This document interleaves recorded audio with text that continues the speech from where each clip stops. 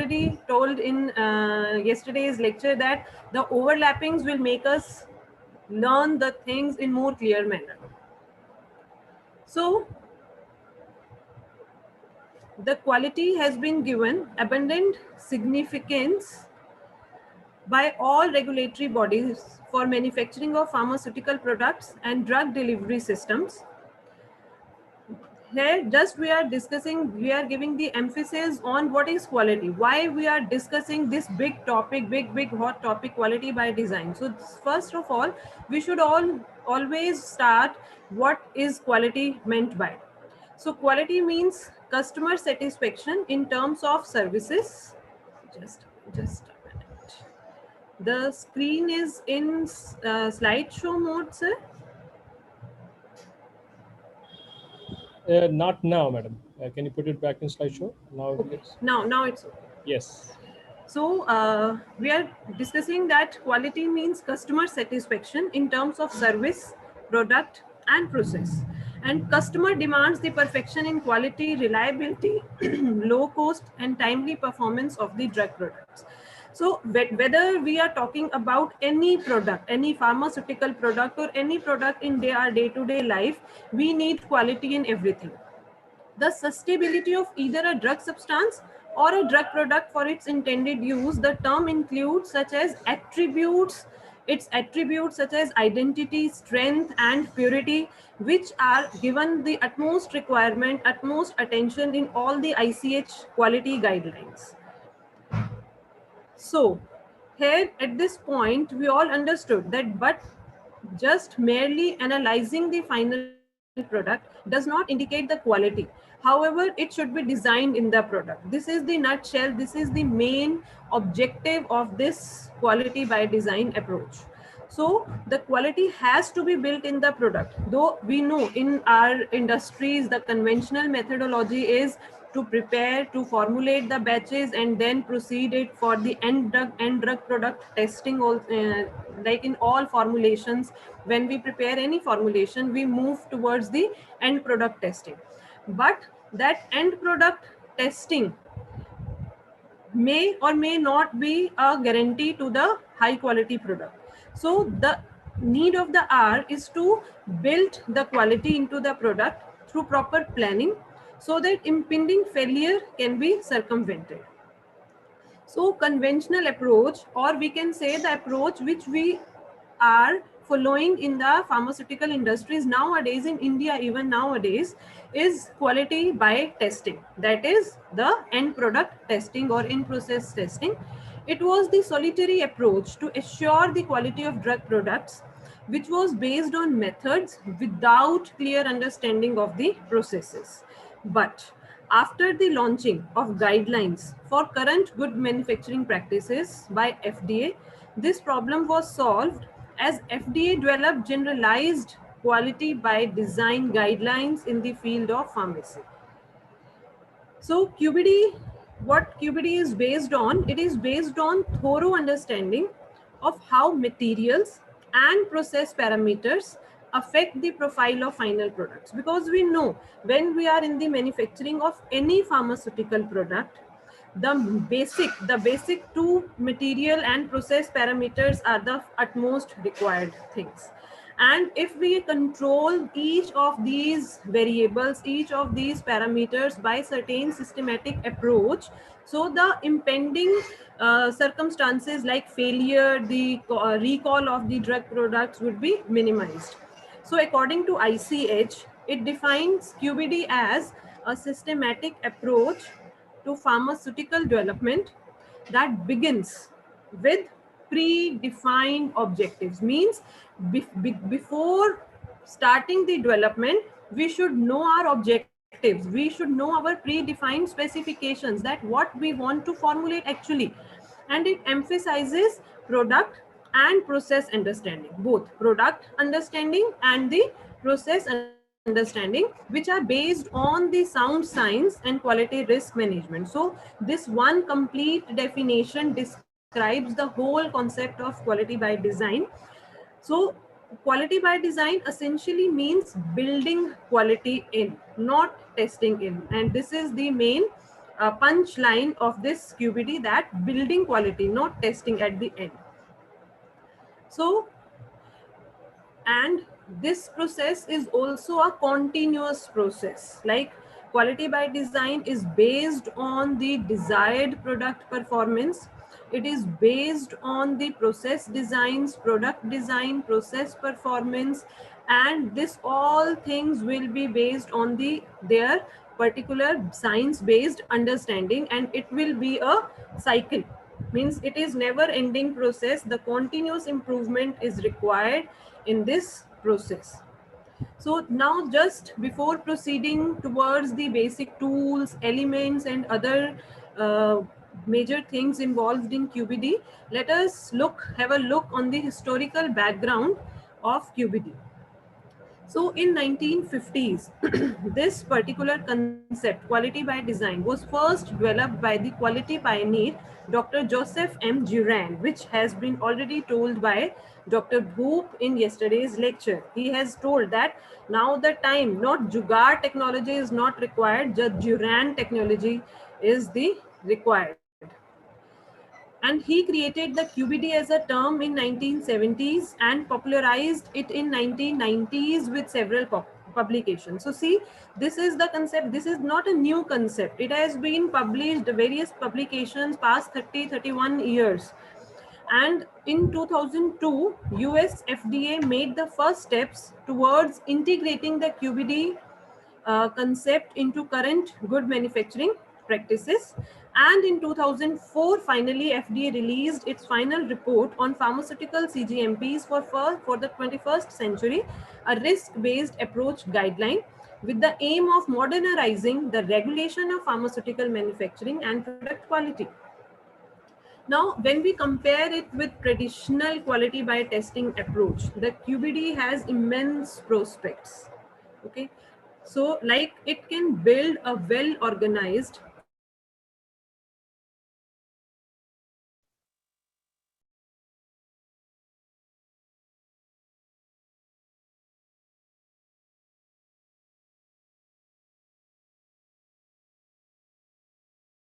pharmaceutical product design pharmaceutical products, the delivery systems which they are producing, their major purpose is the gain, the income, the benefits. So if they will get a system, a well organized system which will increase their manufacturing efficiency, this will automatically increase the benefits, and it will the in the benefits of society also, and it reduce the cost, project rejections and waste also. So with scientific knowledge and risk management, the QBD guarantees consistent information,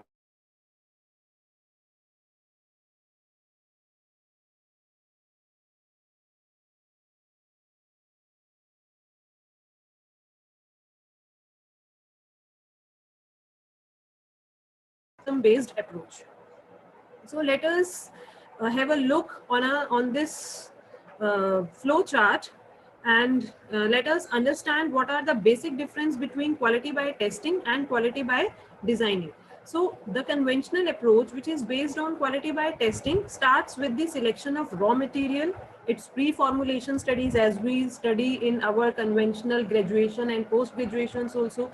We used to teach our students that first of all, we select the material, we select the we do pre-formulation studies, we design a process, then manufacturing is done, its end product testing is done.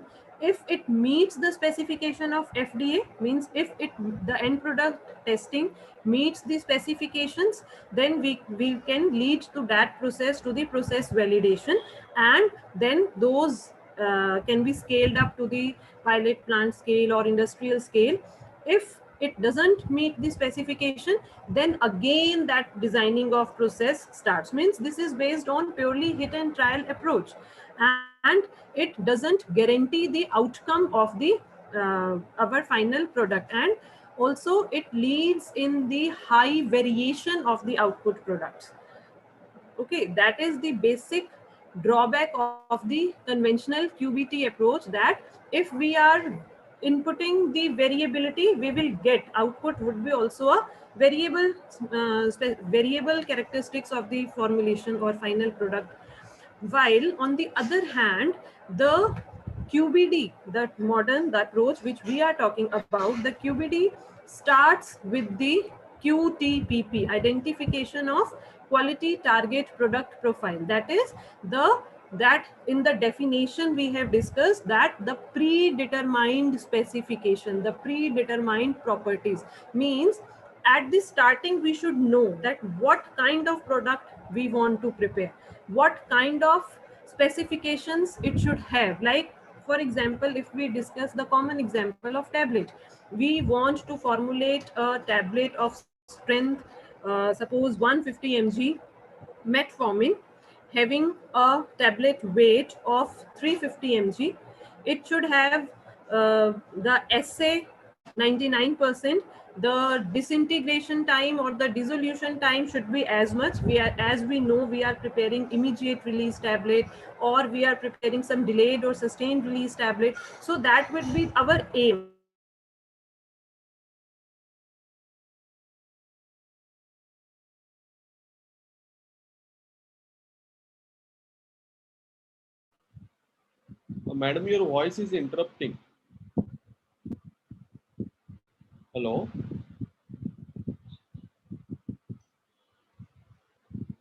We will be discussing this, all these tools and elements one by one in detail in further presentation. So CQA, critical quality attributes, critical material attributes, critical process parameters identification, then setup of some DOE, means these CQA, CMA, CPPs are the basic elements of quality by design. After selecting these elements, next comes in the sequence is utilizing certain tools of QBD. So tools includes, one of the major tool is DOE, design of experiment, in which what we do, we establish certain relationships between CQAs, CMAs and CPPs. In general terms, I can tell you that CQAs are the dependent variables, though we will be discussing in it later slides, but at this point you will get it better insights. CMAs and CPPs are the independent variables, and using DOE we can establish certain relationship between these independent variables, that is CMAs and CPPs, and their influence, means if we are changing the CMA and CPPs in a definite design space, what will be their influence on CQAs. That is the establishing the relationship between CMAs, CPPs and CQAs. Accordingly, next the design space can be defined with the end product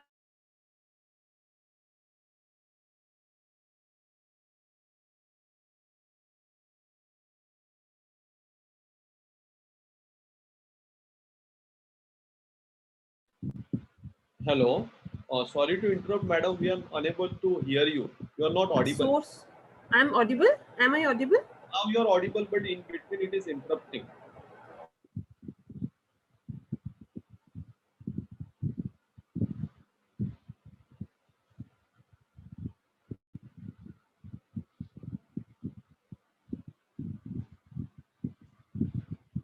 You Told are you not. this is You are not audible.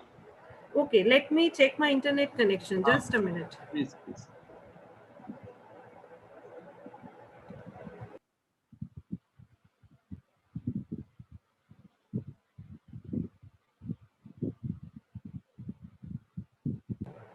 Okay, and this is a continually monitoring manufacturing process, means continuous improvement would be done.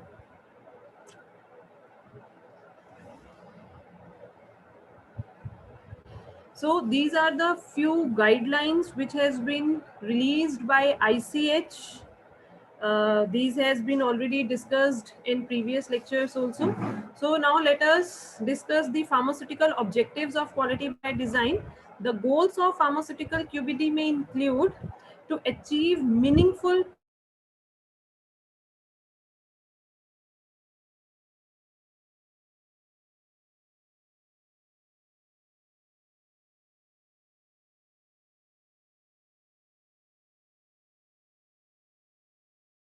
and scalability. Capability and reduce product variability and defects by enhancing product and process design understanding and control, to increase product development and manufacturing efficiency, as well as to enhance root cause analysis and post approval changes management during when we will dealing with the formulation of generic formulations. So QBD design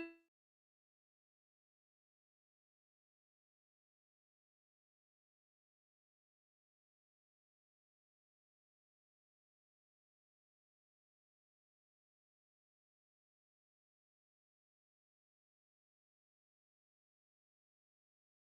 specification, specification monitoring, tracking and trending of product and process, more efficient regulatory oversight, along with efficiency and cost saving for industry. So now let us start discussing one by one the details of these elements of quality by design. So first element is quality target product profile, QTPP, and this is a set of criteria defined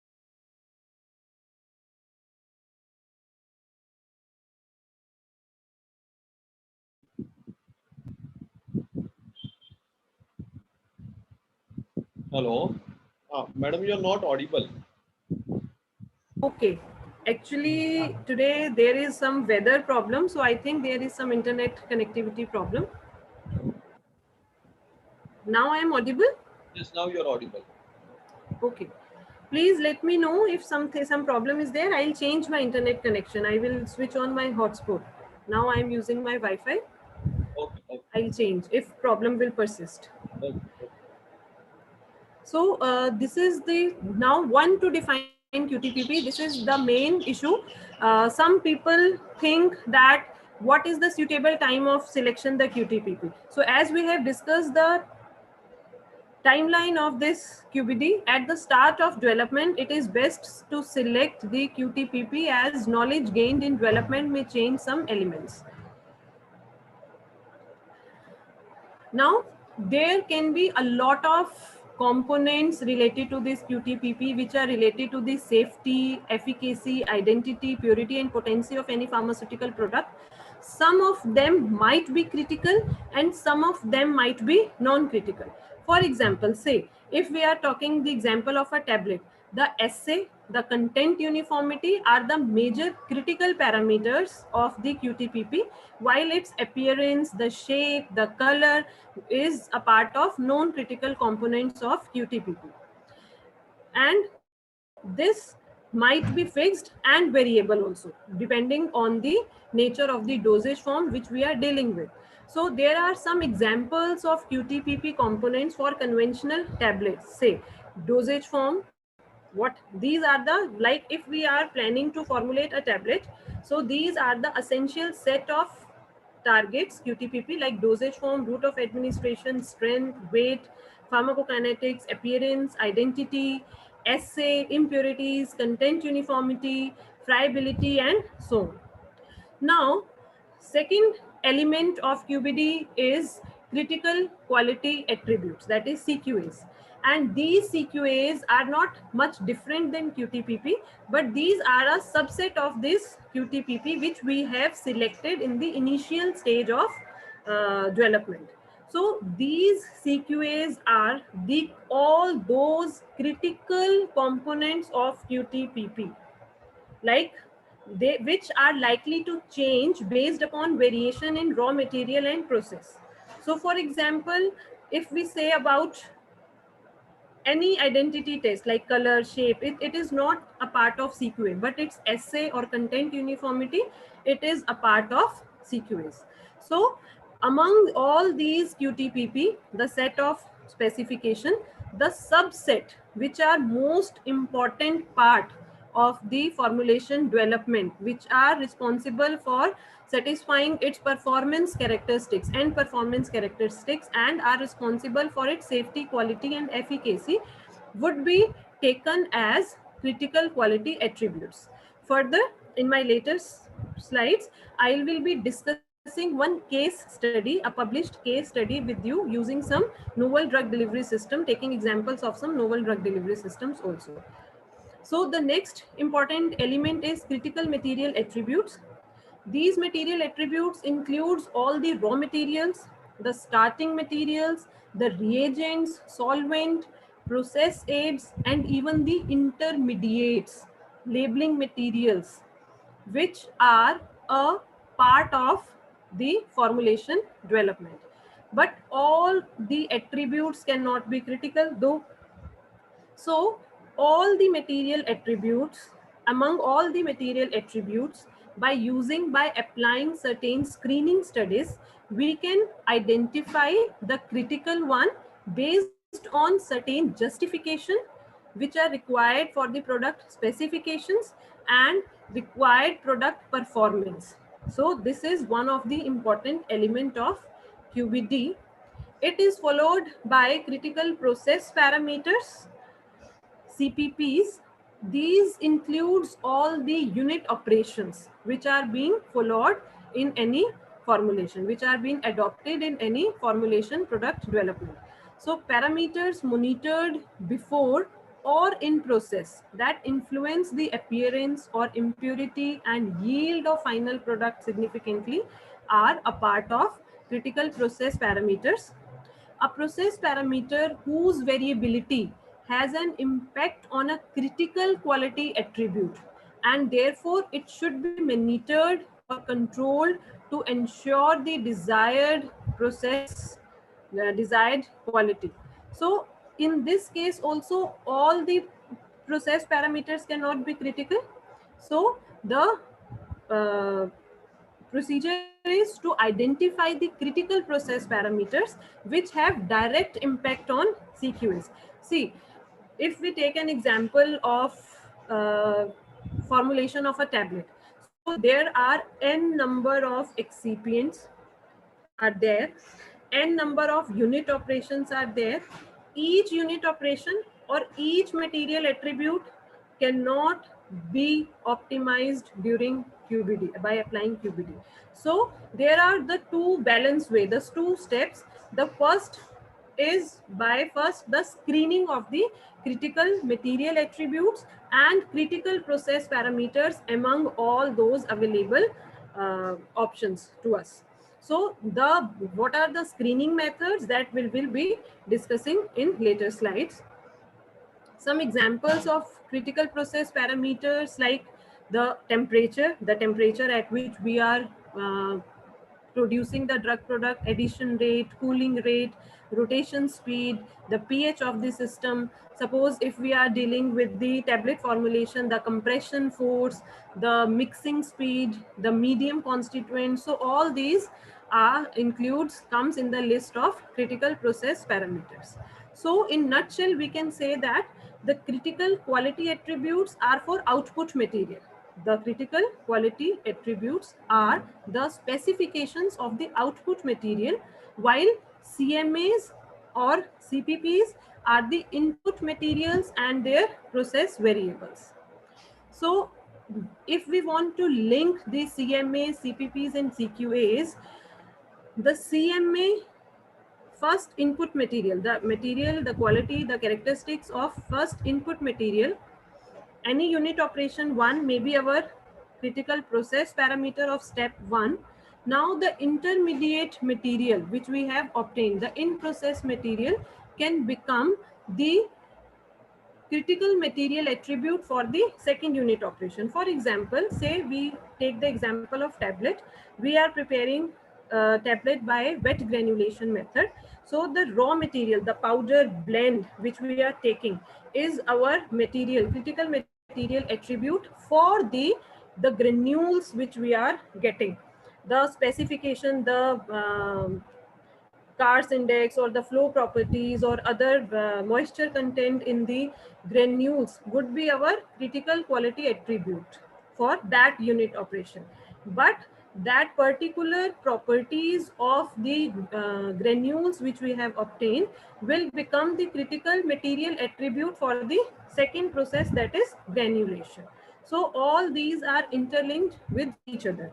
So this is all about the elements, basic elements which are involved in the quality by designing manufacturing of pharmaceutical products. It is followed by various tools of pharmaceutical quality by design. The first major tool is risk assessment. I think in last lecture, yesterday, Dr. Goop has already discussed this, the risk assessment approach, the quality risk management, which is a part of ICH Q9 guideline. It is of the utmost requirement in this QBD, as it indicates that the manufacturing and use of a drug product, including its components, necessarily entail some degree of risk. The risk, we can also say the noise or the noise signal which we can have to control in our formulation development. So the evaluation of the risk to quality should be based on scientific knowledge and ultimately linked to the protection of the patient, and the level of effort, formality and documentation of the quality risk management process should be proportional to the risk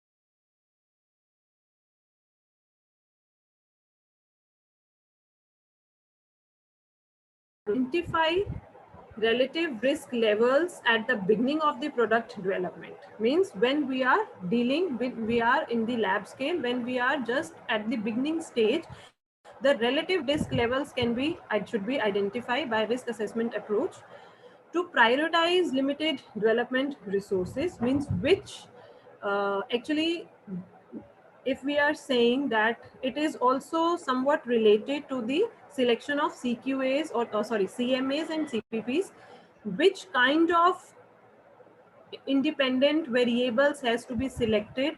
So to prioritize the limited development resources means to have a minimum number of batches production, which will results in the efficient decision making throughout the product development. It also, one of the major objective is to assess the need of additional studies for scale up and technology transfer, to identify appropriate specifications, critical process parameters and manufacturing controls, as I've already told you, and to decrease the variability of critical quality attributes. That is the major requirement of the QBD. In starting also, we have discussed that the QBT approach, the conventional approach, results in the variation in the end product performance characteristics.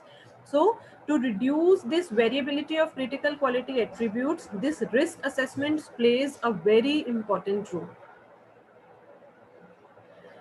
The purpose of risk assessment prior to development studies is to identify potentially high risk formulation and process variables that could impact the quality of the drug product. So in a manner, we can say that the selection of that, the thing which I was talking in CMAs and CPPs part, that the manner in which the critical material attributes are selected among the number of n material attributes is based on this risk assessment approach. The parameters which are having high potential of producing variation in the final product quality, that are identified using this risk assessment approach. And it also helps to prioritize which studies need to be conducted, and it is often driven by knowledge gaps and uncertainty. The study results, it determines which variables are critical and which are not, which facilitates the establishment of a control strategy. And the basic outcome of risk assessment is to identify the variables to be experimentally investigated. There are number of tools which are available in reported publications or in literature. These includes basic risk management facilitation methods like certain flow charts, check sheets, etc. And this is all on the basis of the literature survey, or we can say that some preliminary studies or the experience of the formulator. Fault tree analysis and risk ranking, filtering and preliminary hazard analysis is also one of the tool of risk assessment tool. Hazard analysis and critical control points and failure mode effect analysis. These are the most commonly used risk assessment tools in nowadays in academia as well as in industry. Failure mode effect and critically analysis, hazard operability analysis, and certain supporting statistical tools are also there which can be used for risk assessment. One of the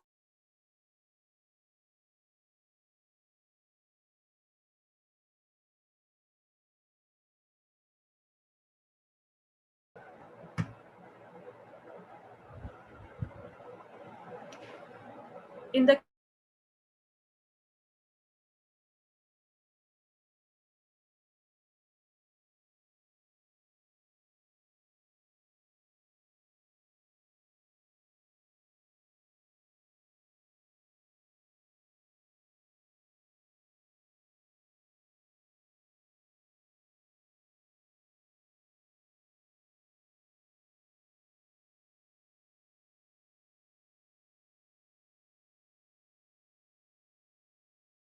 design based design of experiment endows with a holistic perception of products and processes to relent best solution. So this is one of the important tool, or we can say that they are partners. DOE and QBD are one to one partner of each other.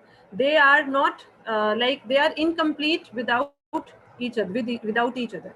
So DOE is an excellent tool that allows pharmaceutical scientists to systematically manipulate factors according to a pre-specified design. In the previous approaches, the QBT, the quality by testing approach, or other conventional approaches, similarly, the DOE, before DOE, there were certain conventional approaches that is based on some OVAT approaches. This is one of the most interesting parts of this QBD. The traditional system of optimizing drug delivery system involves studying the power of one variable at a time while keeping others as constant. For example, say if we are talking about the optimization of some tablet formulation, say the tablet are the most commonly used formulation, so I prefer giving example of tablet only.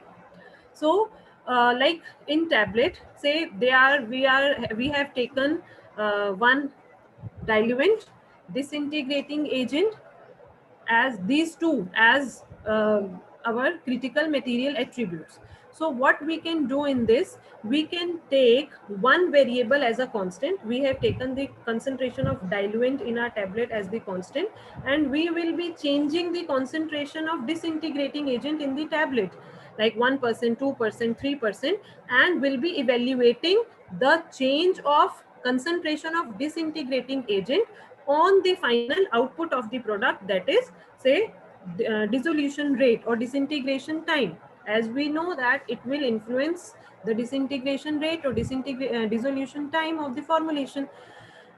And then when we screened the best suited concentration of disintegrating agent, then we will kept it constant, means one variable at a time will be variating.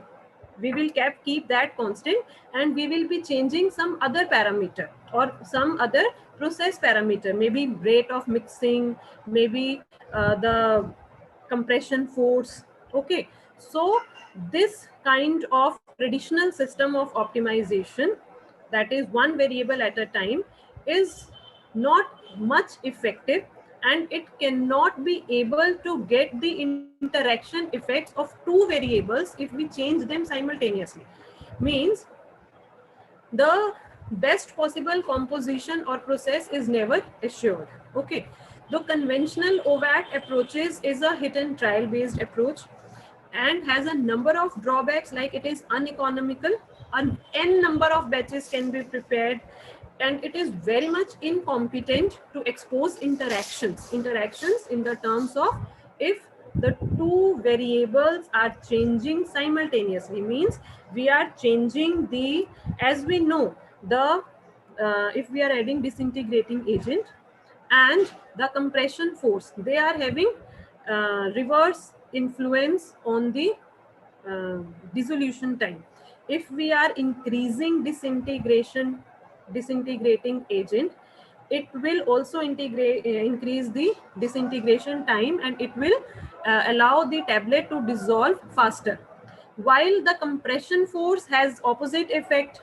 If we increase the compression force, the hardness will be more and its dt will also be more. So if we want to identify their simultaneous effect, means the best combination of the concentration of disintegrating agent and the best compression force at which our desired dissolution or disintegration rate would be achieved. So this would be never obtained with the traditional approaches. But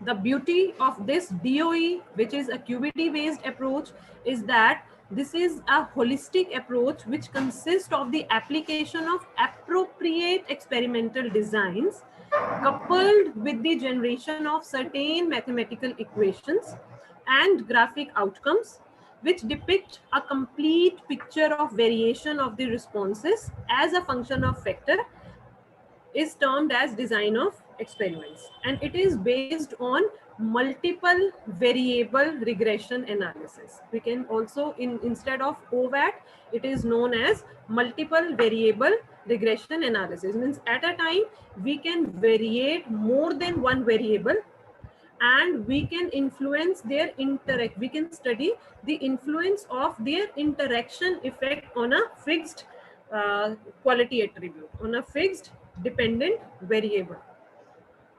So this DOE has, we can say it is of two types, or we can say there are two kinds of designs which are used in this DOE. First are screening designs, which is followed by optimization design, which is based on response surface methodology. A number of designs are available which can be utilized by certain softwares like Design Expert, StatEase, JMP, Minitab. So a number of softwares available such as factorial designs, fractional factorial designs, Plackett Berman designs, optimal designs, and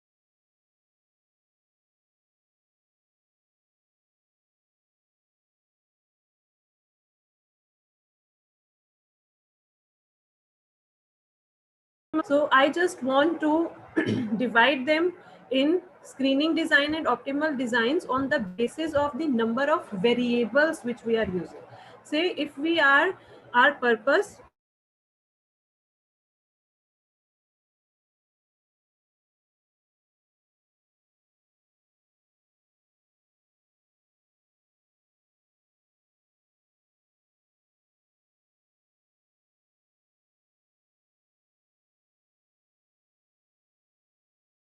critical material attributes or critical process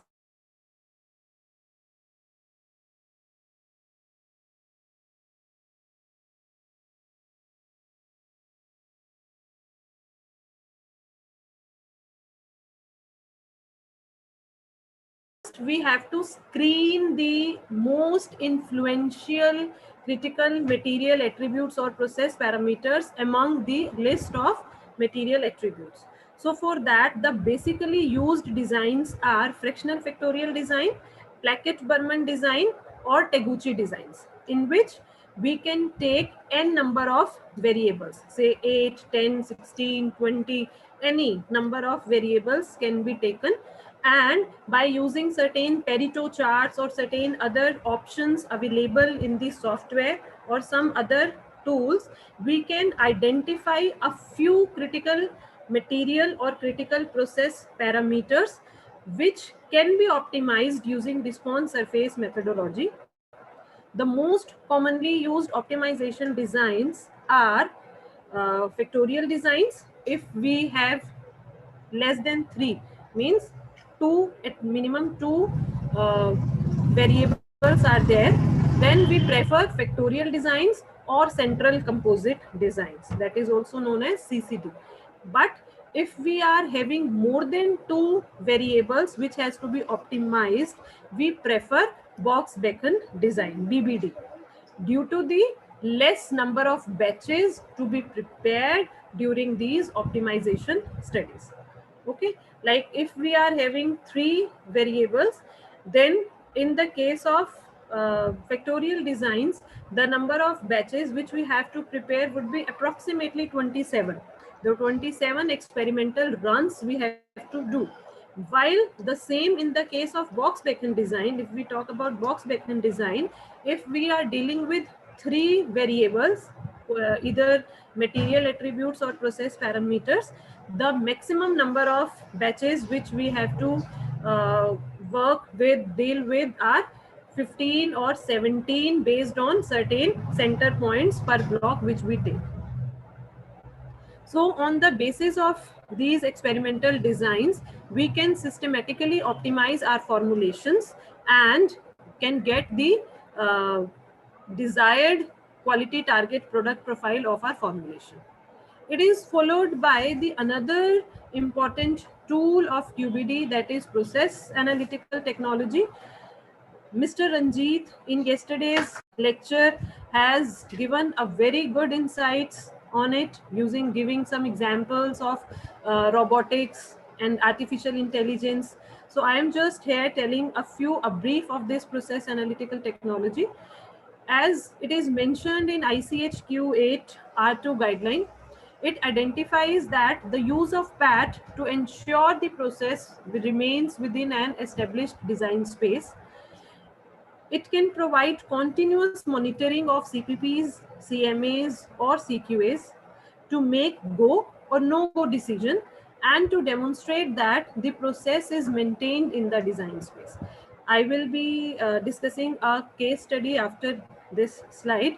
So in this, you just understand that when we have designed a study, we have conducted a study based on DOE, we have identified CPPs, CMAs, and now we have a design space among which we can formulate our formulation. Now, in process testing, CMAs or CQAs can also be measured online or inline with PAT, as Mr. Ranjit has also told us in yesterday's lecture. Online or inline means the, we can say, non-destructive method of analysis. So both of these applications of PAT are more effective at detecting failures than end product testing alone, means in between here. For example, as we have discussed the example of tablet formulation, in which the intermediate product is granules which we have obtained. If the quality of those granules would be optimum, if the specification of these granules are according to our QTPP, obviously the tablet which we will be getting, the specification of that tablets will also be according to our desired specifications. So during the PAT, the inline testing is done without some destructive methods which are being followed in the industries nowadays. So for example, some dispensing, at the stage of dispensing, identification of raw material can be done by NIR or Raman techniques, near infrared techniques. The quality of the granules which has been obtained during wet granulation, means the moisture distribution, the drying step, the blending step, the compression step, all individual steps can be evaluated using PAT by some online or inline testings. So it will guarantee these kinds of tools, if we are using in our pharmaceutical industry, they will be guaranteeing us that we will be getting the final product as per our requirement, as per our predetermined specification, and there would be no need of end product testing, means we would not have to rely on the end product testing. and it will also increase the process and product efficiency. It increases the benefits and minimizes the risks involved in the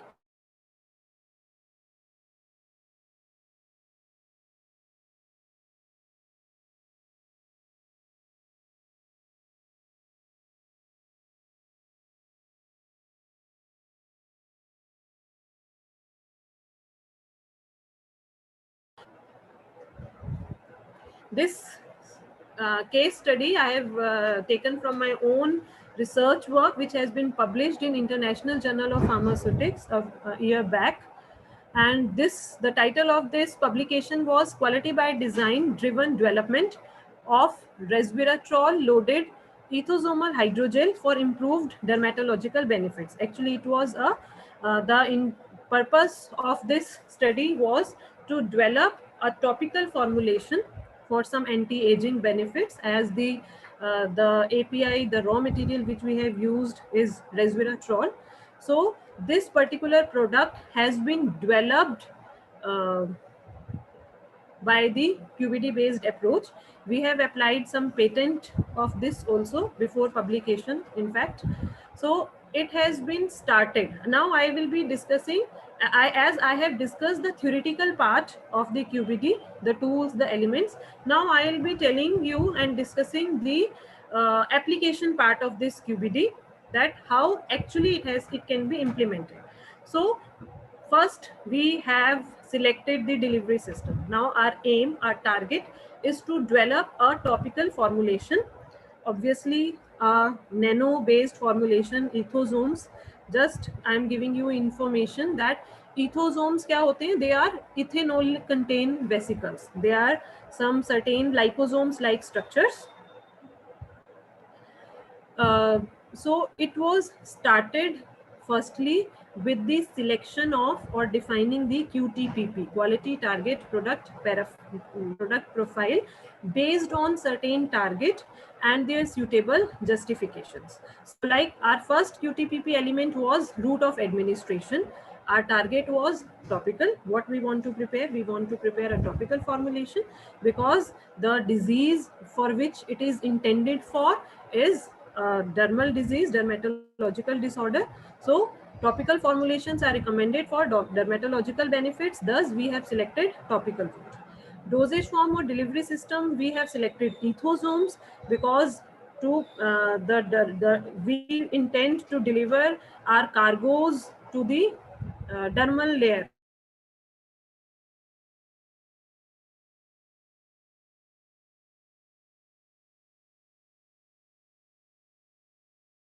What we want to prepare, that is, we want to prepare a rapid release.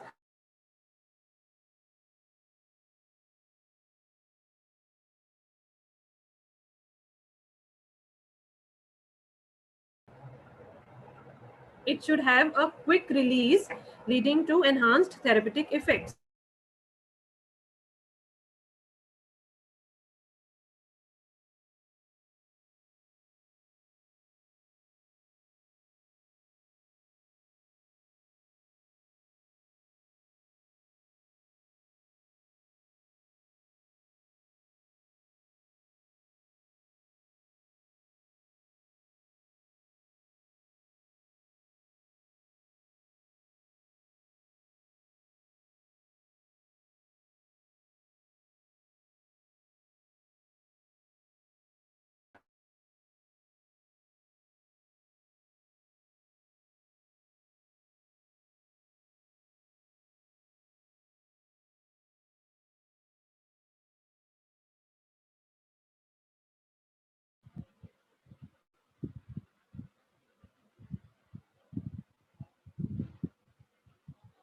Hello, madam, you are not audible.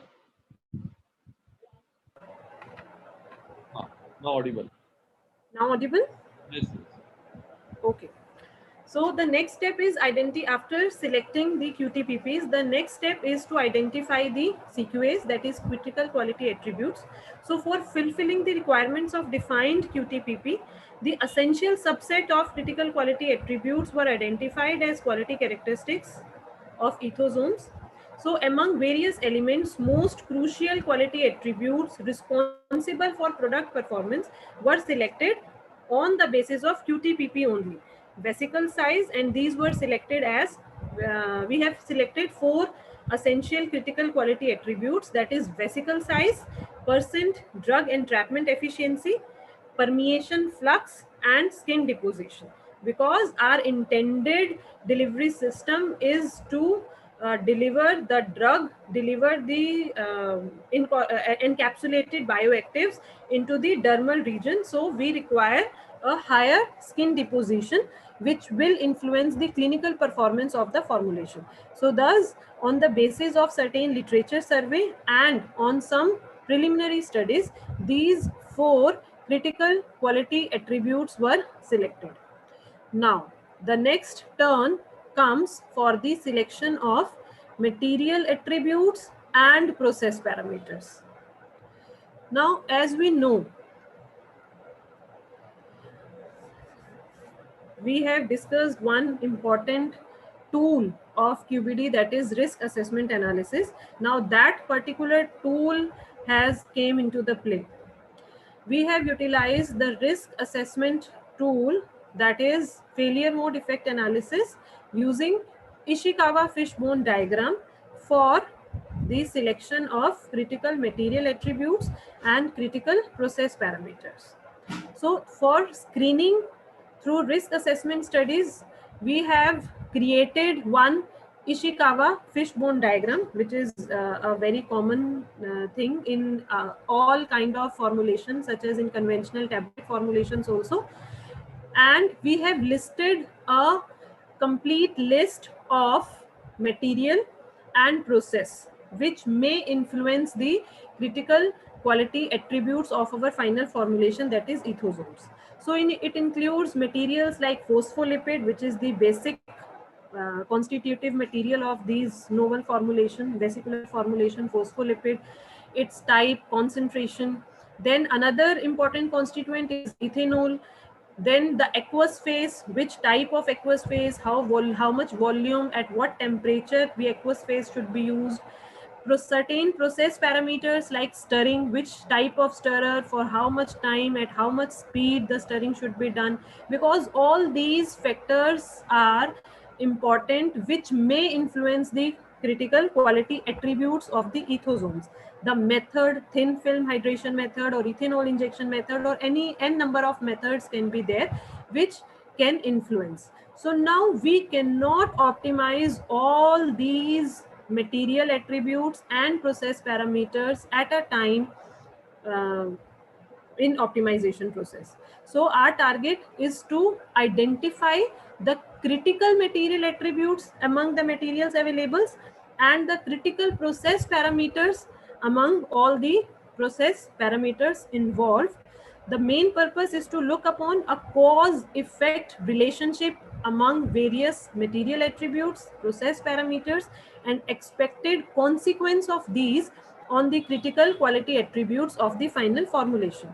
So failure mode effect analysis was utilized via extensive literature survey, previous knowledge, brainstorming exercises, some preliminary studies.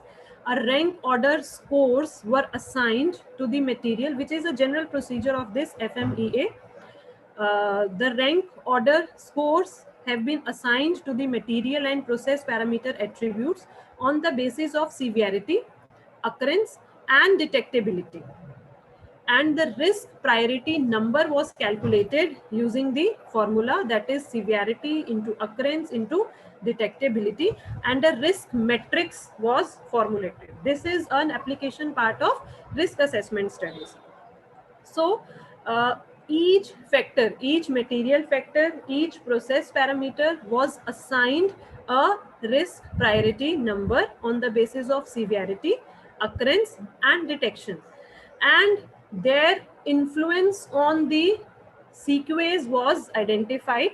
For example, if we say the phospholipid, type of phospholipid was found to influence the vesicle size and entrapment efficiency, while the concentration of phospholipid was found to influence all the critical quality attributes involving vesicle size, entrapment efficiency, permeation flux, skin deposition, and among all, we have selected the factors, the critical process parameters and material attributes having highest risk priority number, RPN number.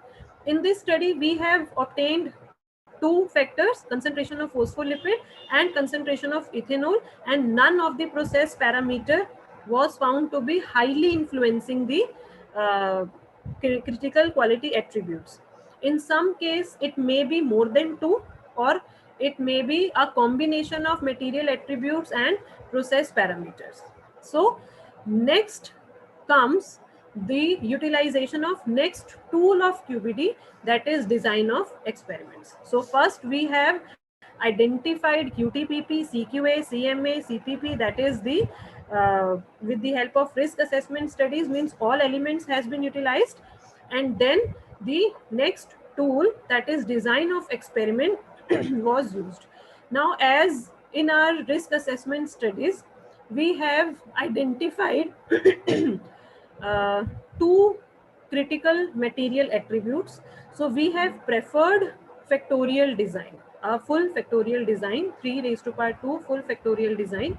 3 raised to power 2 full factorial design means here 3 indicates the levels and 2 indicates the number of variables, L raised to power n, where L levels means we have taken each variable at 3 different levels.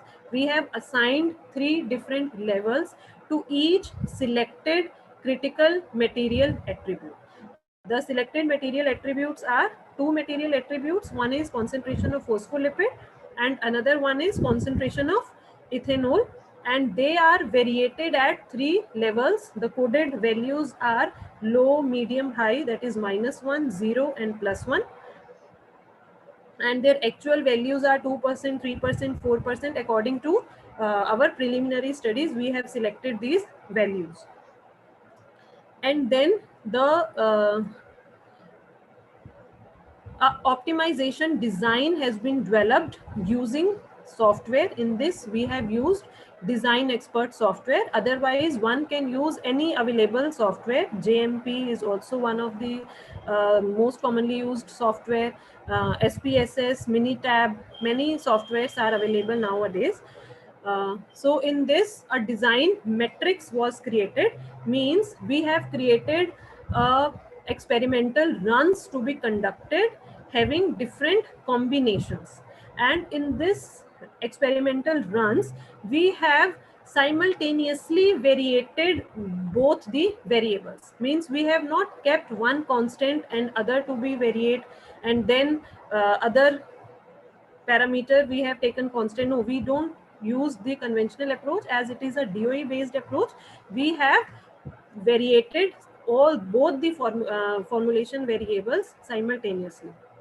Okay, so these are the design, these are the experimental runs suggested by the software, and we have just formulated these 9 formulation along with the some center points. Center points means this, the combination 0 0, the intermediate level of both the variables. The combination of intermediate level of both the formulations is known as center point. Other are some star points, axial points, which is a part, I'm not going into that much detail of that designs here. So along with some additional center points, all these formulations, 9 formulations, were triplicated, prepared in triplicates, and their responses are evaluated, which are being given to the software, which are being put into the software for further response surface analysis. Means now the approach which we have utilized here, we are discussing here, is response surface methodology. Here the design expert software was utilized for data analysis of the studied design, and the process follows uh, the data, the experimental runs data, which has been put into the software to fit full second order quadratic or cubic polynomial equations with added interaction terms to correlate the various studied responses with the examined variables, and by applying some statistical tools like ANOVA, those coefficients which were found to be significant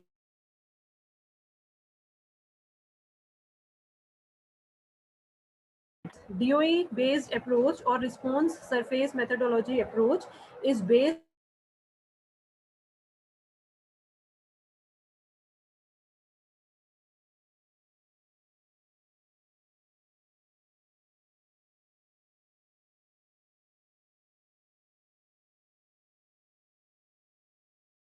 of दिखा रहा है your international connection is mistake. So these are involved with some generation of some mathematical expressions which are, see, these mathematical expressions, like if we will talk about one variable, independent variable, and one dependent variable, okay, the equation will be, if linear equation like y is equal to mx plus c, which we talk about a straight line equation, जिसमें in that we take y as a dependent variable and x as an independent variable. So in this case, we are talking this one linear equation, y is equal to mx plus c. It is a single nomial a linear equation in which we are talking about a single factor. But if we will have to identify or study the influence of two variables, that is x1 and x2, the equation would be in type of y is equal to some coefficient like m, we are talking about beta 1 x1, beta 2 x2, and so on. So such type of polynomial equations can be generated. One should not, as Boop sir has also enlightened us yesterday, that it is a myth that one should be worried about these complex mathematical equations. We don't have to calculate these polynomial equations mathematically by our own hand. They can all be generated by software. Now, these equations are utilized by the software to generate certain graphical representations, such as 3D response surface graphs and 2D plots, which are also known as contour graphs, which are very beautiful in this to see, to study in this DOE approach. And various perturbation plots are also plotted with the help of design expert software. Finally, the prognosis of optimum formulation was conducted by checkpoint analysis and desirability approach, which is a part and parcel of this design expert software only. So this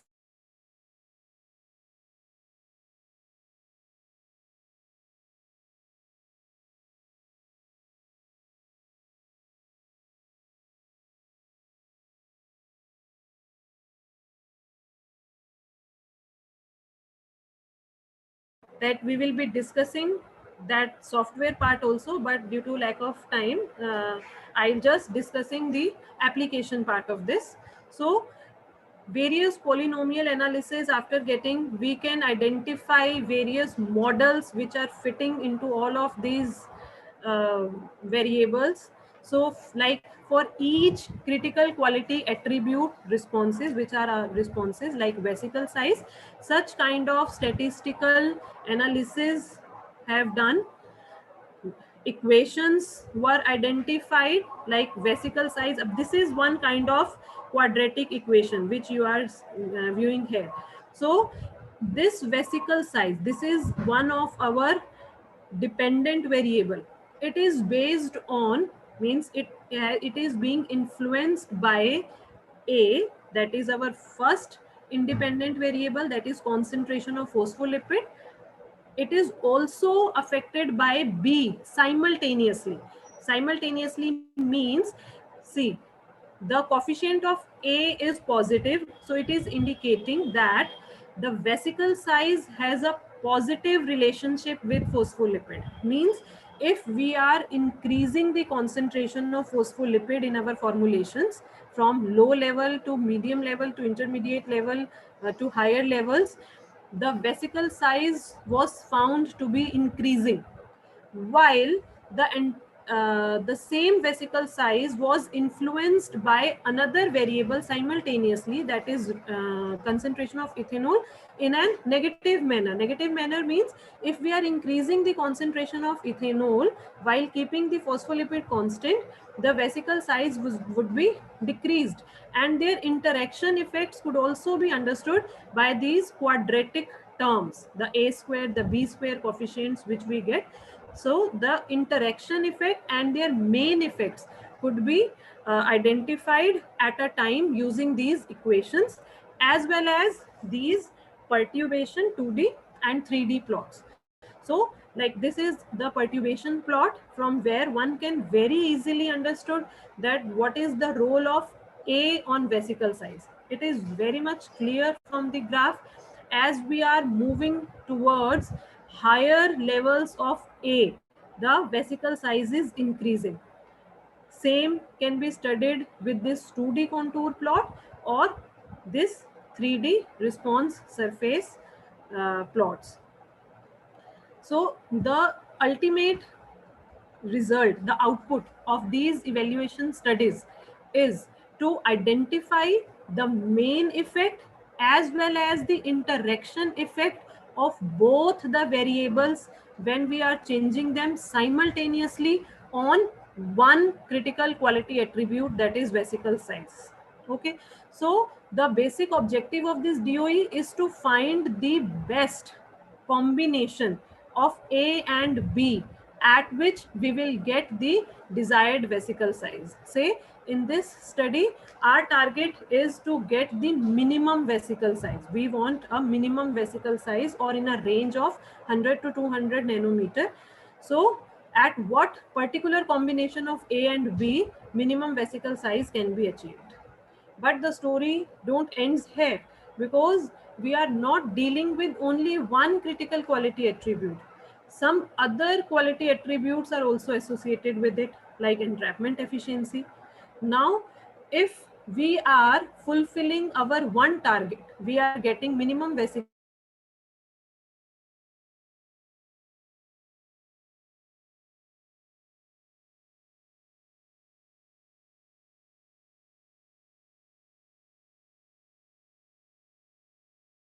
but our our entrapment efficiency is compromised, then also our purpose will not be solved.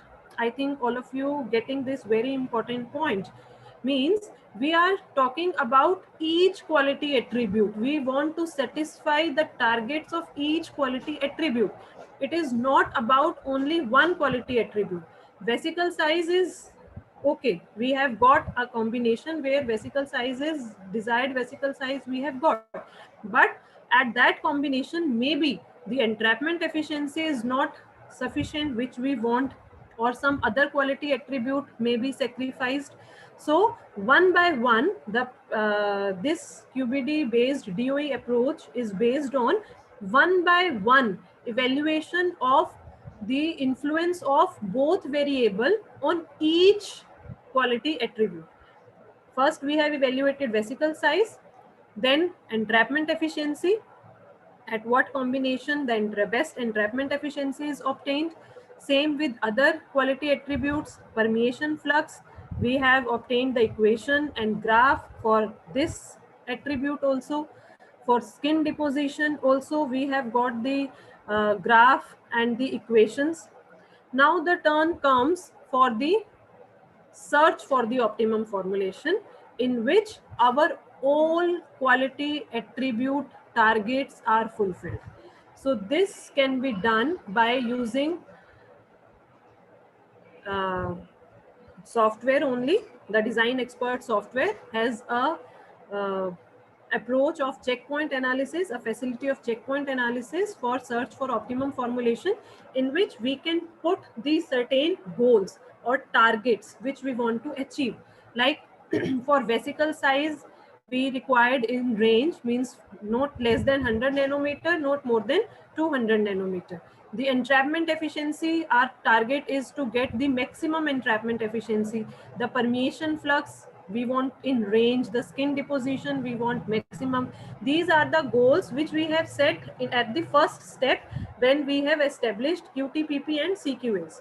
So on we are having a look, we are having a target on the basis of which all these studies has been conducted. So the software on the certain combination perturbations, the software will suggest us a optimum combination which may be other than those experimental runs which we have prepared.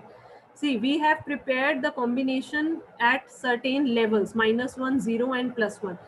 Apart from those levels, the best combination has been obtained at a level of 0.532 level of phospholipid and zero point 0.1 level of ethanol concentration, and certain predicted responses has been obtained with the desirability value. At the same suggested composition, the checkpoint is done. We have prepared formulation and compared the observed responses with the predicted one, and percentage prediction error was calculated, which must be in the limits, should be less than 9%.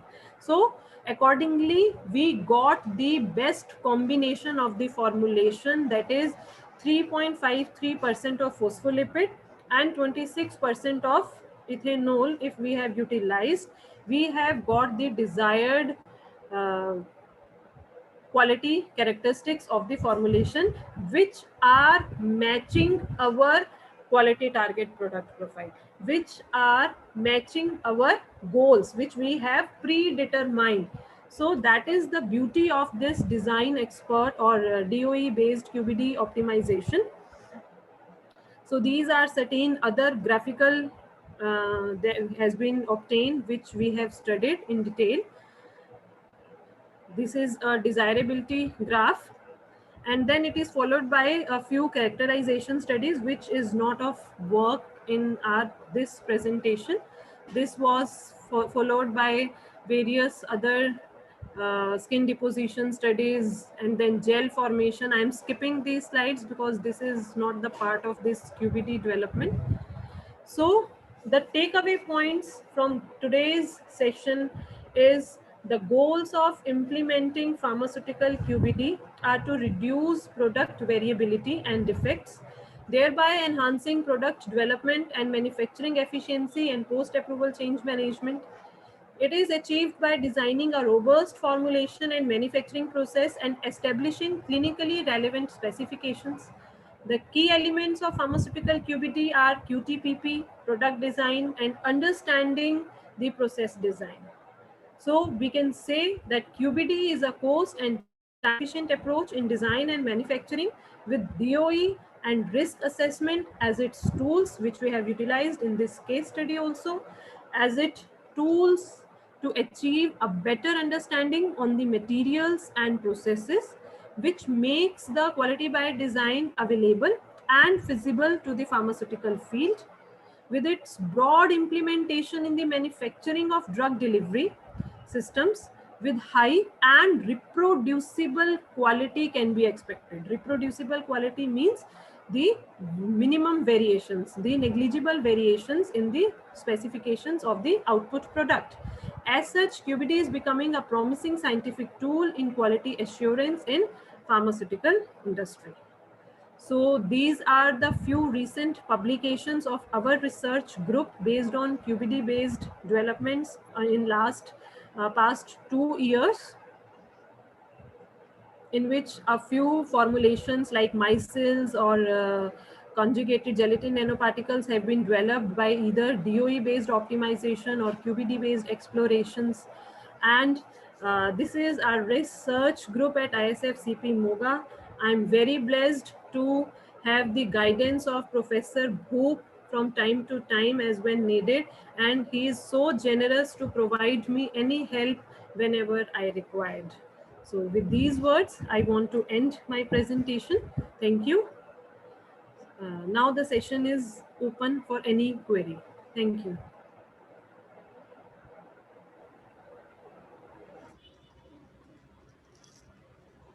Thank you, Dr. Daisy, very much for a very insightful and a very detailed presentation. We could clearly see the shadowing of Dr. Bhoop in your work. Essentially, I think it's a privilege to be working with him, and a very impactful work that your group has been doing essentially at ISF Moga. So I would give it to Professor Maria for questions amongst the participant, and she herself can ask a couple of questions to make it engaging.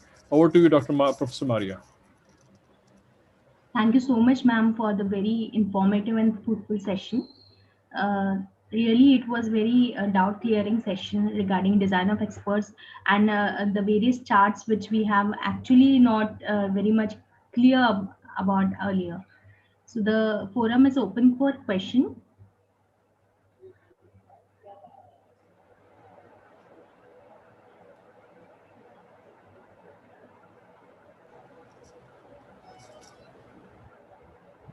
Please be free to have any kind of Yes, we have one questions.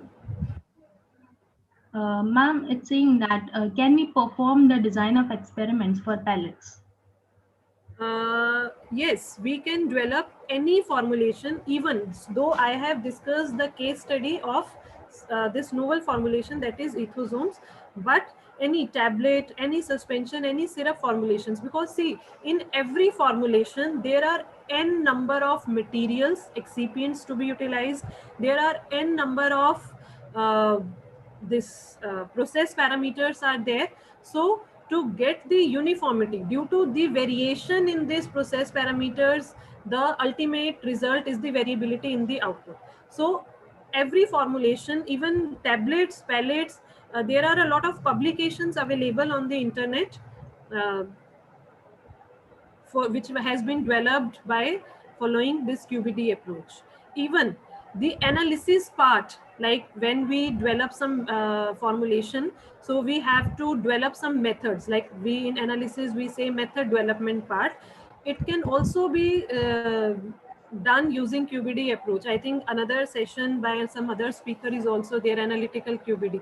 So it is not a part, a QBD is not a limited, it has a wide scope. It has not a limited scope. Even the QBD can be applied in our life also, in education also. In every field, this QBD has utmost importance, where we want certain specified goal. We want to achieve certain specified goals. In every case, this QBD can be applied.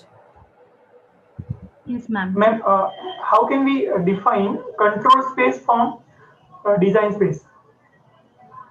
So this design space formulation is a part of this risk assessment studies only. When we formulate, when we get the optimum compositions in software only, we get certain overlay plots in which we get a certain region of design space into which we are, if we will be moving into that space only, our result outcomes would be perfect. There would be lesser variability. That design space is generally a set of points that are that have been achieved by proper optimization of critical material attributes and critical process parameters, among which we can utilize and get the uh, particular output. Ma'am, one more question, like from my side also, and also from the participants. Which type of design, like we should go, like whether we should think it's a factorial design or for formulation? Okay, should I go for a box banking design? So Yes. how the selection should be? See, this is the most uh, confusing part of this DOE that most researchers face. So just you take a takeaway point that bring it to the 2 or maximum 3 critical material or process parameters which has to be optimized using screening studies. Means if you are having more than 3 variables to be optimized, first you should apply certain screening designs, like I have told you, fractional factorial designs, Plackett-Burman design, Teguchi designs. These are most commonly used screening designs from which we can identify or screen out the most influential factors. And then the most commonly used designs are, if we are having, my suggestion, it is my suggestion on based on my experience in the past 4-5 years of this QBD DOE. If you are dealing with the two factors, then you can either go for the central composite design or factorial design. Or if you are having more than two, like three factors, then you must go with BBD design, because it leads to the minimum experimental runs. See, our target is to reduce the cost. Okay, and cost would be reduced, cost would be only then reduced if we will be having minimum batches for the experimental runs. So there are few formulas are available in literature, you can search for that. If you are using full factorial design, say 3 factors, 3 levels, so it would be equal to 27 experimental runs. In central composite design, it would be around 19 to 20. I'm talking about 3 factors if we are taking. Then if we are employing central composite design, it will result in around 19 or 20 experimental runs. But BBD will have the minimum runs. So that's why in literature also, when you go through, whenever there are 3 variables, the most preferred design is BBD, box Beckton design. This is my personal experience. Otherwise, you can change it also according to the case to case. Okay, ma'am. Ma'am, few more questions. Are perturbation chart and interaction plot reveal same information? Yes, almost same information, but the perturbation charts are somewhat quite easier to understand for the new, like the researchers, the MPharm, the post-graduation students. They would be getting the easier, they will get understand it in an easier manner if you see the perturbation curves, because in one perturbation curve you will see the responses are increasing or decreasing when we are changing the parameters from the -1 to 0 to 1, and their interaction effects would be seen via contour plots and 3D response surface plots. We can find out the interaction effects more easily, but while the using the perturbation curves, we can identify the main effects in an efficient manner. That is the major difference. Otherwise, both are almost same. Okay, ma'am. One more question. Uh, one part is Dr. Harsh Katpalia is asking, is it appropriate to adjust the power of the design to above 80% by changing signal to noise ratio without increasing replicates? Pardon, I don't get. I Is it haven't. appropriate to adjust the power of the design to above 80% by changing signal to noise ratio without increasing replicates? No, see, the replicates are done to get the higher accuracy of the prognosis of the design. The signal, the thing which you are talking about, the signal to noise ratio is an part of the study. वो होगी होगी, we cannot control that part, but the replicates may help in decreasing this signal and to noise ratio by reducing the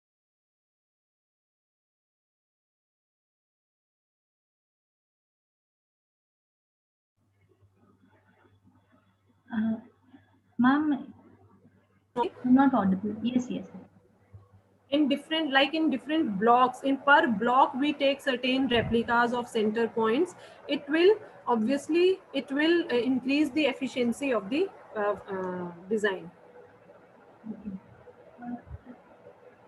There is a question on application of DOE in chemistry synthesis. So how it could be applicable in synthesis of drug molecules? It can be utilized in chemistry also. See, in every part where we are dealing with certain variables and where the certain let me give one example. I hope the participant will understand it more clearly. Like in synthesis, suppose we are dealing with a formulation of a product, where A and B are reacting and a product is forming. So our target would be the higher yield. In this case, I think a higher yield would be there. The at what temperature, sometimes we change the temperature, we change the reaction time, the output would be changed, the yield would be changed, or we can say the purity, the residual solvents would be changed. So depending on the type of study we want, the QBD can be very much applied in the chemistry process also. In that cases, we can take the different material attributes in a categoric manner also, not necessarily that we want numerical variables also only. Numerical variables, like we have discussed the case in which we have taken the lipid concentration 1%, 2%, 3%. Instead of it, we want to take the A variable, B variable, which is a kind of categoric variable. In that case, we can change our design, and obviously it can be well suited and applied in the chemistry synthesis also. There are a number of publications also. Yeah, ma'am. Ma'am, how can the equation which is developed from QBD can be validated, and how can we calculate the RPN?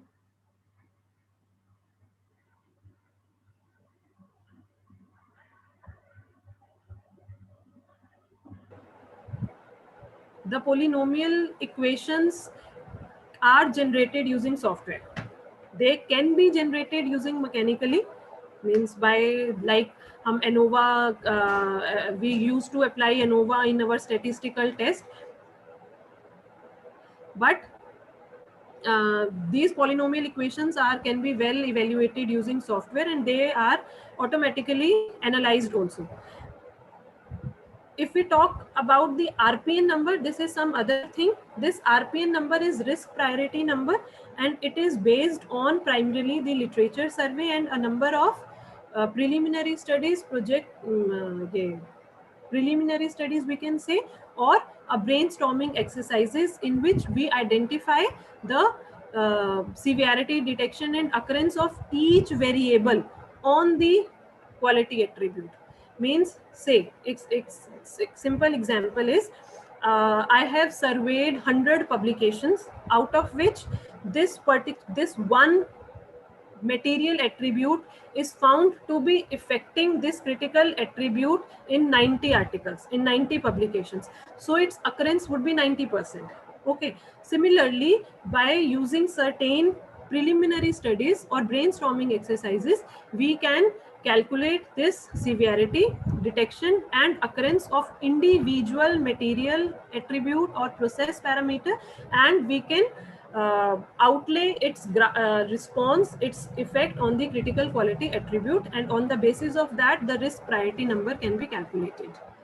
So it comes with the experience, or it comes with certain type of preliminary studies only. Ma'am, last two questions will be taking up. The first is, how many process variables can be used along with the material variables, and what is its significance? See, as much as variables we can take, but as we are going to take maximum number of many number of variables simultaneously, it will result in the complexity of our analysis. Okay, like if we talk about, we are taking two variables, the equation would be in the terms of y is equals to x1 and x2. If we are talking about three variables, the equation would be more complex. Y is equals to some coefficients x1, x2, x3, and the number of 3D plots, number of 2D plots which we will be getting are also more complex. So it is better to take maximum three, both process variables and material attributes during the optimization studies, so that we will get an efficient optimization, we will get an efficient conclusion, result, final formulation. Otherwise it will lead in unnecessary complexity of the design. If we are having more than three parameters, we can go for the screening designs initially, and using some Pareto charts or some other options, we can screen out some required important influential variables. That is my suggestion. Hmm.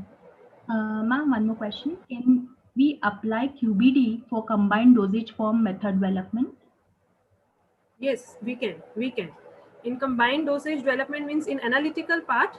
Yes, in simultaneous estimations also, and many analytical technologies, the QBD can be utilized. It can be. And can we find complete tutorials on factorial design? Like where can we find it? When we start using design expert software, then eventually, like, it is a kind of any software. When we do practice on any software, like if Excel hai, Word hai, PowerPoint hai, when we go through these applications, we time by time we get the information and we get used to it. Similarly, the design expert software, which I have been using since last 3 years, so you will get many information of all the kinds of designs. Even there is an option on the left side of the software where, in if we are using factorial designs, how many number of variables we can take, minimum maximum number of variables can be utilized. So on the basis of that, and a number of publications are also there, we can, from where we can get the exact information regarding these software designs. Ma'am, and there are any systematic approach to set the range of factors? Particularly, no. I can say no. Factors, the range of factors are variable depending on the nature of the dosage form which we are preparing, and it depends on the uh, quality attributes which we want to get. So it is always, in every formulation it will be variable, and accordingly we have to take it. And how pharmacometrics is related to machine learning attributes in order to optimize novel formulations? Pardon? How pharmacometrics is related to machine learning attributes in order to optimize novel formulations? See, in novel formulations, there is no much difference in novel formulation and conventional formulations. Just our जो quality attributes हैं, they will be changing. The material attributes and the process parameters, the range, the selection process would be same. But I can't say about chemometrics at this situation. Sorry, I can't say much about this. Yes, machine learning is related to QBD. It can be utilized in the formulation of novel drug delivery systems. And ma'am, can we use QBD for layered tablets? And if yes, Yes. then how can we use that? See, for any formulation, we have a set of critical quality attributes.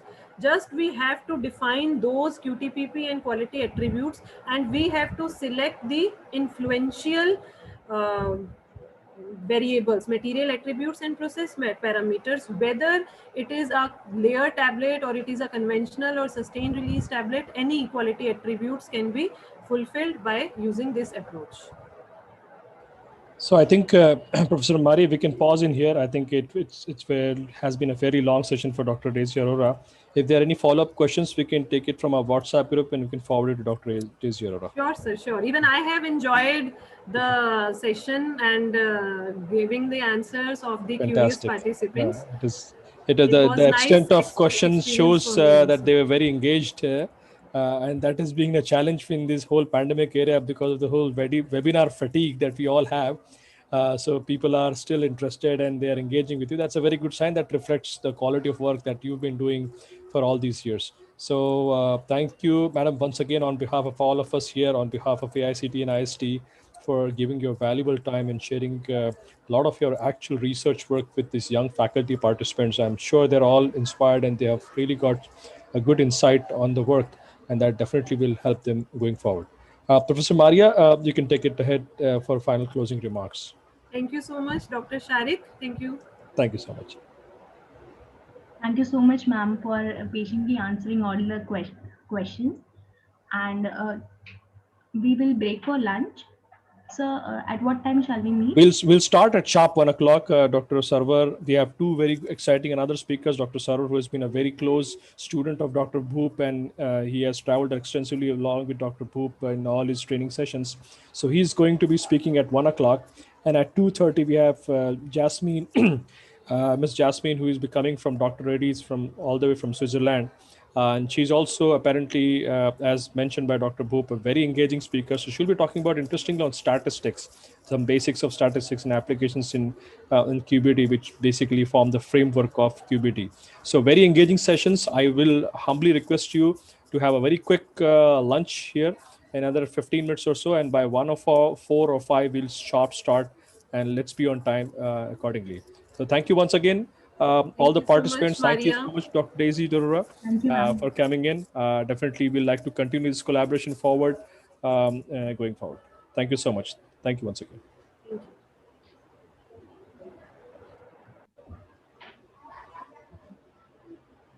The meeting will continue to be on here. People, if you want to stay here, you can stay. If else, you can log back another 15 minutes or so.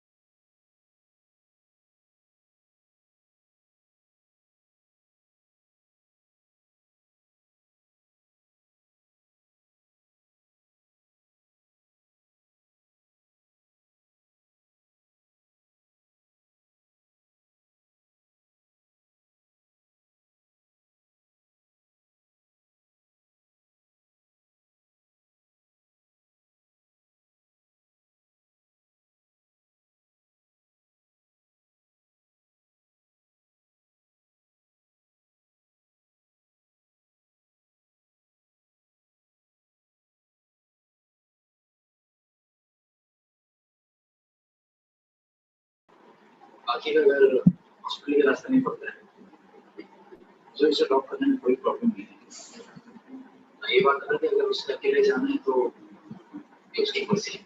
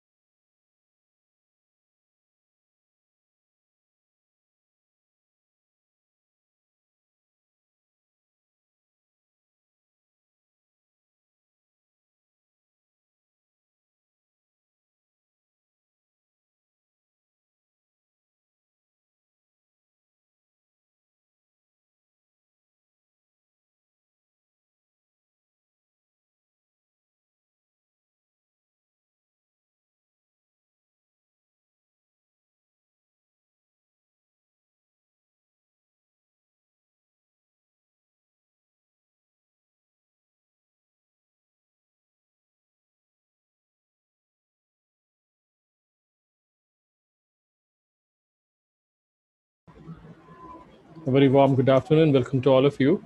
We'll just start very shortly. Has Professor Server joined in? Can he confirm here?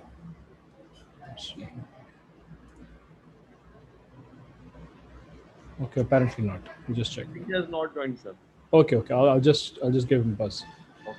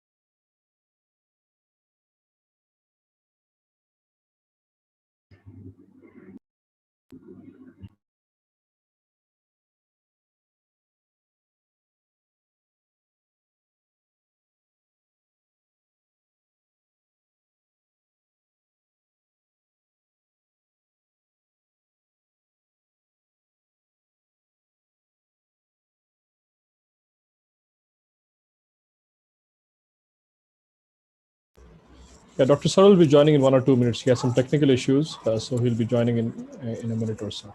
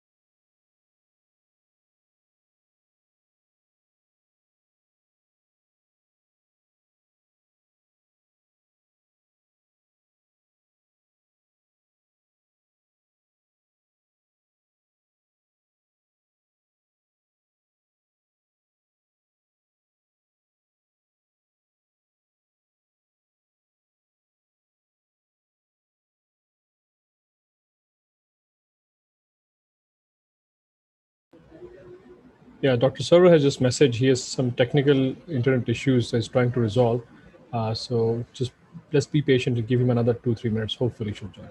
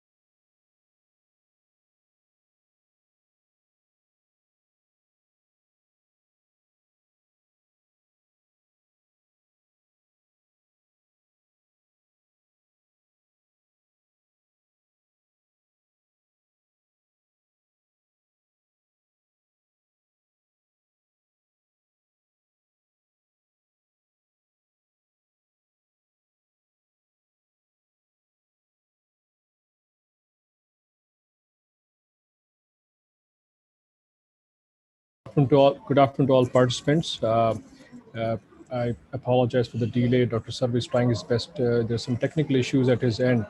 Hopefully, it should be resolved shortly. Thank you so much for patiently be there. I think he just mentioned he has joined. Okay. Okay. Professor Abu Sufyan, Professor Sarva has joined.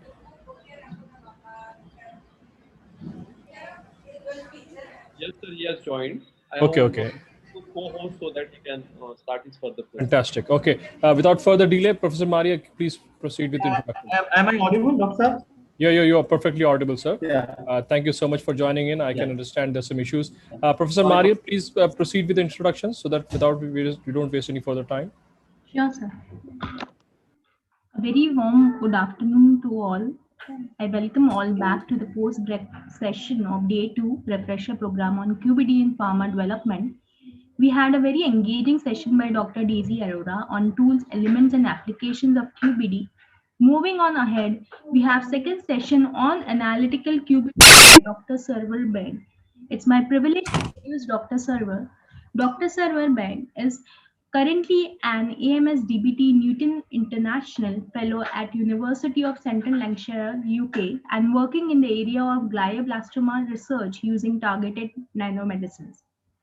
He is also serving as assistant professor at Department of Pharmaceutical School of Pharmaceutical Education and Research, Jamia Hamdard, New Delhi. He has over a decade of teaching and research experience in the field of pharmaceutics and biopharmaceutics, especially in the development of novel and nanostructured drug delivery systems using quality by design paradigms with core expertise in computational pharmaceutics, experimental design, and multivariate statistical techniques. Before joining Jamia Hamdard, Dr. Server worked as a research scientist at Jubilant Generics Limited, Noida, India. He has authored over 170 publications, 56 book chapters, 13 books, 3 Indian patent applications, and H index of 38 with 4,900 citations to his credit. With this brief introduction, I extend my warm welcome to Dr. Server and request him to start with his session. Over to you, sir. Okay, thank you very much for the nice introduction. At the onset, I am sorry for the delay that has been happened due to some technical issues with the internet connection and laptop arrangement. So, at the onset, and I am very much thankful to the organizer, Dr. Sharik. It has been a more than a week or 2 week long conversation that we have shared, probably on this workshop, and how I have been gone through the list of luminaries, the list of speakers who are the giants in the field of QBD, and the related paradigms in pharmaceutical development. So I am very much privileged to have my views, to present my views on this particular workshop, on this particular conference. So so just a second, I'm sharing my screen.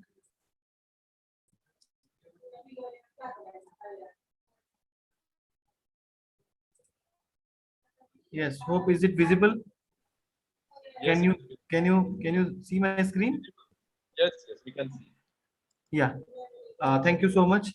So so I have selected this topic, particularly the analytical quality by design, uh, because as I was going through what others, is it visible? It is visible. Please make it full screen. Okay. Just a second. Just a second.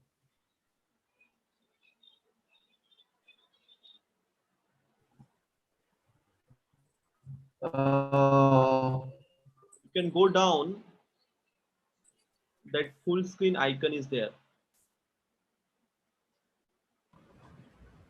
At lower bottom, just besides your 82%, where it's yeah. Slideshow.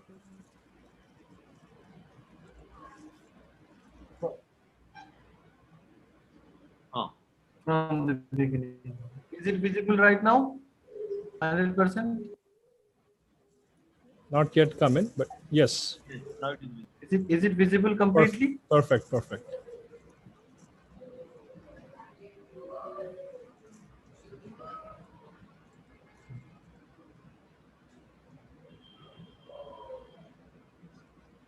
Did you get disconnected?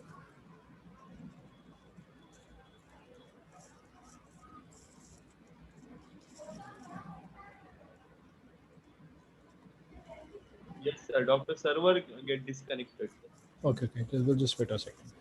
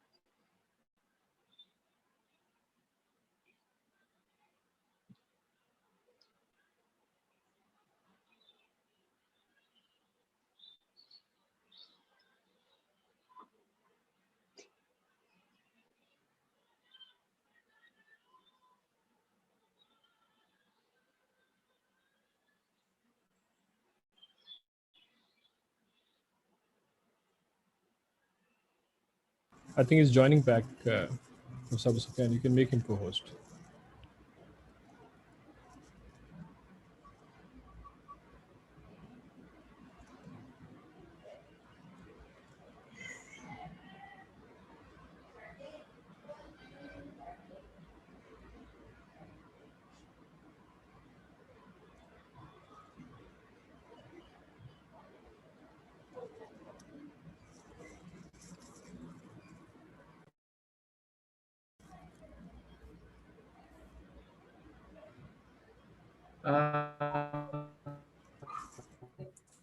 Sorry for the interruption again. I think it is better I continue in this mode only, because maybe the full screen mode is not supporting me, Okay. because the time is running again. Yes, yes. Please, please. So hope the 80% screen is visible, and let me continue.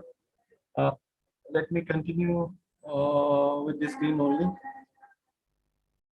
So, so I have selected this topic basically, particularly the analytical quality. But those have already spoken, and the speakers who are yet to present their views on this particular uh, uh, new paradigms of quality by design. So I feel that the analytical quality by design perspective is very important as well as the product development is concerned. So my presentation has been divided into several parts, like analytical method development, what is quality by design. Although other speakers, Professor Boop and Professor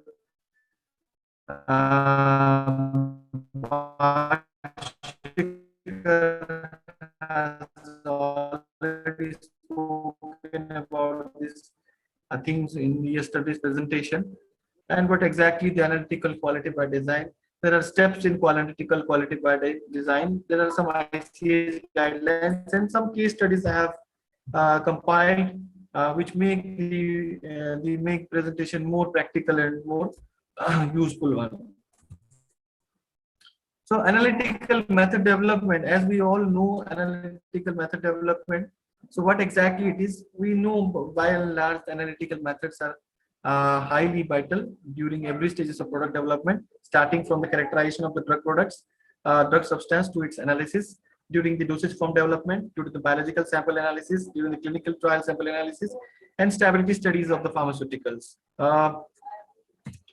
So in that way, analytical methods are very vital and very important also.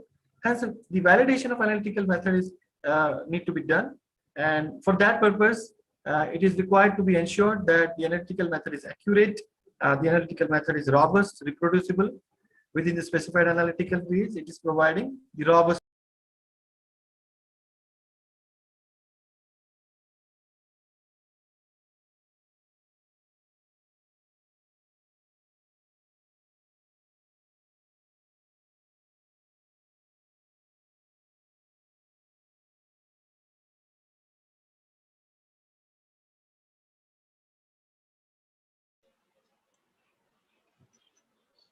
I think Dr. Server is once again disconnected.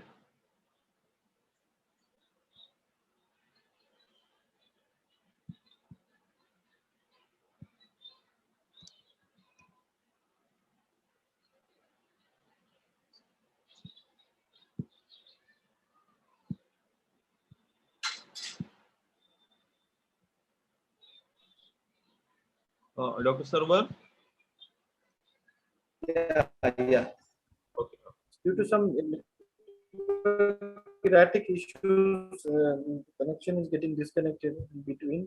So as I was continuing that analytical method development, the method validation is so important to us, and method validation is important as we need to ensure the accuracy, robustness, reproducibility of the analytical method, and the analytical method should provide the intended result in the regulatory requirement, in the specific regulatory guidelines that the manufacturer need to produce. So why it is carried out analytical method validation? In order to improve the method performance, to reduce the variability in analytical method in system condition, to verify robustness of the developed analytical method, to verify the changes in analytical procedure, to verify the changes during synthesis of drug substances. So these are there are many applications that are possible for analytical method requirement. So the validation is required for a number of things. And the ICH Q2 guideline, basically the ICH Q2 guideline describes the analytical method development and validation procedure. And the ICH Q2 has been there from last 15 years, and the ICH Q2 has been focusing continuously on the requirement of the analytical method development and validation. But still, there is a significant gap exists in understanding the robustness of the pharmaceutical analytical methods and their real-time applications. So for that purpose, there is a need of understanding the analytical quality by design and analytical quality by design tools uh, for managing the robustness of the analytical methods and their suitable application. So these are some of the parameters that I have mentioned, that analytical method needs to be developed, the analytical method needs to be validated for these parameters. And as far as the linearity is concerned, that we know that linearity in a range that the coefficient of correlation should be less than 1, or it should be close to 1, rather it should be close to 1, and we tend to validate linearity by uh, by constructing the response graphs, like the relationship between the drug concentration and percent deviation, that what we call this as the residual plots. So these residual plots are basically required to identify how the variability of the method is changing. In case of graph 1 and graph 2, you can see this level of variability. In the graph 1, the first figure, it indicates that the variability is quite high. There is a quite high deviation, more than within the 5% deviation. You can see the variability is very high. And in the second figure, again, the log drug concentration versus response versus concentration graph, uh, the variability is quite less. So we know that the development of analytical method and the methods which are required and the techniques which are required to ensure the validation of the analytical method tend to focus on identifying the variability. It should not be variable. The result should be in the appropriate robust requirement limit. So development of analytical methods requires skillful handling of various sources of variability. So variability is a major issue, as variability tend to create a lot of issues with respect to the regulatory expectations, and it reduces the flexibility in handling the analytical methods per se. So variability is the key issue, and you can see the picture, very self-explanating one, that there is a variable mobile phase, this variable column, instrumental variability will be there always. The raw material variability will be there as well. Use of analytical solvents, use of analytical reagents, use of the glasswares, the pipettes, the columns may impose some sort of variability each time. That's how the analytical method variability is a key issue in analytical method development always. So whenever we have a fixed analytical method, if we are running the analytical method in the fixed condition of the particular mobile phase ratio, or having this particular flow rate or column temperature, or even we tend to have a fixed column length even. So this creates a lot of issue when the variability is a big challenge. So if somehow the analytical method can be optimized with respect to the conditional requirement, with respect to particularly I can say that the mobile phase ratio, the column movement temperature, injection volume, flow rate, so many parameters are there. So analytical method particularly need to be optimized with respect to the conditions which provides much leverage for reducing the variability. So end result will be a satisfactorily optimum one. So variability can somehow be reduced in order to improve the robustness of the method, in order to improve the acceptability of the method for long-term application, from the R&D scale to the plant scale, or in the exhibit scale. When the method is transferred from in R&D to plants, then there is also a chance of high degree of variability. So variability is the key issue, and analytical quality by design using the specific design of experiment tool can play a vital role in optimizing that. So we have sample preparation techniques. We have a lot of sample preparation steps when we prepare samples for analytical method development, the bioanalytical sample method development, even the sample extraction is very much crucial for analytical method performance, for recovery of the compounds, recovery of the analytes. basically. Second comes to the instrumental settings. We need to keep eye on the instrumental settings always. Then the the critical control of the analytical method parameters is also important. Then the calibration of the pipettes, calibration of the glassware, these also important. So all four parameters: sample characteristics, instrumental settings, method parameters, calibration of the important glasswares and the pipettes, and the analytical tools which are being used during the analytical method development is very important. So all these four broad elements tend to impose great variability in the final analytical method performance. So causes of variability need to be identified, and then only the analytical method variability can be minimized. So QPD and analytical method validation. So why it is all required? So what is the necessity of using QPD analytical method development? The question comes in mind in many times. The analytical QPD needs to be there in the picture, and to minimize the cost of validation, multiple validation. So whenever there is a method failure occurs, then the time required for developing another analytical method is very important. See, it is not about for the single analyte. Whenever we are working in pharmaceutical product development, so each individual product or each individual drug substance may have more than one impurities, maybe 5 impurities or 10 impurities or 13 impurities.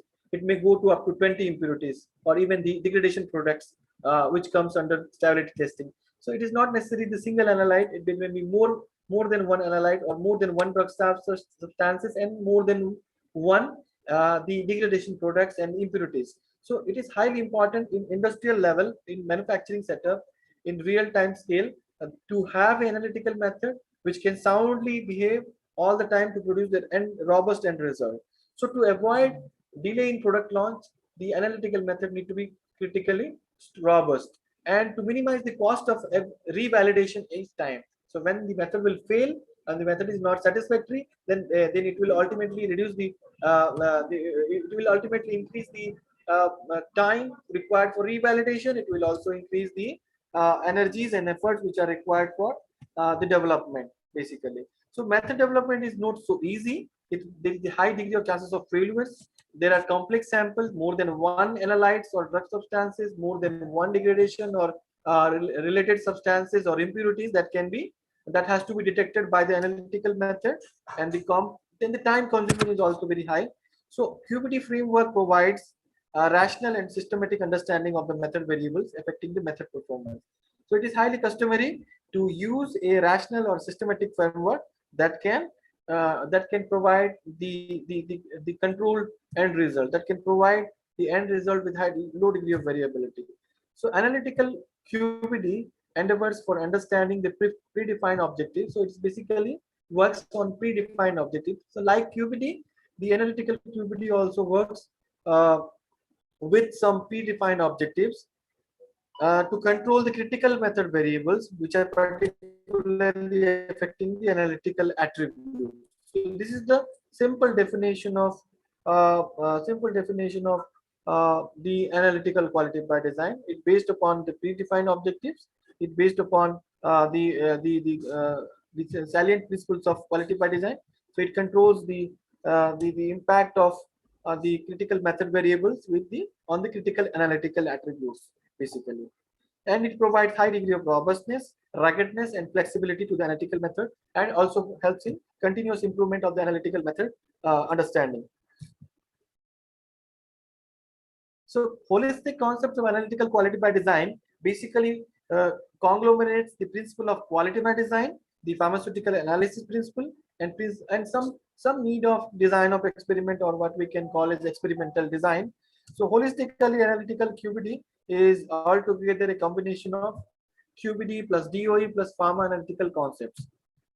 So analytical development, design of experiment, and quality by design principle, these are the triads. These can be called as the three vital requirements while performing the analytical quality by design in real-time application. So right analysis at right time is important. So analytical quality by design does not imply more analytical testing, but it emphasizes more on systematic analytical testing. So it does not imply more analytical testing or more intricacies into the analytical method development. Rather than it reduces the intricacies and provides a systematic framework for analytical testing. So many people having the traditional thinking in I have seen in pharmaceutical industries that the people consider the use of analytical QBD or the DOE tools and what is the requirement of these things. We are doing analytical method development from decades. So what is the need of using these advanced tools? Does these tools have real time benefit, or it is uh, uh, uh, just like a tool that has been prescribed by the regulatory agencies and we have to use? So it's not like that. In long term, it has real time advantages, and those who are actually using in pharmaceutical industry or even in academia, they can understand how is the difference of traditional method development versus the AQBD, analytical QBD based analytical method development. So why analytical QBD is so important to us? There are more than one reasons, and I'm not going to highlight all, but some important reasons include to gain knowledge and understanding on systematic way of developing the analytical method, and to understand the robustness, how the robustness can changing with time, with development time that is required, and how we can continuously improve the analytical understanding, and to understand, reduce, and control the sources of variability. So it is very important that when we work in a systematic environment, so it tends to provide continuous understanding on the critical variables and the controls which can be critically monitored to reduce the variability. And somehow, why we need QBD so importantly analytical is just to go beyond the ICH procedure. So in my title of presentation, when I was deciding, so I thought that this will be the most appropriate title. So AQBD in nutshell is the systematic analytical testing beyond the ICH requirement. So ICH says that you develop a method, you tend to go for validation, and that's all your duty is. But the analytical quality by design says that it's not merely the development and validation of the analytical method. It is more than the validation. It is more as a sense of understanding the analytical method. So when there is understanding, there is less probability of getting variability, and you will be having a you will be having always a root cause analysis in mind. So whenever any fault occurs or whenever any behavior occurs, the chances of understanding the root cause analysis is very easier in analytical quality by design based framework for method development. So moving forward, the benefits of analytical quality by designs are galore. It identifies causes of variability using rational interplay of science and risk-based approaches. It facilitates explicit and implicit understanding of the method. It also reduces variability so that the end result will not go beyond the prescribed regulatory guideline, and it will not be considered as out of office specification, OOS. So we usually the industry faces OOS many a times due to the variability in the analytical method, which causes variability in the detection of critical quality attributes, critical quality attributes during the product development also. So benefits are galore, reduces solvent consumption, it improves the system performance, it enhances efficiency analysis. So resource saving is the ultimate requirement of the analytical quality design, or it is the ultimate variable that the analytical quality design can do. So what's new in it? So I think there is nothing in new in it. So we have been using the systematic approach of product development from almost 1.5 decades, when the quality by design concept was started, or when FDA floated a white paper on implementing the systematic tools in the form of 21st century CGMP for pharmaceutical development. I think Dr. Azaz Hussain, who is the prominent speaker in this workshop, he may be more able to provide you details about how the concept of QC was started at FDA, and there's a long history around that. How the QBD has been continuously evolving from year by year basis. So analytical quality by design enhances understanding of the analytical method. It identifies the root cause failure and helps in detecting, helps in fixing the failures also, helps in fixing the failures also. So analyzes the key attributes of an analytical method which steer the method robustness and performance. So these are the key objectives that the analytical quality by design provide. So there is a key comparison between the quality by design application in product development and the quality by design analytical method development. So there is a key comparison exactly where the analytical quality by design is playing a role. So patient requirement. So when we start working on a QBD based framework for pharmaceutical product development, we tend to start with a predefined objective for product development. We tend to keep eye on the patient requirement. Then we tend to then we can identify the important product and process variables that can affect the end product quality. And the variables can be identified through risk assessment and optimization of the variables. So during identification of formulation variables, so before exactly conducting the formulation development, the analytical quality by design exercise need to be carried out. And the analytical quality by design also involves the identification of quality target method profile and the identification of the analytical design space, and more or less it also focuses on control strategy and for continuous improvement.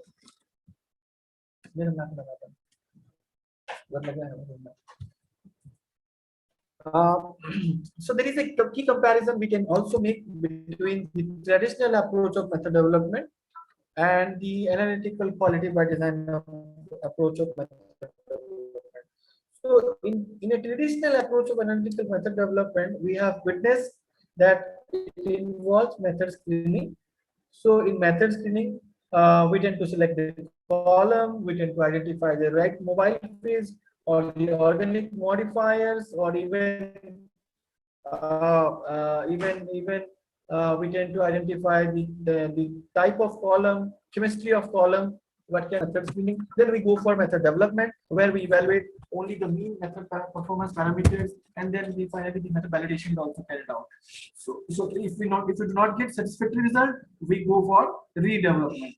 Or when the robustness is not satisfactory, we go for redevelopment.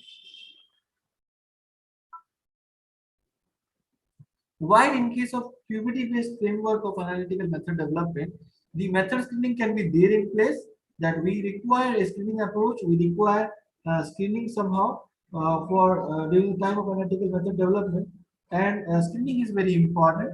So after screening is important, we have to go for identifying critical method attributes and critical analytical attributes. So critical method attributes include the independent variables that can influence the performance of the analytical methods, and critical analytical attributes involves the critical output variable or dependent parameter or responses. Those are critically important per se. And so after identifying critical analytical attributes and critical method variables, so there is need for establishment of the robustness model. What exactly is the robustness model? Includes the generation of design of experiment, and that design of experiment will help in establishing the design space, and that design space can provide continuous improvement over the time. So method validation can only be there, or method validation as a part of regulatory requirement will be there, but it is just to ensure that whether we have done everything correct or not.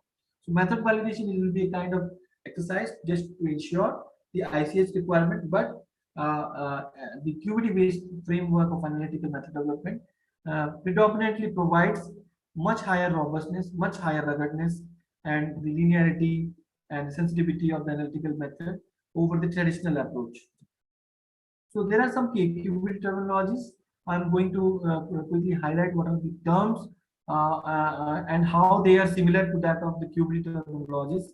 So analytical target profile, ATP, or sometimes we call it as quality target method profile, QTMP. So ATP and QTMP, these are the same terms, but it is having the similarity with quality by design with the term that is called QTPP. Like QBT में हमारे पास QTPP होता था, but in analytical quality by design is called QTMP. And the second term is critical quality critical analytical attributes. It is just nothing but the dependent variables or the response variables or the output or the variables. In QBD, we call it as critical quality attributes of the drug product. In analytical method development is called as critical analytical attribute. The characteristics of terms are typically same, but the terminologies are typically are characteristically different. So it is just the difference in the terminology, but the characteristic of the terms are literally same. Critical method variables, CMVs, or sometimes they call as critical method parameters also. So what are the input parameters? What are the independent variables that we are taking during the method development? So it may include the examples I can give, like critical method variable includes the mobile phase ratio, the organic phase concentration, the column length, even the mobile phase pH, the column movement temperature, the injection volume, the flow rate, type of flow, whether it is isocratic flow or gradient flow. So these comes under the independent variables or input variables. I'm going to discuss in detail while taking some case studies at the end of this presentation. So levels are nothing but the values or the ranges which are given typically provided to the critical method variables, and these levels are very important while identifying the range which can effectively work out in optimizing the analytical method performance. So there are some other terms which are quite similarly related to the quality by design or DOE. So experimental runs and experimental trials are this nothing but the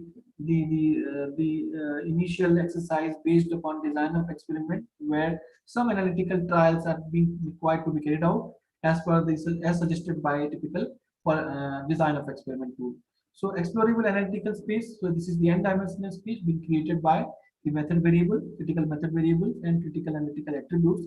And this particular space is required in order to understand the design space, basically. So,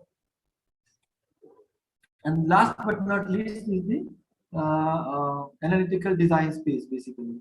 So analytical design space, or we sometimes call it as design space. In QBD, it is called as the design space. In analytical QBD, it is called the analytical design space. So it is nothing but a multidimensional space between the critical method variable and critical analytical attributes.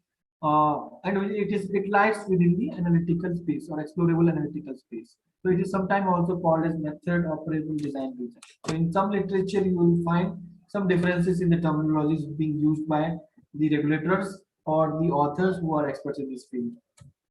So there is a long list again for comparison of traditional versus enhanced approach. I will not read all these points, but basically I have explained the key differences, how the traditional approach and QBD approach tend to work in a systematic environment. So there are differences at each stage of analytical method development during the traditional approach and QBD approach.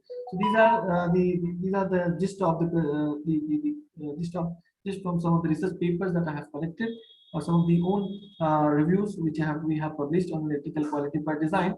So I can just bypass some of the slides which are in detail to the participants. So QBD analytical method development involves method development, method validation, and method application. So it is a systematic approach. You can see the steps, how beautifully the flow chart has been connected, and how each step has been divided into sub steps. So in the development part, so you have to define your specification, you have to define your analytical method development objective. For example, sometimes you are interested in the identification of the drug substance only. Many times you are interested in identifying the simultaneous estimation of the drug substance with the degradation products, or you may be interested in identifying the drug substance in biological samples, maybe in serum sample, in blood sample, or in any other biological products. So it depends upon the what kind of analytical method you are going to develop. We need to just highlight upon the specification that we are interested upon. Then comes to the method validation part, where you need to identify the variables, and you need to optimize the variables using experimental design. After experimental design, you need to identify the optimal conditions, optimal method conditions, which are going to provide you the maximum degree of robustness, ruggedness, and it will comply with the ICH-Q2 requirement. And last is the the method application, how beautifully the method can be applied to real-time scale for clinical application or preclinical application or even in vitro application that can be further worked upon. So 5 salient steps for analytical quality by design. You need to define the variables, you need to identify the measurable variables, then you need to analyze the impact of variables on analytical method performance, then you need to go on continuous improvement. So there shall be a some sound control strategy every time whenever you develop an analytical method, so that the control strategy can be dynamically changed or dynamically overlooked, so that the continuous improvement in method performance will be there. So there is a scheme of QBT implementation in an analytical industry, in an industrial setup. So this is a slide from a typical article which was published by Professor Group and co-authors in 2013 or 14. I remember. This is a chart which beautifully explains, identify the critical analytical target profile. So you need to identify the target profile first, then you need to select the suitable analytical method, then you have to go for risk assessment, and you have to generate a design space for final approval of the analytical method in real-time scale. So I bypass this slide. I bypass the flow chart of QBT implementation. I have already narrated. So analytical target profile is the ultimate thing that you need to define. You need to define at the very first stage of analytical QBT based exercise. So analytical target profile is nothing but same that of the quality target profile in QBT. It is a prospective summary of measurementical method.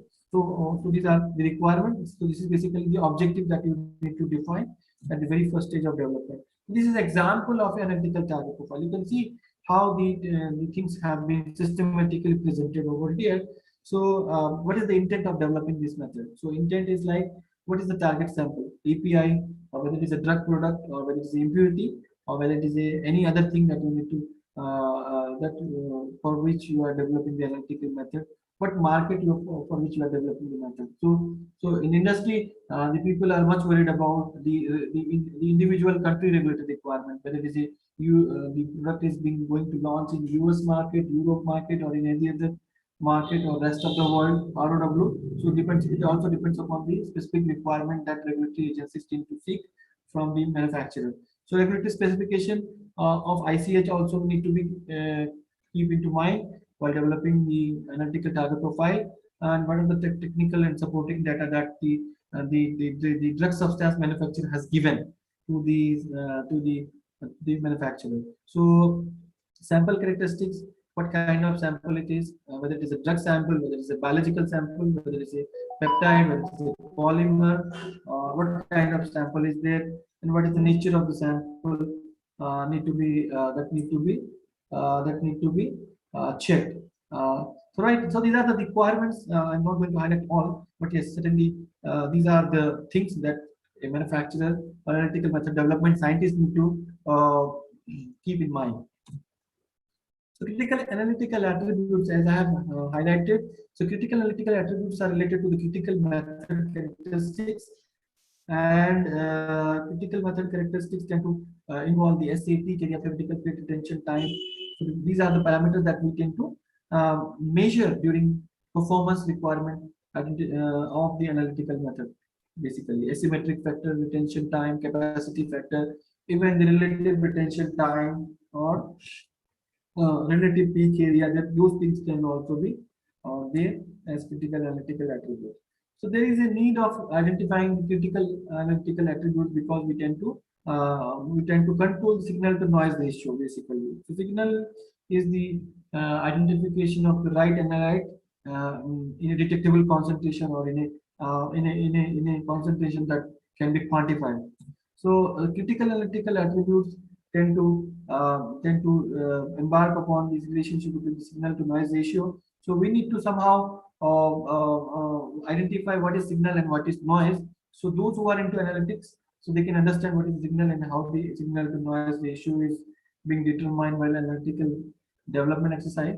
So this cartoon basically breaking the monotony to make the things more clear, that For this young man, the music is really enjoying, and he's expecting that the music is the right signal for him. While for the lady, the music is not the signal; it is a noise. So perception matters a lot. So what is signal and what is noise? It depends upon the situation and situation. So signal to noise ratio in a different perspective. The child who appears to deaf to all parent commands to do homework and course will still hear the tinkle of an ice cream truck. So this is how the perception of identifying the signal to noise differs. So theoretical plates, peak resolution, tailing factor, peak asymmetric factor, capacity factor. These are all analytical attributes we tend to measure while developing a typical analytical method. And there are critical method variables that I have already highlighted, like stationary phase, gradient time, type of flow, temperature, pH. So these things will be there while describing the critical method parameters before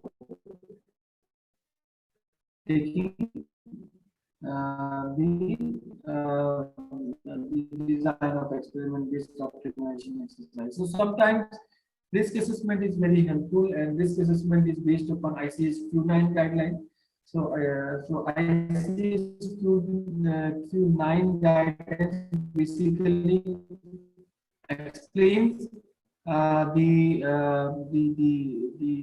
risk assessment, and how risk assessment is helpful. That is a different story, but there are some tools and techniques where risk assessment is and if you go to ICH Q9 guideline about the risk assessment tools and how the regulatory expectation application into the analytical method development. So basic source of variability or analytical target profile involves the analyst identification. The variability comes from analyte. Variability comes from the equipment, the drug substances, the method conditions and measures and sample preparation. So altogether, these 6-7 variables, broad variables, tend to affect the analytical target profile. So we need to identify what are the critical parameters under these critical set of variables, and we need to really control the analytical target profile. So Ishikawa fishbone diagram can be there before risk assessment, and Ishikawa fishbone diagram, this particular fishbone indicating what are the variables that are critically influencing the analytical target profile. So you can see that pH, concentration, bed volume, height, temperature, equilibration of the mobile phase, all these parameters which are very common while any analytical method development, because these variables are not going to change whether you change your analyte. The HPLC conditional requirement will be same. UPLC requirement or even LCMS, these same parameters will be always there. So something which is very common in any analytical exercise like HPLC, UPLC, UFLC or LCMS is these are the parameters which are quite similar in all the time, and we are usually working on these parameters. So we somehow know that how these variables critically influence, but there is a need of systematic way of development, systematic means of understanding the impact of these variables on the analytical performance. That's how the quality by design or analytical quality by design primarily focuses on. So there are some risk assessment techniques. So these are the techniques. I'm not going to highlight about the details of these techniques. You can go for ICH Q9 requirement, which is again a topic of long debate and discussion. Yes, but these are the techniques, and couple of techniques like the risk estimation matrix, the second one, and the third one like failure mode effect analysis. These are being very frequently used by researchers across the globe for risk assessment because of their less criticality and less formality that required by these techniques. So this is a typical risk estimation matrix. You can see that there are the analytical critical method variables, critical method parameters being mentioned in the right hand side, and in the left hand side column critical method attributes are being mentioned. If you can see my cursor, the cursor here indicating the specificity, accuracy, precision, linearity, these are the variables, critical method, analytical attributes being presented over here, and there are color coding for impact of each method parameter and their influence on the analytical attributes, like yellow, green, and red color indicates high risk, low risk, and medium risk. So those parameters which are having medium risk on medium to high risk on the analytical attributes, those parameters are considered as critical parameters, moderate to highly critical parameter, and these parameters need to be optimized. Low risk parameters, there is nothing need to be done, and there should be a there should be a control strategy for the low risk parameters, that you need to keep constant these parameters throughout the method development, and you need not to worry about the low risk parameter. But yes, the moderate to high risk parameter need to be critically monitored, and after identifying the moderate to high risk parameters, the experimental design based optimization is typically carried out. So analytical QBD, failure mode and effect analysis, this is another technique which is being used for the risk assessment also. So it basically focuses on identifying the risk priority number. So if you go detail into the risk assessment part, so you will be able to understand what is risk priority number. So risk priority number is a number being calculated from severity, occurrence, and detectability of risk for particular method, and this is how the technique is called failure mode and effect analysis. So traditional method, OFAC based method development, and a modern QBD based method development, there are the differences. You can see how the traditional method is time consuming and step intensive, while the modern approach of QBD provides less time investment and limited number of steps for getting the end result in a satisfactory way. So experimental designs are indispensable too. So the professor group might have presented you the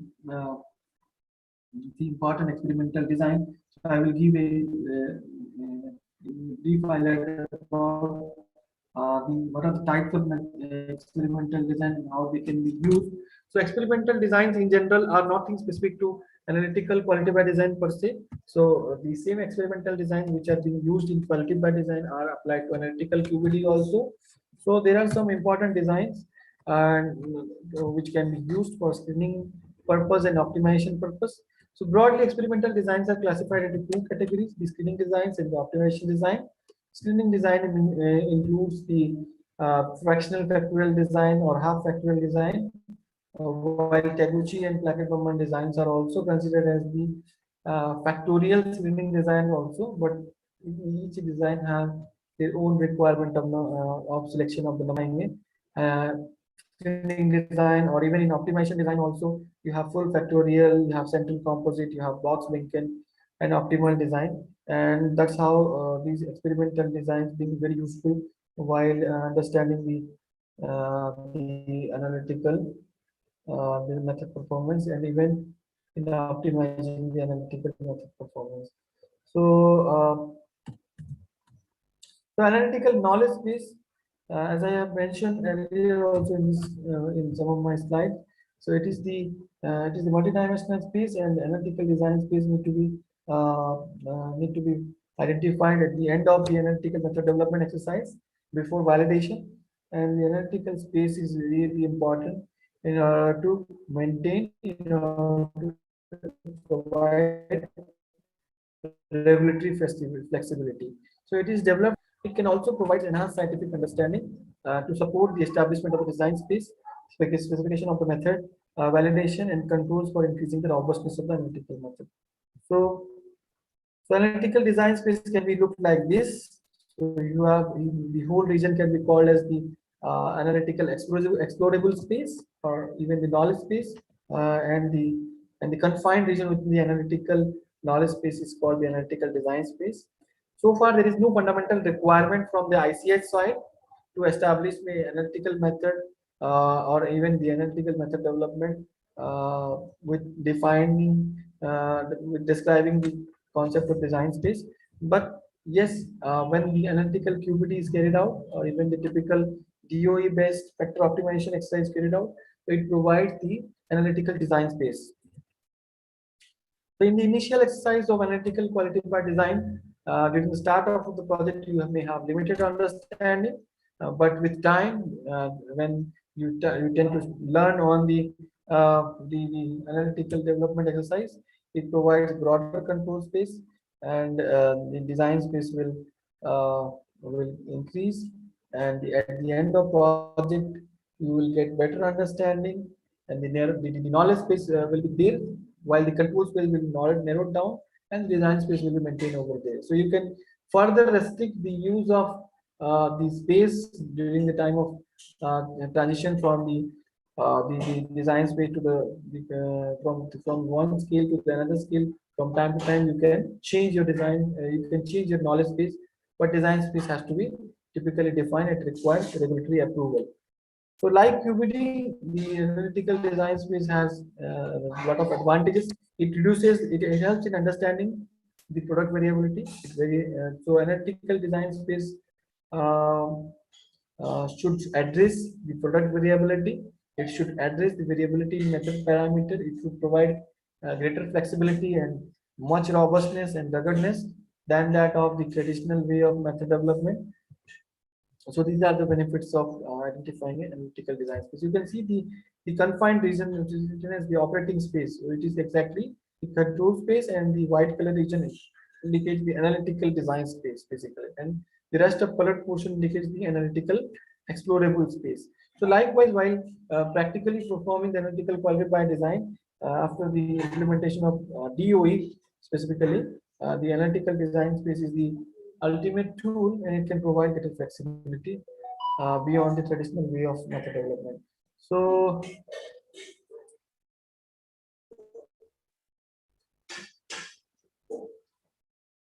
method development, validation, and post validation, analytical design space and control space are very highly helpful, and this is the same thing, control strategy for continuous improvement.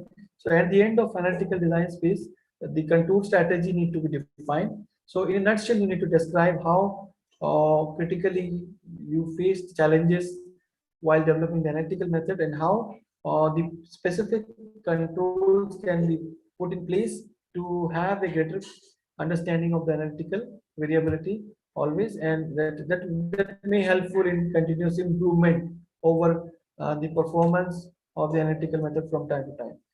So I bypass. So analytical design space, analytical target profile is the ultimate objective. Analytical method need to be developed in such a way that the analytical QBD can be considered as a path to carve the need of the analytical target profile. So this is the picture. The Sajon is quite picturesque and destination driven too.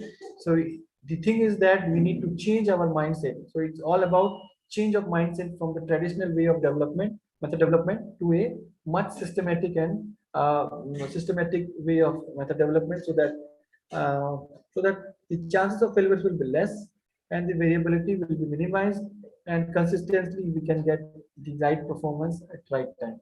That's how the objective of whole analytical QBD based exercise is all about. So important consideration for analytical design space point of view. So these are some of the regulatory related requirement. So development of analytical design space requires availability of adequate analytical data. So you need to always look upon what prior analytical data are there before the analytical actual development is started. So you need to dig out literature. You need to dig out from the literature which has been provided by the suppliers of the drug substances, and even the knowledge on the variation in the site, even the variation in the equipment, variation in the raw material, or even variation in the analyst need to be thoroughly studied before directly jumping into identification of design space. So design space is the requirement, but it should be developed in such a way that it will be meaningful and it will be a predictable design space, so that the chances of failure will be minimized. So thorough understanding of the associated risk with analytical method should be there, and that's how it makes the design space as more robust, and the method too. So robust experimental protocol and setup is always the key requirement while working upon the analytical design space. So test condition, material attributes, environmental condition, and there are some random uncontrollable variables that may influence the analytical performance. But the right design space can helpful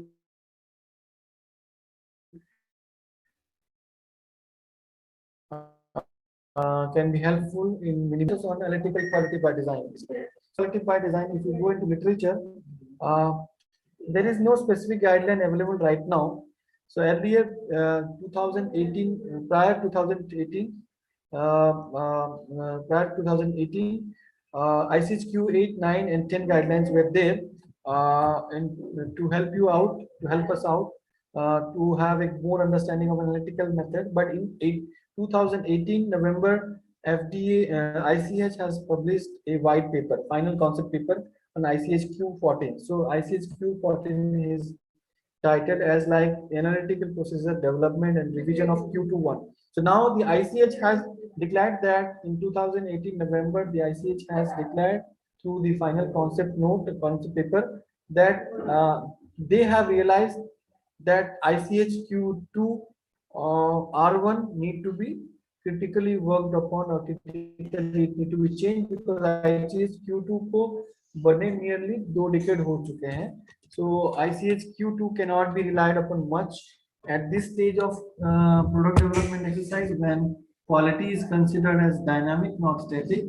So analytical validation, analytical method development need to be a quality conscious work, and that's how the ICH-Q14 may go into full implementation, maybe in 2022, or even much earlier than that. But right now, the ICH website indicates that the ICH-Q14 is right now in the final concept paper stage. So it may go into full effect in near future, maybe in 2021 and or 2022. So ICH-Q14, if you go ICH-Q14, you will get excerpts or gist of the guideline, that is which is going to be fully published in due course of time. So my way of presenting the quality by design framework for method validation, it should be done in 3 stages. The method design, you need to define the method requirement or identifying critical control.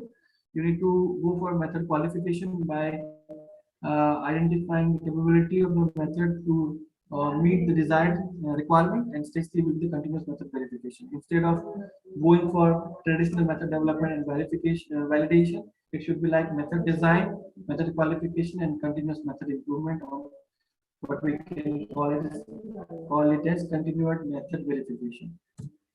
So I bypass. I will go to the case studies, and there are some softwares. There are several software which are there into which are there in market, like Design Expert, Umetrics, Simulator, JMP. So these tend to help us in design of experiment, basically, and conducting the experimental design exercise. So these softwares are not restricted, and there are some software which are being inbuilt and which are being provided by the manufacturer. So if you go to the Empower 2 CDS module of the waters, so in the water system, in the latest water system from the last 5-6 years, the water is providing the software where there is an inbuilt module for quality by design. So you do not need to go to purchase another software externally to run the design of experiment, and that design of experiment need to be analyzed, DOE need to be analyzed, and you need to interpret the result, and then you come to the SPLC or UPLC setup and you change your requirement. So water has given some flexibility, and it is this can be an advantage rather than purchasing a additional software externally to do your DO exercise. So water having Empower 2 CDS and Fusion E software, these 2 softwares have the inbuilt provisions for analytical QBD, and you can go for identifying the factors, and you can plan your trials, and you can go for quick identification of the result. So there is a very good software. I have seen the demo of this software. This is exactly a good initiative from Waters, and that is really helpful for analytical scientists, because identification of purchase of new software, and you have to identify a expert to understand that software, that makes things more critical and time consuming, rather than having an inbuilt software that analytical scientist himself or herself can go for identifying the factors, and he or she can analyze their results immediately. That makes more sense. So I'm not going to explain detail about software, how the inbuilt software works, but it tends to provide the design space, inbuilt design space. You can see the heat maps or the contour graphs in the 4th stage. So it provides the inbuilt design space, and that design space will help you in tracking what exactly is going on between the factors and how the factors are critically influencing multiple factors critically. So there are some questions and there are some frequent answers that I have come across, or you may have in your mind. So I can see some comments and hand raises in the chat box. So let's go quickly into some of the questions. So is it mandatory for a generic or even or even a manufacturing form to implement analytical QBD during an AMD application? So it is not at all. The concept of AQBD is not a mandatory requirement. Like the QBD, there was a timeline. 1st January 2013 was given as a timeline for QBD implementation, but there is no such time frame or timeline given by FDA or any of the regulatory agencies for having a mandatory implementation. So it's not at all a mandatory requirement right now. But yes, it is appreciated to have such kind of tools in mind, because the ICH, when the ICH will go into publish the final ICH Q14 guideline, then the FDA may make it as a routine exercise or mandatory requirement in near future. But right now it is not there as a mandatory requirement. Is there any guideline available for industry on implementation of QBD? So this is a very frequent question. So ICH Q14 concept paper can be taken as into consideration, and there are so many literatures that have been published by regulatory agencies or even the expert who are working in analytical QBD. So those things can be taken into consideration for getting a detailed idea about how the analytical QBD based development exercise can really be helpful. Is analytical QBD applicable only to HPLC, UPLC method? No, not exactly. So it can be applicable to UPLC, HPLC, LCMS, SPTLC, even some spectrophotometric method, in even some non-destructive analytical methods like FTNIR, Raman spectroscopy, or terahertz spectroscopy. So many analytical methods are there, destructive and non-destructive. So we can apply the analytical quality by design based upon the needs to all the analytical techniques. How does analytical design space differ from design space used during the product development?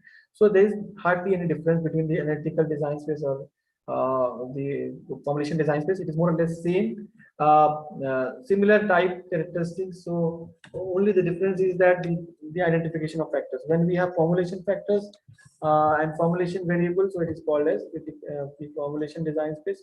When we have analytical variables, and we tend and the objective of the DO is the identifying the optimized analytical conditions, so it is called as the analytical design space. So characteristics are same, but the selection of variables and what is the objective of developing that design space, that differs only.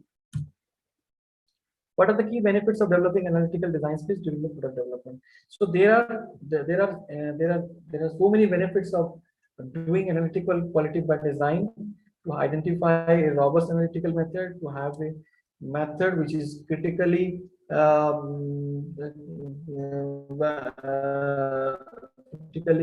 beneficial in long run, instead of traditional way of designing analytical method or validating the analytical method as per the ICH tools, ICH Q2 guidelines. So analytical design space is very important as far as the robustness of the analytical method is concerned. So when the analytical method will be robust, so the result that you are going to expect from the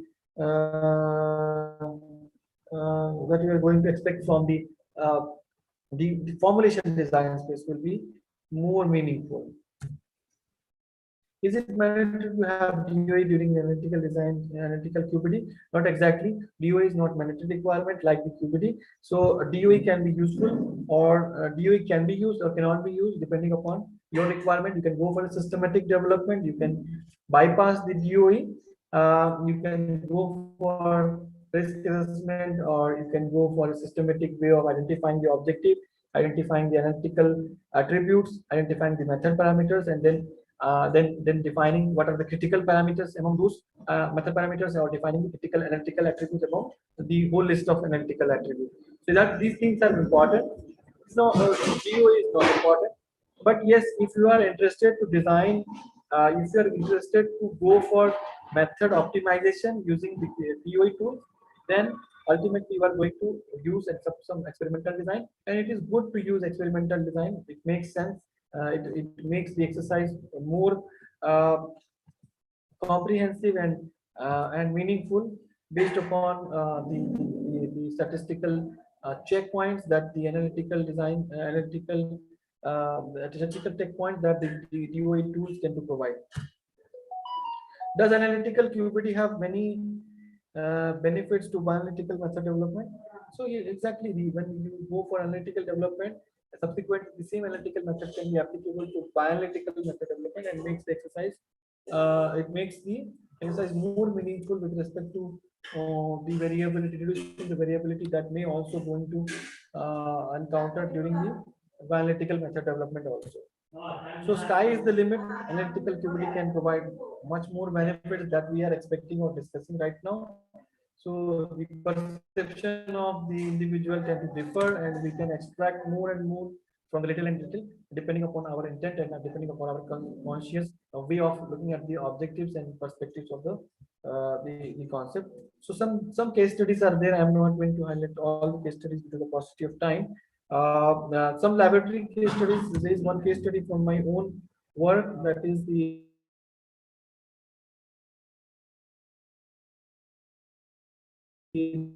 development of HPLC method for ormesatin medoxamil.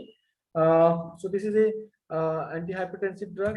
So when we started, so this was a single analyte based analytical method. So only the API was identified from this analytical method. So target sample was the API, that is the ormesatin medoxamil salt. So it was a reverse phase HPL have mentioned in the QTMP elements, target method profile elements.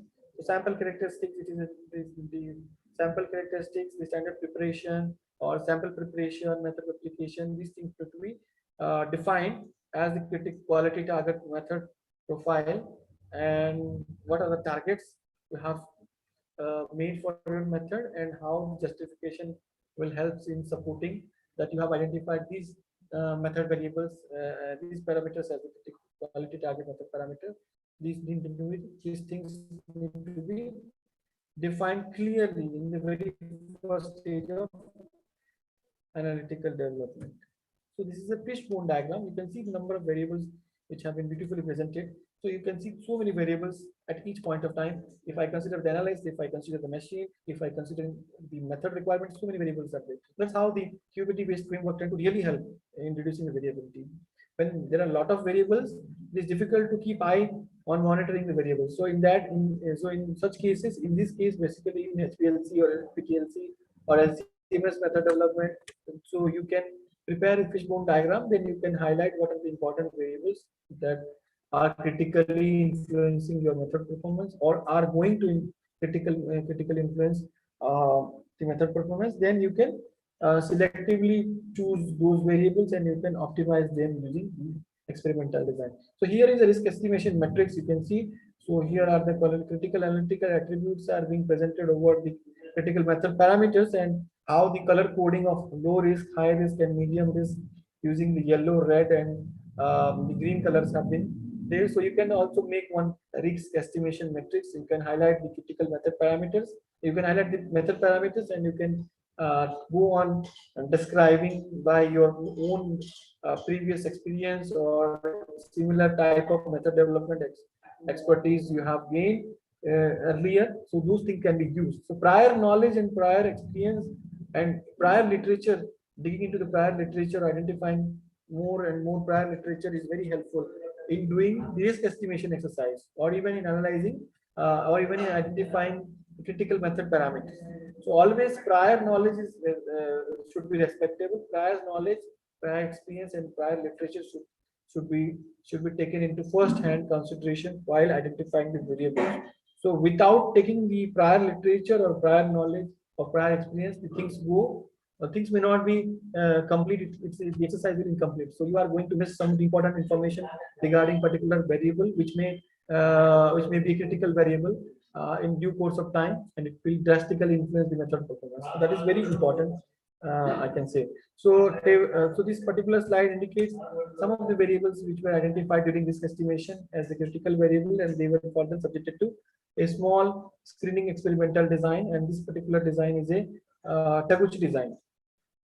7-factor, 8-run containing Taguchi design, and this particular Taguchi design was helped in providing the detail into the quantitative effect of each variable and how each variable is quantitatively affecting the analytical attribute, critical analytical attribute that can be studied over here.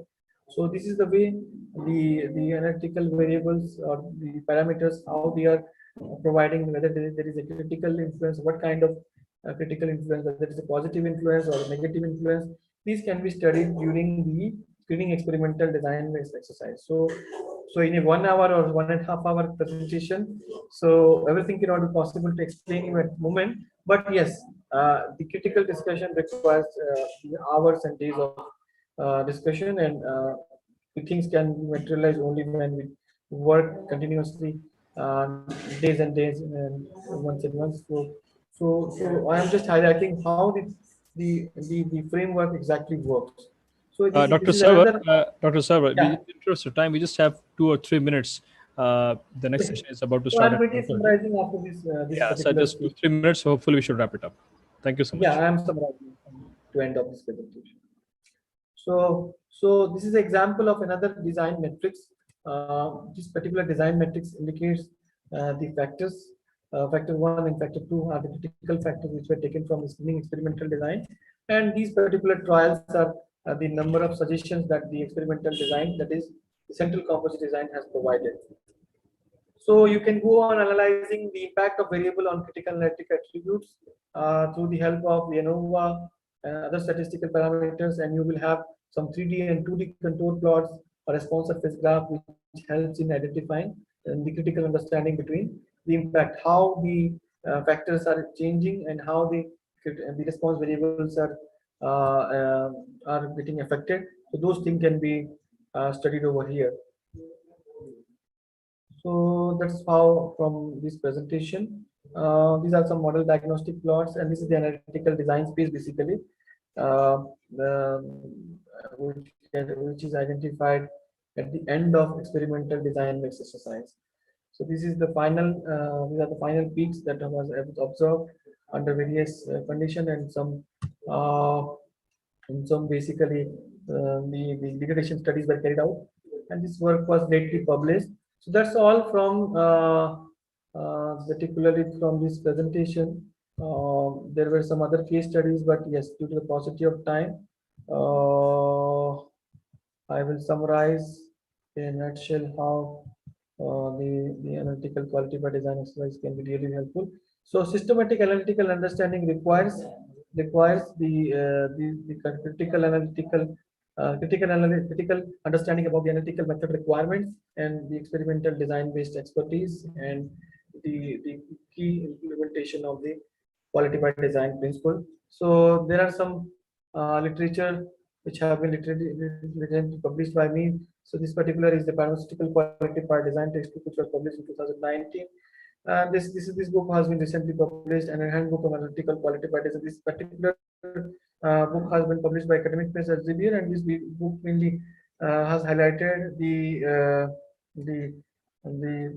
analytical QPD requirement, or how the analytical QPD can be implemented for each individual analytical techniques like the SPLC, UPLC, IPLC, MS, SPTLC, and these two books particularly published under Springer banner, that is the design of experiment for pharmaceutical product development. These two books are helpful literature support for DOE basically. So thanks so much for the patient listening, and I am thankful for the organizers for providing the time slot for presenting my views and ideas on quality by design, specifically to analytical method development. So if you have any question, then we can also quickly go for discussion. Thank you so much, Dr. The Saurabh. I think organizer. it was a very comprehensive overview about QBT into analytical sciences. I think you presented a very robust, overview of the thing. So in interest of time, Professor Maria, we can take just one question here. Is there anything in the chat box? I think there's one questions which is from Dr. Seema Patewa. She's asking about ICH guidelines and stability testing. I think that should be available on the website for the ICH. I'm assuming, right, Dr. Sarwar? Yeah. Oh, ICH 14 is already available, but it is a concept paper right now. Full guideline is not available. But yes, the in due course of time, the ICH will go to publish it, and it will be this is a very in need of the hour for critical understanding how the regulatory agencies are expecting from the pharma manufacturers. Yeah. okay, great. Any other questions? If there's anything, can you please, put it on the chat box and we can take it. Dr. Narendra Pandey talks about are there any freely available softwares for the same? Freely available software for analytical for design of experiment. You can go for Minitab trial for 30 days or 45 days, or even you can use the DOE 45 days trial. But software is not the panacea. You can purchase the software, and the software companies are now providing software full license in a very reasonable rate for academic use. Even you can have one or two license for academic use in the whole college or in your department. That will serve the purpose. No need to capture a full license version for own personal laptop. So even at least one software can serve the purpose of entire institution. Great, thank you so much. If there are no other further questions, I think Professor Maria, are you there? Actually, can we take a 2 minutes break before we start Jasmine Madam's session? It's 2:32. We'll start at 2:35 sharp. She's already there. We'll just take a 2-3 minute mind break, I would say, and then we'll get started at 2:35. Yes, sir. Professor Abu Sufyan, Jasmine Madam is there. You could put her, make her as co-host. Okay, sir. We'll do that.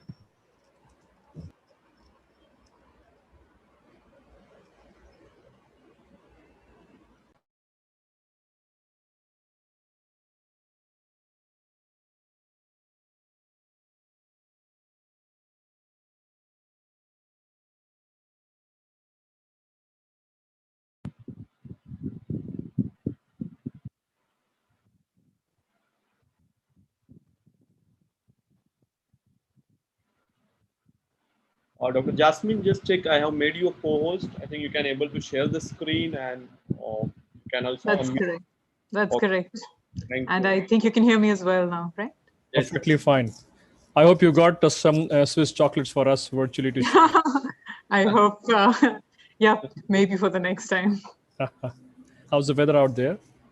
It's really rainy. We've had a few gloomy days. In fact, not a few, quite a few gloomy days of Interesting. right, So unfortunately. you still have some kind of a lockdown out there? It's fully open, right? Is this now? No, it's much more open. Well, fully open is something that I don't know when we'll be able to see, but it's much more open relative to the rest of the year that we've seen. Okay. And in terms of vaccination, pretty much the nation is covered as such. No, not really. The demographics of the population in the West is different, right? We have much more older people. So by the time it reaches our age group, it's going to take a while. But I Okay. guess in the next month or month and a half Hopefully. is what we're expecting. Great. Everybody is targeting, just like the US is targeting before their, for 4th of July. We're also targeting before 1st of August, which is Swiss National Day. That's most interesting. I hope things stabilize down. So I think in general, Europe is fairly stable as of now. We just see, I think, just small spikes there in UK that you've been seeing. I think other than that, it's fairly under control compared to what a couple of months back. I think the situation is fairly bad, I guess.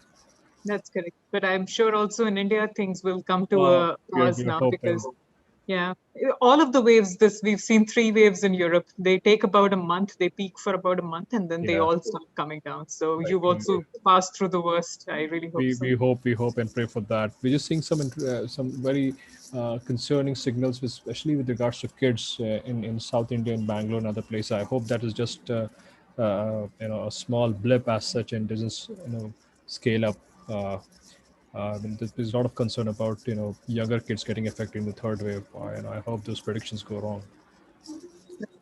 That's true. I hope so, and also I hope mucormycosis does Yeah, not cause much more chaos. that is another big mess that we have landed up into, and I think this is purely because of the mismanagement of the way COVID has been treated, extensive use of steroids and a lot of antibiotics. So I think that opportunistic infection kind of plays havoc in such situation. And even you can't blame the doctors also. It's just there's no standardized protocol and everybody's just trying their hands with whatever you get into. I've seen people using anti-angiogenetic inhibitors and stuff like that, which typically use in oncology, VEGF inhibitors and stuff like that. So let's hope that things stable down. How big is the presence of Dr. Reddy there? Is it just more of a clinical trial setup out there, or it's just more an R&D center? So Switzerland is in fact only our corporate office. We have operations in I think 9 European countries now. Okay. But Switzerland is only a corporate office. Okay. Great. Fairly interesting experience there. I think it's already 2:37. I think we've taken a breather, I would say. So I would request Professor Maria to start with the proceedings with the formal introduction of Jasmine, and then she can get started. Over to you, Professor Maria. Thank you so much, sir. Moving on to the last session of the day, we have with us Jasmine ma'am elaborating on the role of statistics in QBD-based developed products. Ma'am currently leads at Dr. Reddy's Complex Parental R&D Center in Leiden, the Netherlands. The site develops long-acting and targeted delivery nanoparticulate systems like liposomes and microspheres. A chemical engineer, she has been instrumental in the development, scale-up, and technology transfer of multiple small molecule and peptide API and oral and parenteral dosage forms in her career, spanning 15 years in the generic pharmaceutical industry. Her firm belief in improving access and affordability to healthcare has been her driver for becoming a leader in the space of QBD and PACT.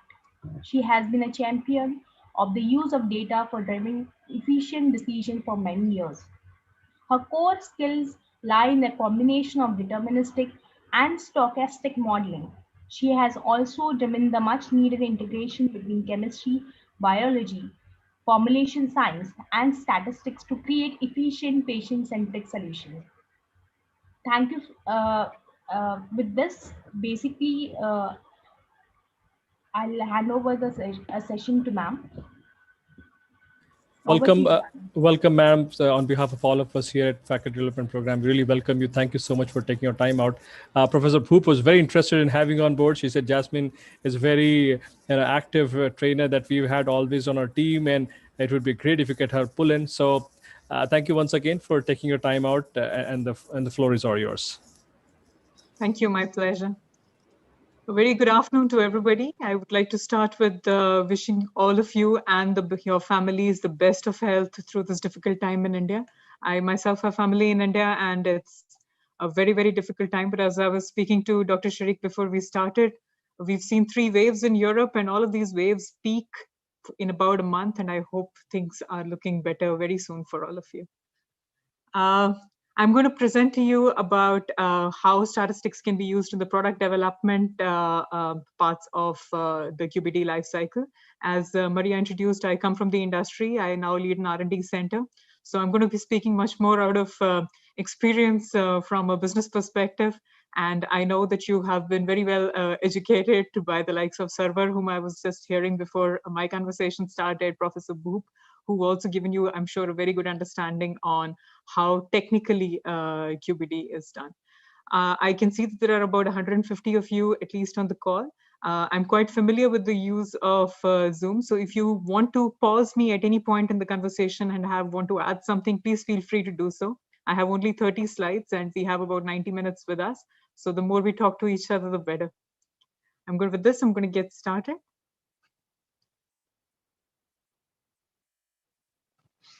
I think you can see me in a full screen mode now. So to start with, I'll start with a standard disclaimer. The opinion that I express in this presentation is mine and not Dr. Reddy's, which is my current organization where I'm full-time associated, or any other organization with which I'm affiliated. And this is what we're going to talk about today in the next 90 minutes. I'm going to talk to you about stochastic thinking. And I'll touch base on this in a few minutes for those of you who find this an interesting new concept. And then, pardon me for trying to do so. I know all of you are professors and educating people, but I'm going to give you a very simple and brief reminder of how do we look at statistics in the context of stochastic thinking. And then I will talk to you about specific elements in the QBT life cycle, what can be done with statistics. And then I'm going to pause and ask you some interesting questions or present to you some difficulties that we in the industry see when we try to apply statistics in the industry. So first, what is stochastic thinking? A few days ago, I was reviewing one of my teams who is trying to develop a liposomal product. And remember, I'm an engineer, I'm not a formulator, so I look at things a little more, I look at things very mechanistically. And this is what they were trying to optimize. By the way, we've got a brand new extruder at site. It just got commissioned, and they're trying to develop this liposomal formulation. And the responses that they're trying to optimize are some moments from a molecular weight distribution, Z average, PDI. This is not an exhaustive list, of course. Morphology of the liposomes, and they're trying to optimize the lipid content. And the factors that the team believes they have at their disposal are the membrane sizes, but it's not just one single membrane. They will stack some membranes. So the combinations of those membranes, how they will stack them, the pressure and temperature. So, and with this, the team wanted to do a design of experiments to be able to arrive at the perfect extrusion process for developing liposomes with the responses that I mentioned, with optimized responses that I mentioned. And then I find out that this is what the extruder looks like. This is a benchtop extruder for those of you who are familiar. I took out the name of the brand, so I'm not trying to violate any of their copyright content. And I was really thinking, what are we trying to do here? Should we be using design of experiments, which will create a pure statistical model? Or should we be making a first principles engineering model, like a deterministic model? Or should we be trying to combine a statistical model, the strengths of a statistical model, the strengths of a deterministic first principles model into something which can be a stochastic solution?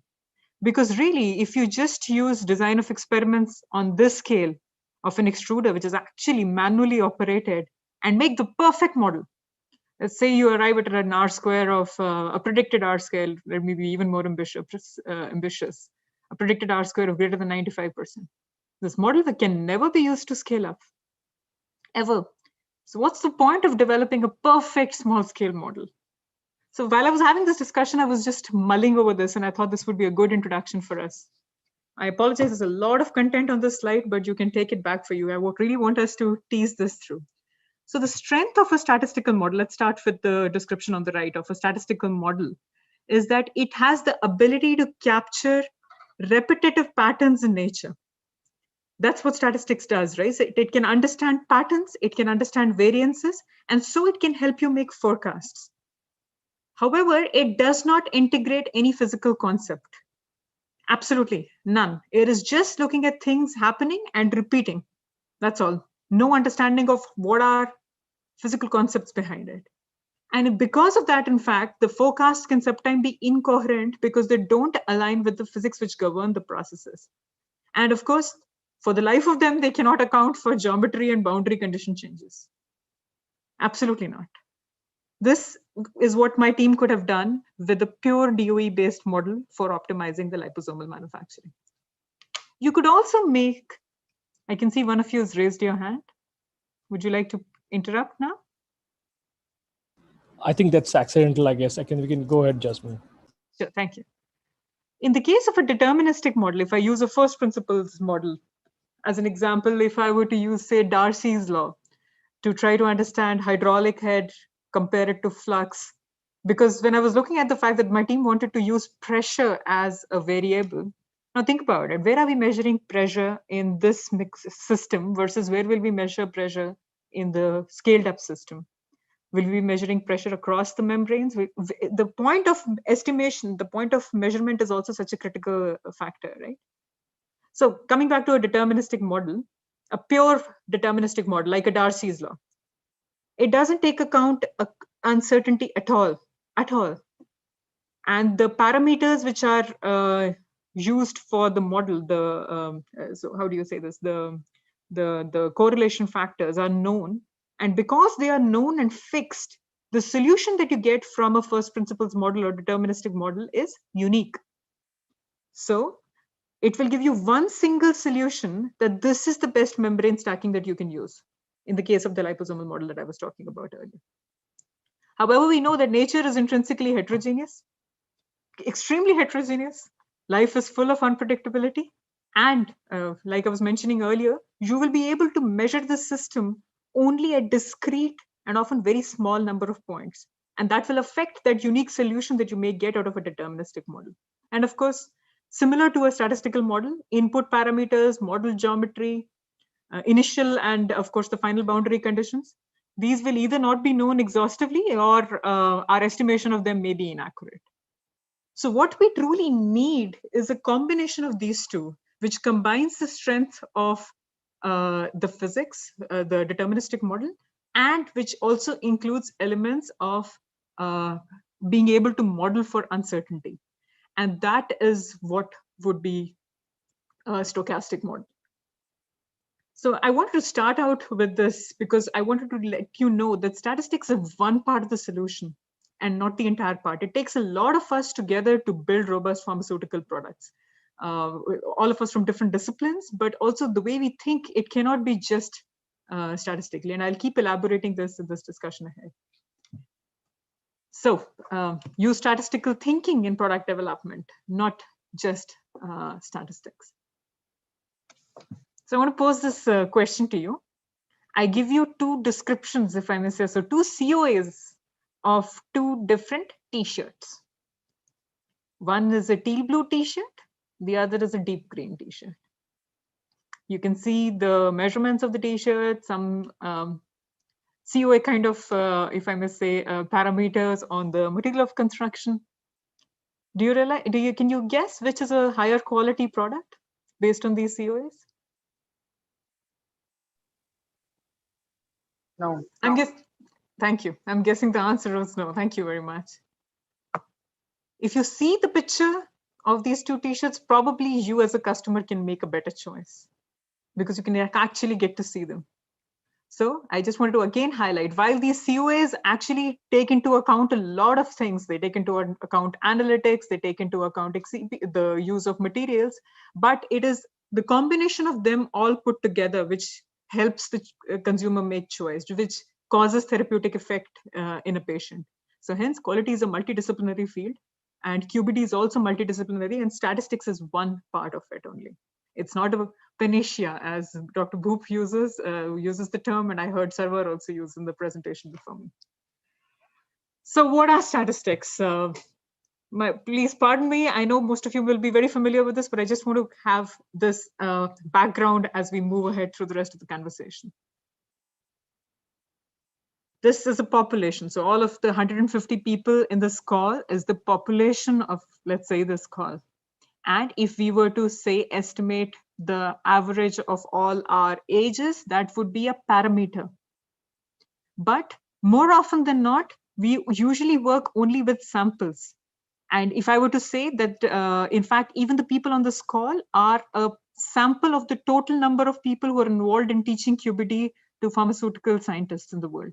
And so we are also just a sample of them. And amongst, when we take an average of our age, that would be a mean of our, that would be a statistic and not a parameter. So the distinction I want to make is an estimate you make on the population is called a parameter, and an estimate you make on the sample is called a statistic. And these are all estimates. Remember the word estimates. Now let's look at our pharmaceutical products. When you look at API, that's a bulk drug there. Do you think we ever deal with this population? It's a powder. We never deal with the entire material unless you're using like a very sophisticated PAT tool. Ditto tablets here.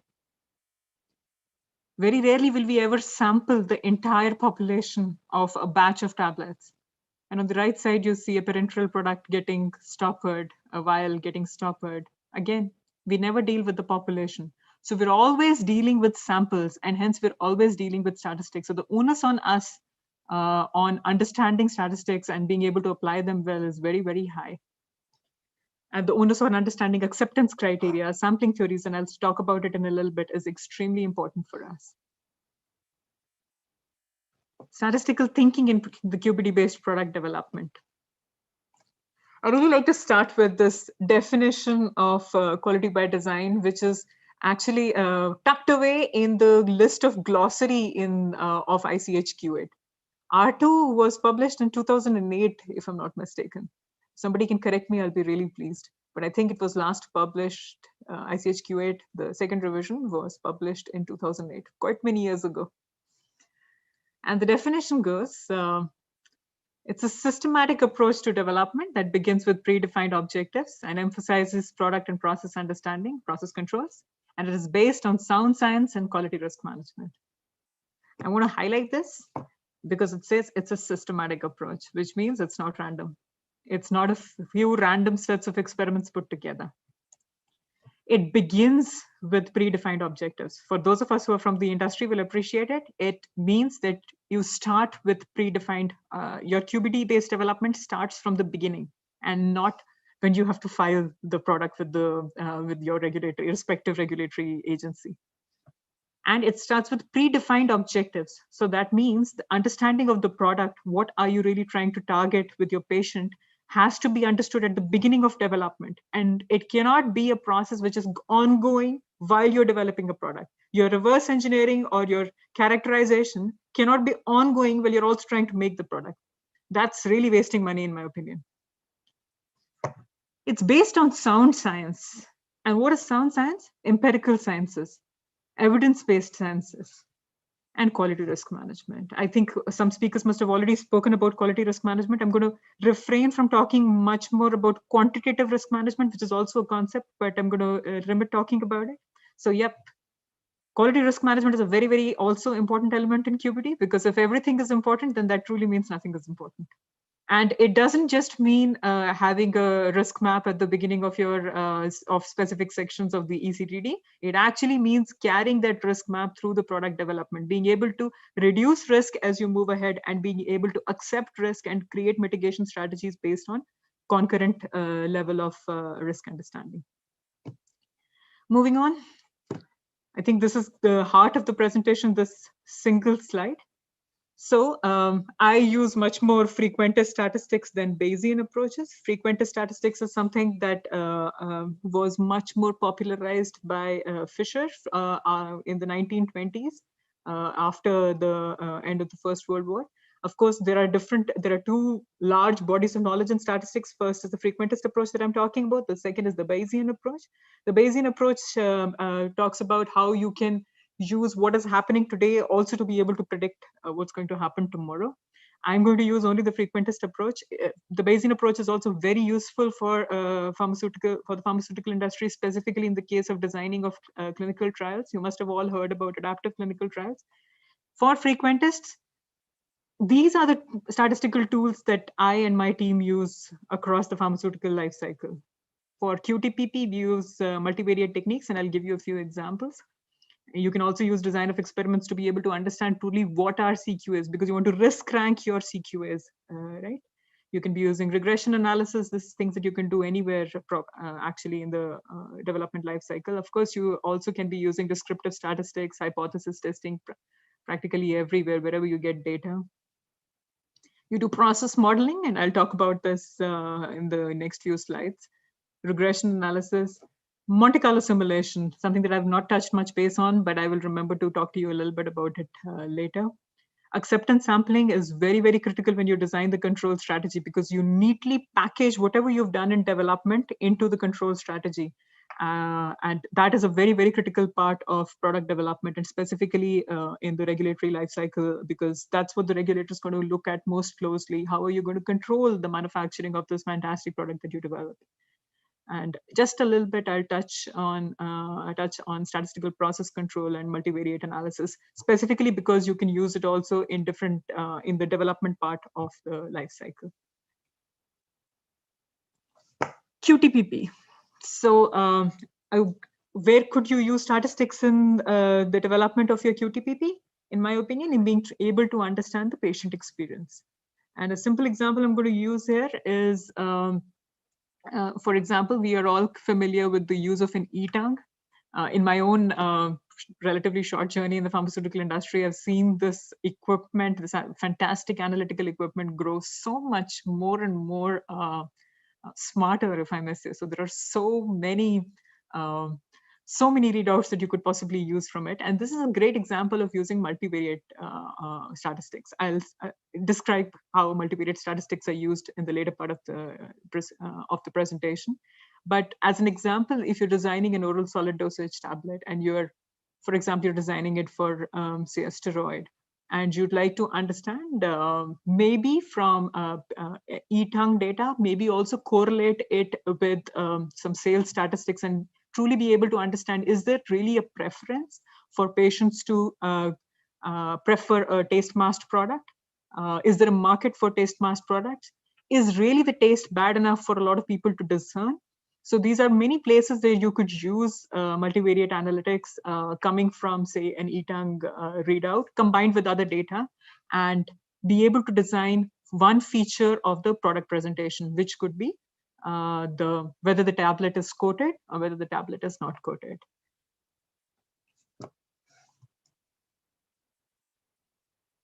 Then let's talk about how could you use QBD, how could you use statistics in the identification, and not just identification, in the estimation of CQAs and CMAs. You could be using, as I mentioned earlier, descriptive statistics, inferential statistics, and some multivariate techniques. Here, I'm going to just present to you a small little table where if you're trying to develop a generic product, as is the case in most of my work days, you try to understand the patient experience, not by talking to the patient or by other readouts, but by trying to understand the reference listed drug which is available in the market.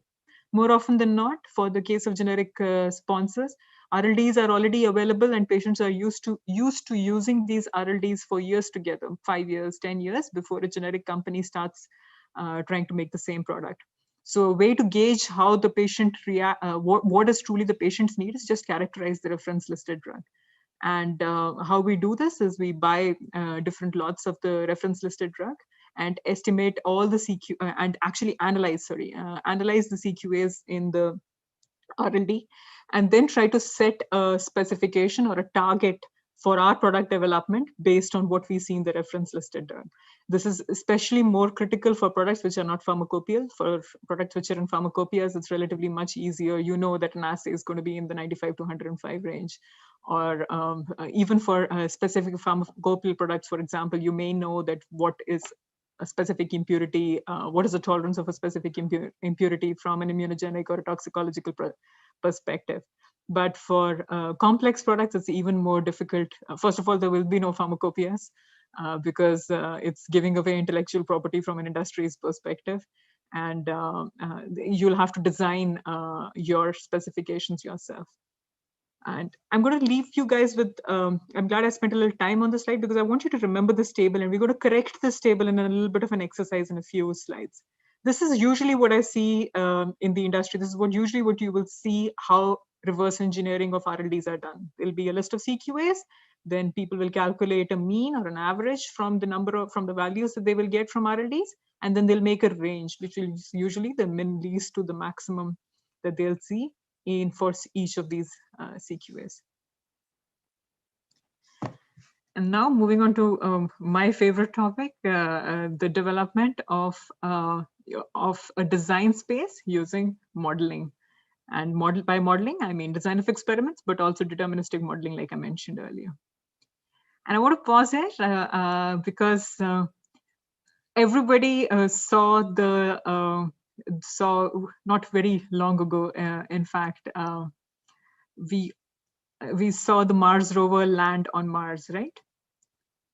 And this is a picture I picked up from one of their websites on what was expected for the rover to land. And it went through all of these stages and it landed perfectly on the surface of Mars. Can anybody tell me why I am talking about the rover on a design space slide?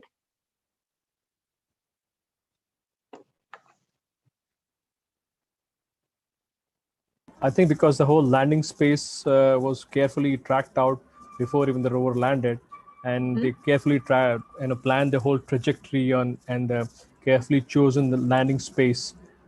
Is that how you're thinking on those lines? Absolutely. If I'm not mistaken, you had Ajaz also present at this conference? Yes, he's coming at the validatory at the valid. Yeah, so then you should ask him this question, because he's the person who introduced the term design space to when the pharmaceutical industry adopted QBD. Right. And design space comes actually from the aeronautical industry. So you design on Earth what will happen in space. Very interesting. And look at Perseverance and how it landed on the moon. Right. This is actually what is an expectation from not just the regulatory agencies, but think about it. Wouldn't it be perfect if we could design the product to run a specific way in our manufacturing locations and assure a certain quality sitting in R&D? Yeah. Interesting. Very interesting. Yes.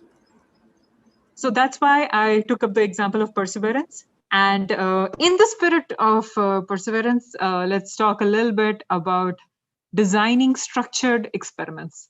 I am not going to get into details about optimal designs or about Taguchi designs because I know you're very well educated by now by many other illustrious speakers on the topic.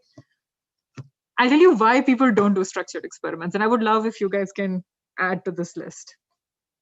And we'll try to refute all of these statements also. So the first, one of the reasons why people don't do structured designed experiments is because my second OFAT experiment or my first one itself or my third one itself confirmed the hypothesis that I had in my mind. So why do I need to do more experiments? Is that a good reason not to do design of experiments? No, because you may have in your hypothesis of what is the ideal solution, come up with what is called a local maxima or a local best setting, if I may say so. But can you truly, in our unfortunately limited mental capacity, try to think of the most optimal solution for a 6-factor multifactorial situation? No. So while it can confirm your hypothesis and it feels really good for your ego, but that doesn't mean that you should not do design of experiments, because there may be a better solution than what you had envisaged available, and you will let go of that opportunity if you stop right there. The next one, there are too many experiments to do in DOE. Very commonly I hear this, there are too many experiments to do. And I agree, there are at times too many experiments to do in DOE. But think about it, if you don't get your experiment, if your OFATs don't work out to achieving the local maxima, and if you make your piece that you're not going to go for the global maxima and you're okay with the local maxima settings, but maybe you don't even reach there soon. And the amount of time, effort, material, and ego that you will have to deal with if you can't get it right in the first few times is much more terrible than designing right the first time around. So I give this example of when I was in Hyderabad a few weeks ago, and the lockdowns were starting in all of the states. Now imagine you have to go to the supermarket and stock up your kitchen, your house, because a lockdown is going to start. Now, if you don't sit and plan, what are you going to buy in the supermarket? If you don't go open your fridge and check how many tomatoes do you have left? Do you have enough washing detergent left in your bathroom? Do you have enough maybe soap at home? Do you have enough chilies at home? And you just go to the supermarket and buy. Then what is going to happen? Either you're going to overbuy, which means you're going to waste money and resources, or you're going to underbuy. And what does underbuy mean? You will have to go back to the supermarket again and buy things again. This is exactly what happens when we don't do structured experimentation. The next one, my problem is too complex. I love this one. a lot of times we'll say that our product is so complex, it's impossible to do design of experiments. When I first started working in formulations, it was an oral solid dosage. I really thought that this is very simple. Relatively, you have 5 or 6 excipients, you put them together in relatively simple physical unit operations, relatively simple. And then I came across, so my company now markets lansoprazole oral, the ODT version of lansoprazole, an extended release tablet. And we used to make these small granules which had 7 layers of coating, each of them done in a fluidized bed coater. Each of those coatings had a different recipe which had to be optimized. The process conditions had to be optimized. Of course, all of this for scale up. Finally, about some 6,000 of those granules are put together with extracellular material and compressed into a tablet somehow. And then you coat it. And that coating, of course, has a different recipe. This is a complex problem, I agree. But if you cannot break down a complex problem into structured small problems, then tell me, do you really deserve to be making the product? So no problem is complex enough. You have to think mechanistically, break it down into smaller problems, and then you can do design of experiments. I agree that it is difficult to structure it, but then what's the fun of it if you just let it be as a complex problem? And think about it. If as a complex problem, you're not doing design of experiments, then are you really doing justice to the way you're developing the product in an OFAT fashion? Not at all. I'm feeling lucky syndrome. I know this is going to work. Well, I love optimism in teams. And I really also feel happy. This is also quite related to the first one. When your first few experiments, when you have something what I call is beginner's luck. It's really good. I do not to dampen the enthusiasm of teams, but use that same I'm feeling lucky concept in designing a good set of experiments. And today, specifically, the number of experimental designs that are available at your disposal, wow.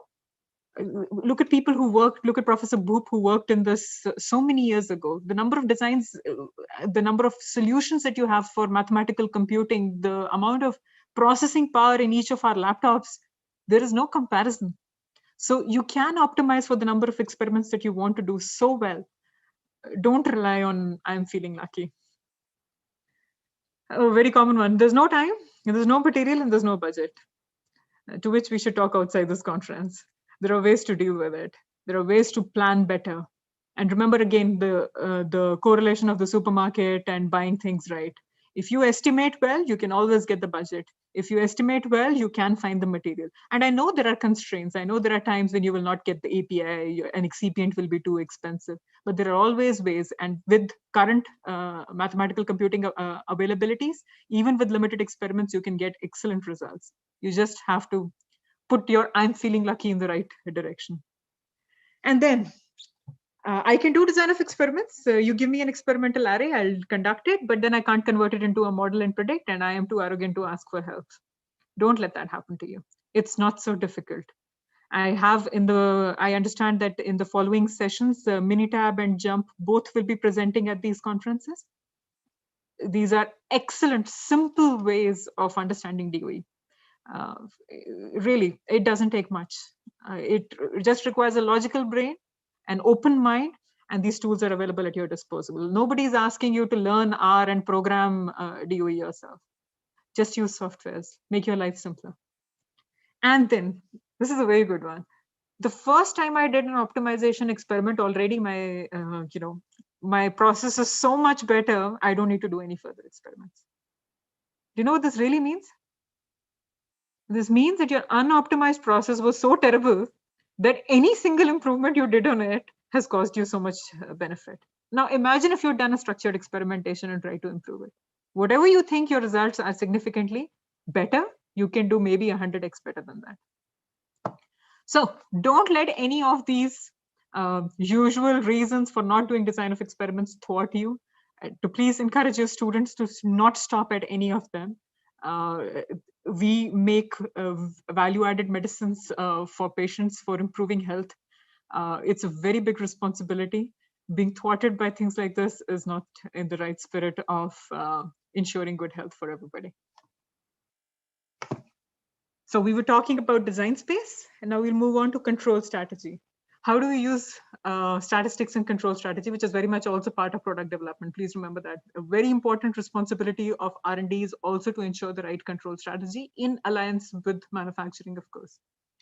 So fixing your process settings, I'm sure you've gone through many examples of design of experiments where process parameters are optimized, and then you will set a process parameter setting for, as an example, the liposomal product that I was talking about. Maybe the temperature setting is something that you will arrive at using a design of experiments or some other kind of modeling tool.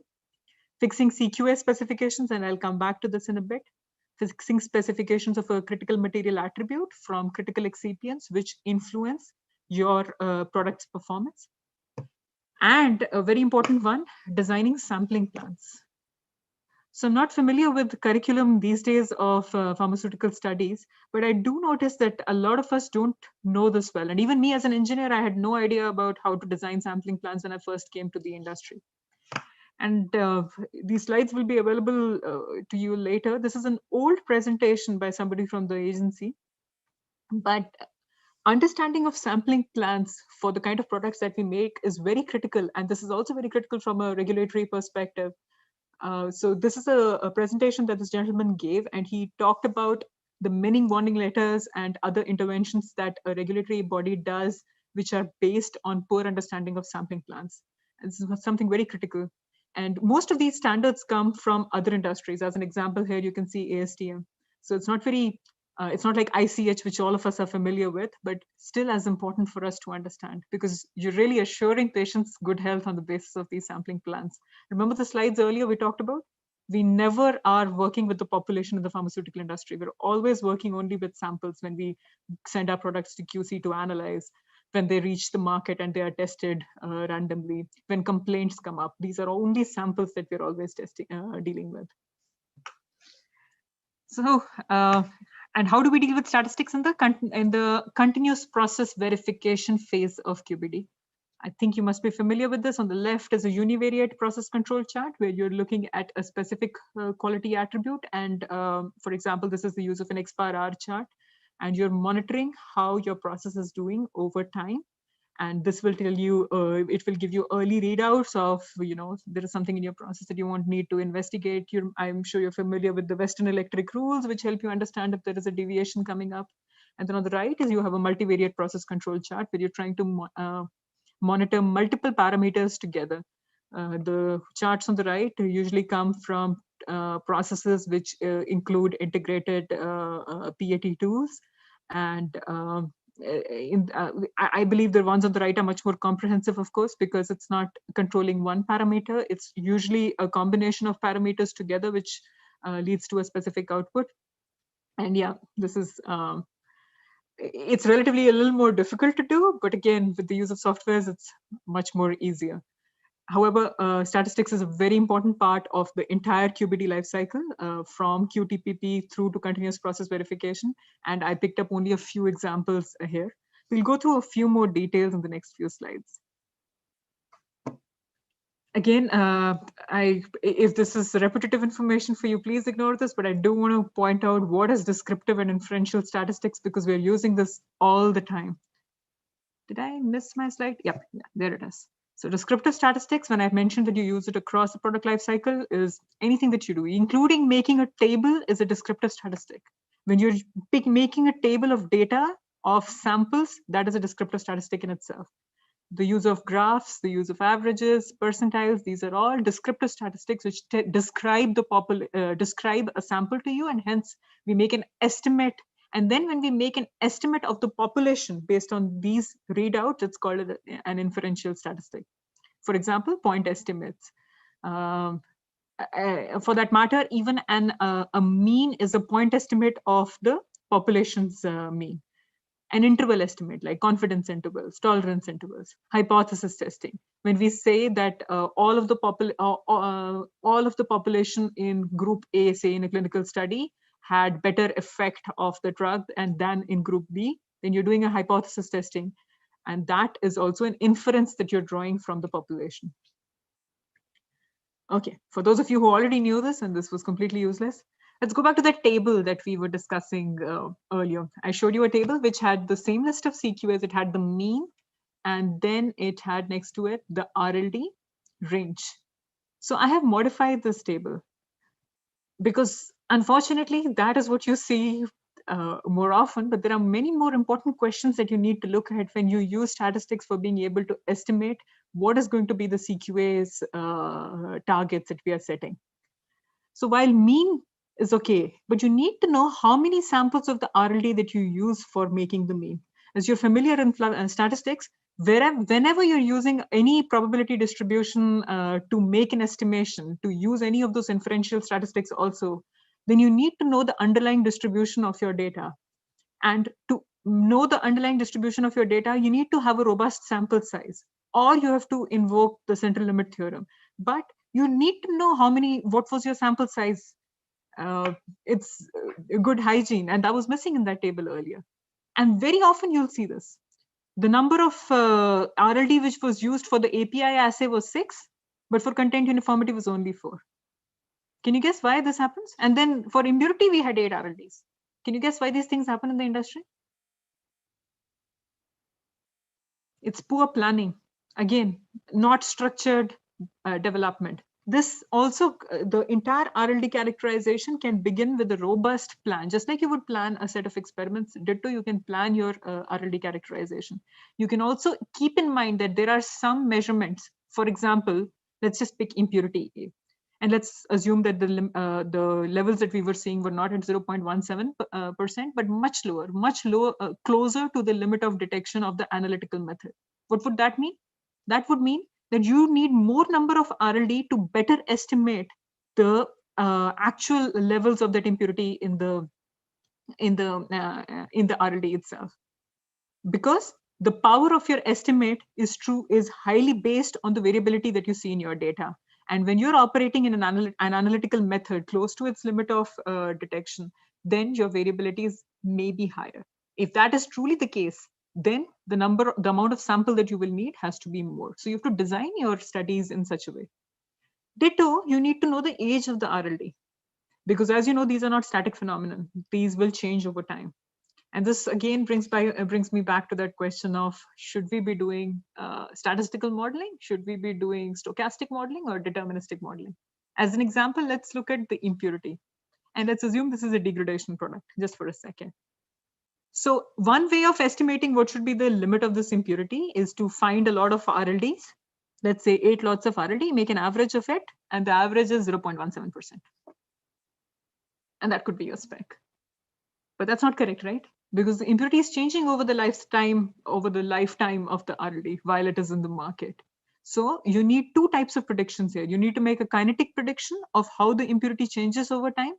Those of you who've read ICHQ11, one of my favorite things in the recent ICHQ guidelines, starting from 8 onwards, is that one example that they have in Q11, which talks about how to use chemical kinetics to be able to estimate the value of an impurity at the end of the life cycle of the product. So you find out what is the order of the reaction, of the impurity formation reaction, and use that to be able to estimate the impurity.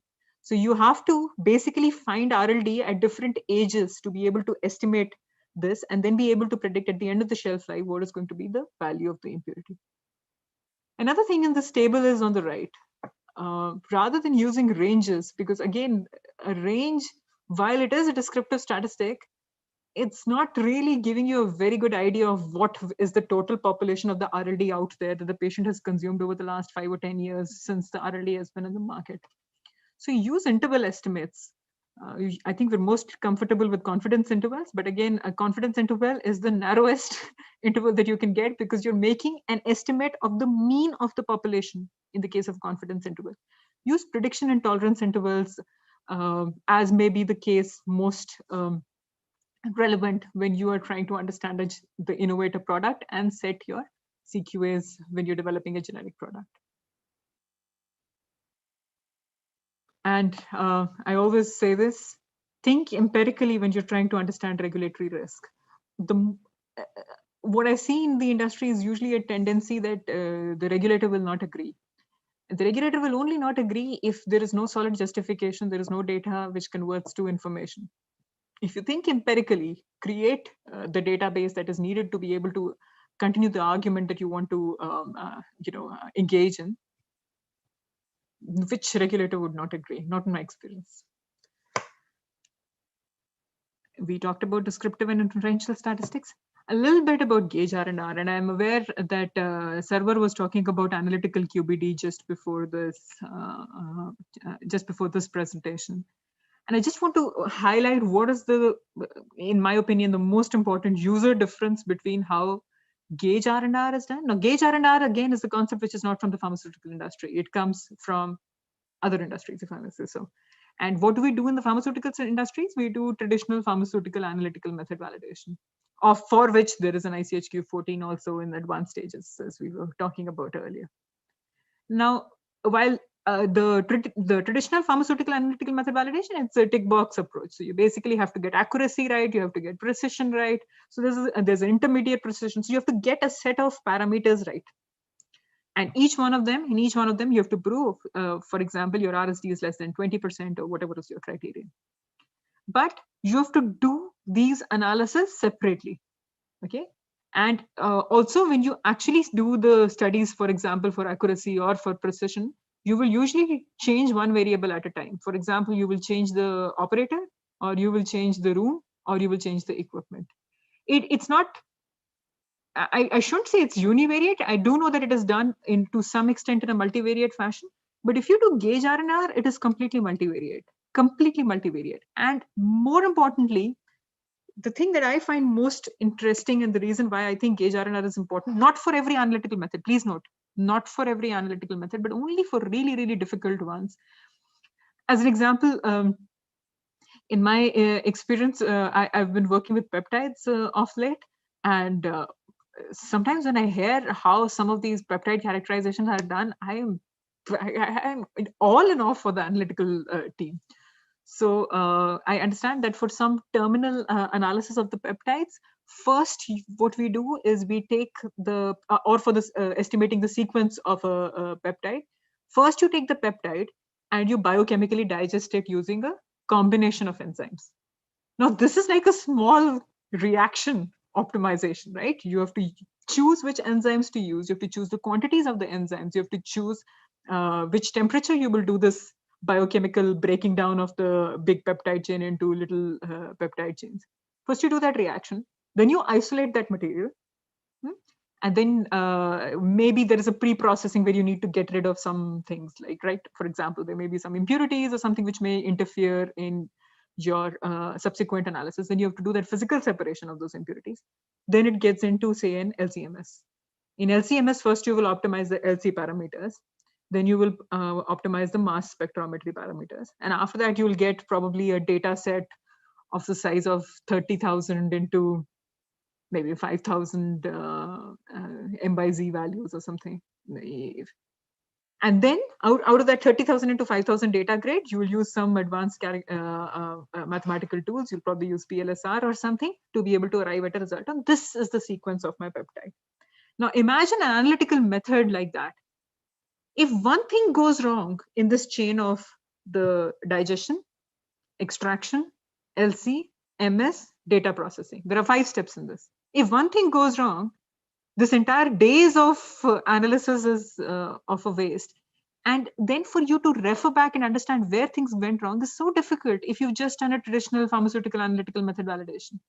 While in the case of gauge R&R, what you end up doing is, I'm sure you're all familiar with ANOVA, is at the end of your ANOVA, you will come to know what is the contribution of every one of those 5 stages to the total variation of the analytical method. As an example, you could find out that maybe the enzymatic digestion that you do in the first step of the peptide characterization accounts for about 30% of the total analytical variability. And it is the single largest component that accounts for 30% of the analytical variability. Then you know that it is that one step that you need to take care of like a baby so that the rest of the process happens smoothly. And this is what gauge R&R can tell you. It can help you actually quantify amongst all the sources of variation in your process. I've taken a read. This little picture below is what you will get from Minitab gauge R&R report. And pardon me, because I've not done this for a long time. The last time I did this was for a inhalation product. But you can basically see here also they've split the components of variation between the operator by part. And you can also see the interaction between part and operator. How much does that contribute to? So like this, you can find different sources of variation. The way you design your gauge R&R, it's just like designing a DOE. Basically, these are the different factors, and you see what is the contribution of those factors to the total variation. And then you'll have a better grip on your analytical methods.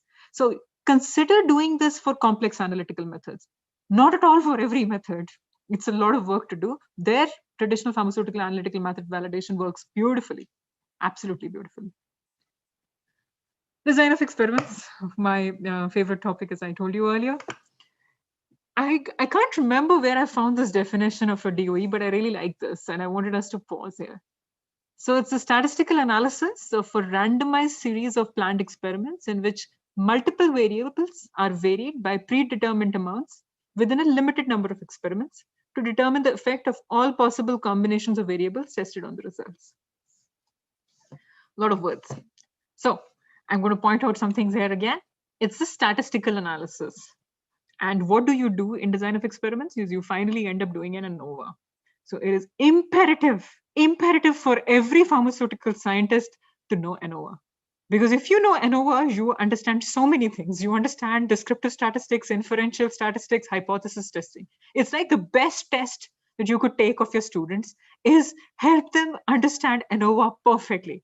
Because then you can also extend it to so many other places. You can extend it to ANCOVA, which is what is done in the case of gauge R&R. You can use it for MANOVA, which is done when you have multiple variables at play. Very, very critical to understand ANOVA like the back of your hand. And it's a randomized series of experiments. So this is also very interesting. I think a lot of times we get stuck when we're in the lab, when actually, my scientists are in the lab and they have to randomize experiments. And what is truly important, I think, for us to appreciate is that to understand variation, you have to introduce variation. And that's all. Just this concept of you're trying to capture variation in a DOE. You're only trying to, if that is all a a statistical model can do for you. Understand variation and be able to predict it. And for that, you need to design it into your process. Just this limited appreciation is very critical for you to get the best results out of your DOE. And it's a series of planned experiments. Now, how do you plan design of experiments? So you, of course, have all of these different tools at your disposal, right? You have central composite design, you have response surface methods, you have optimal designs, you have, what is the new, I can't remember the name of that, the experimental layout, which has 2n+1 experiments. Perhaps Sarwar can help me if he's still on the call. DND?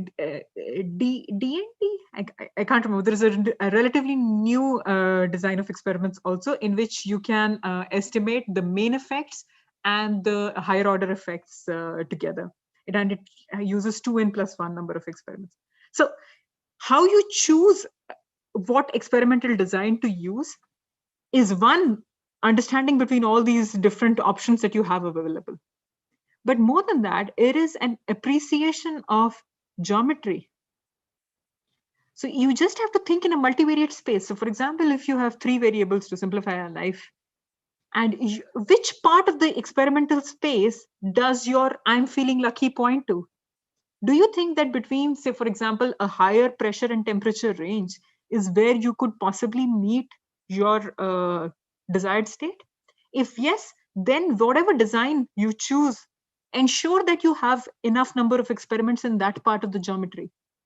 So try to visualize when you set factors and ranges.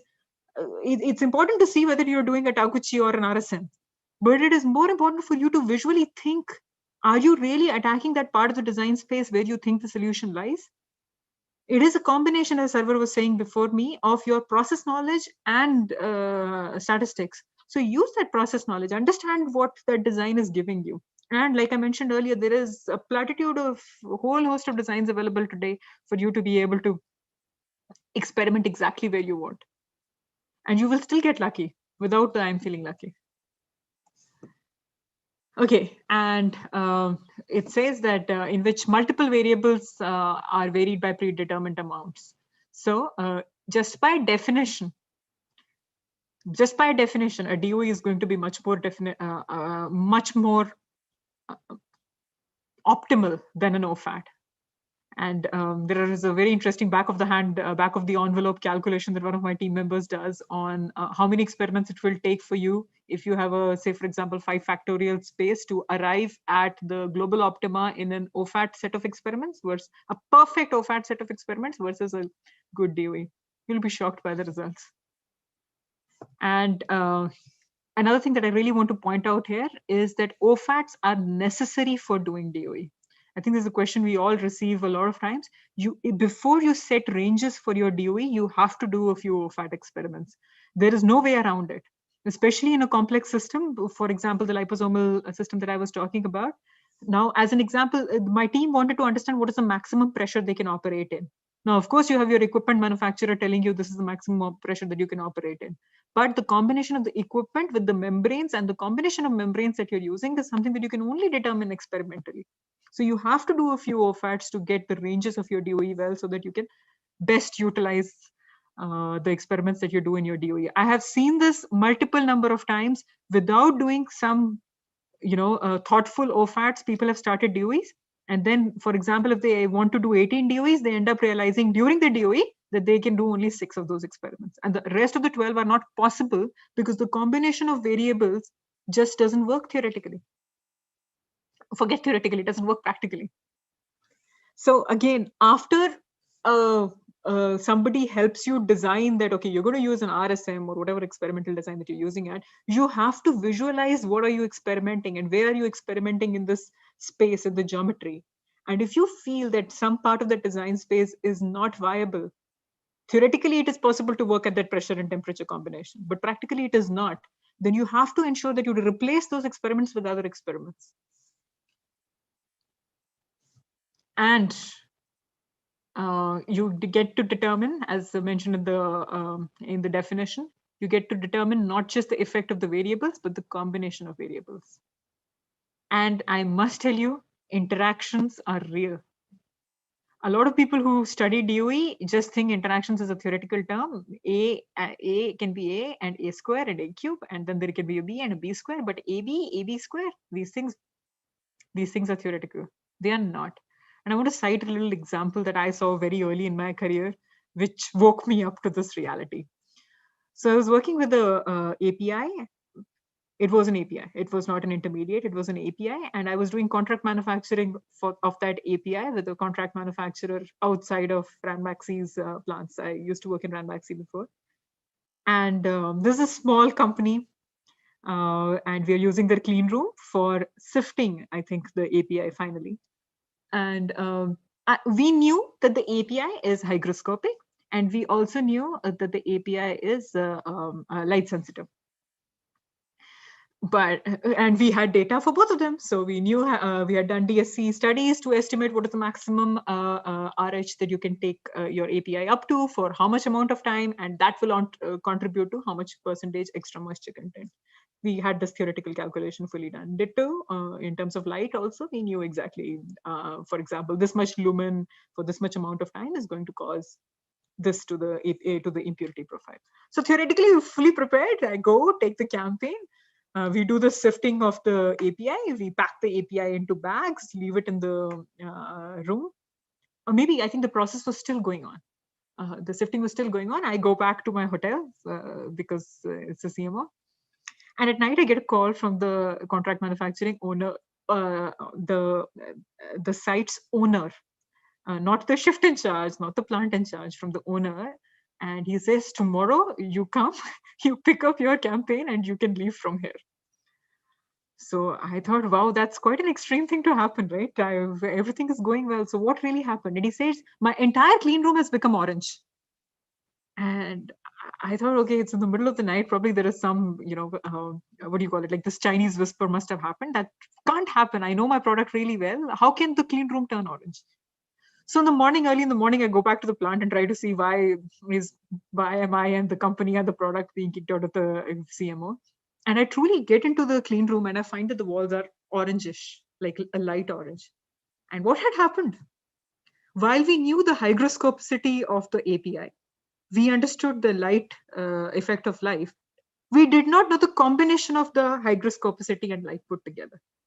And the CMO was in Vizag, while of course the clean room had decent RH control, but the RH was relatively on the higher side. It was still okay. From the univariate study, we had no idea that this could happen.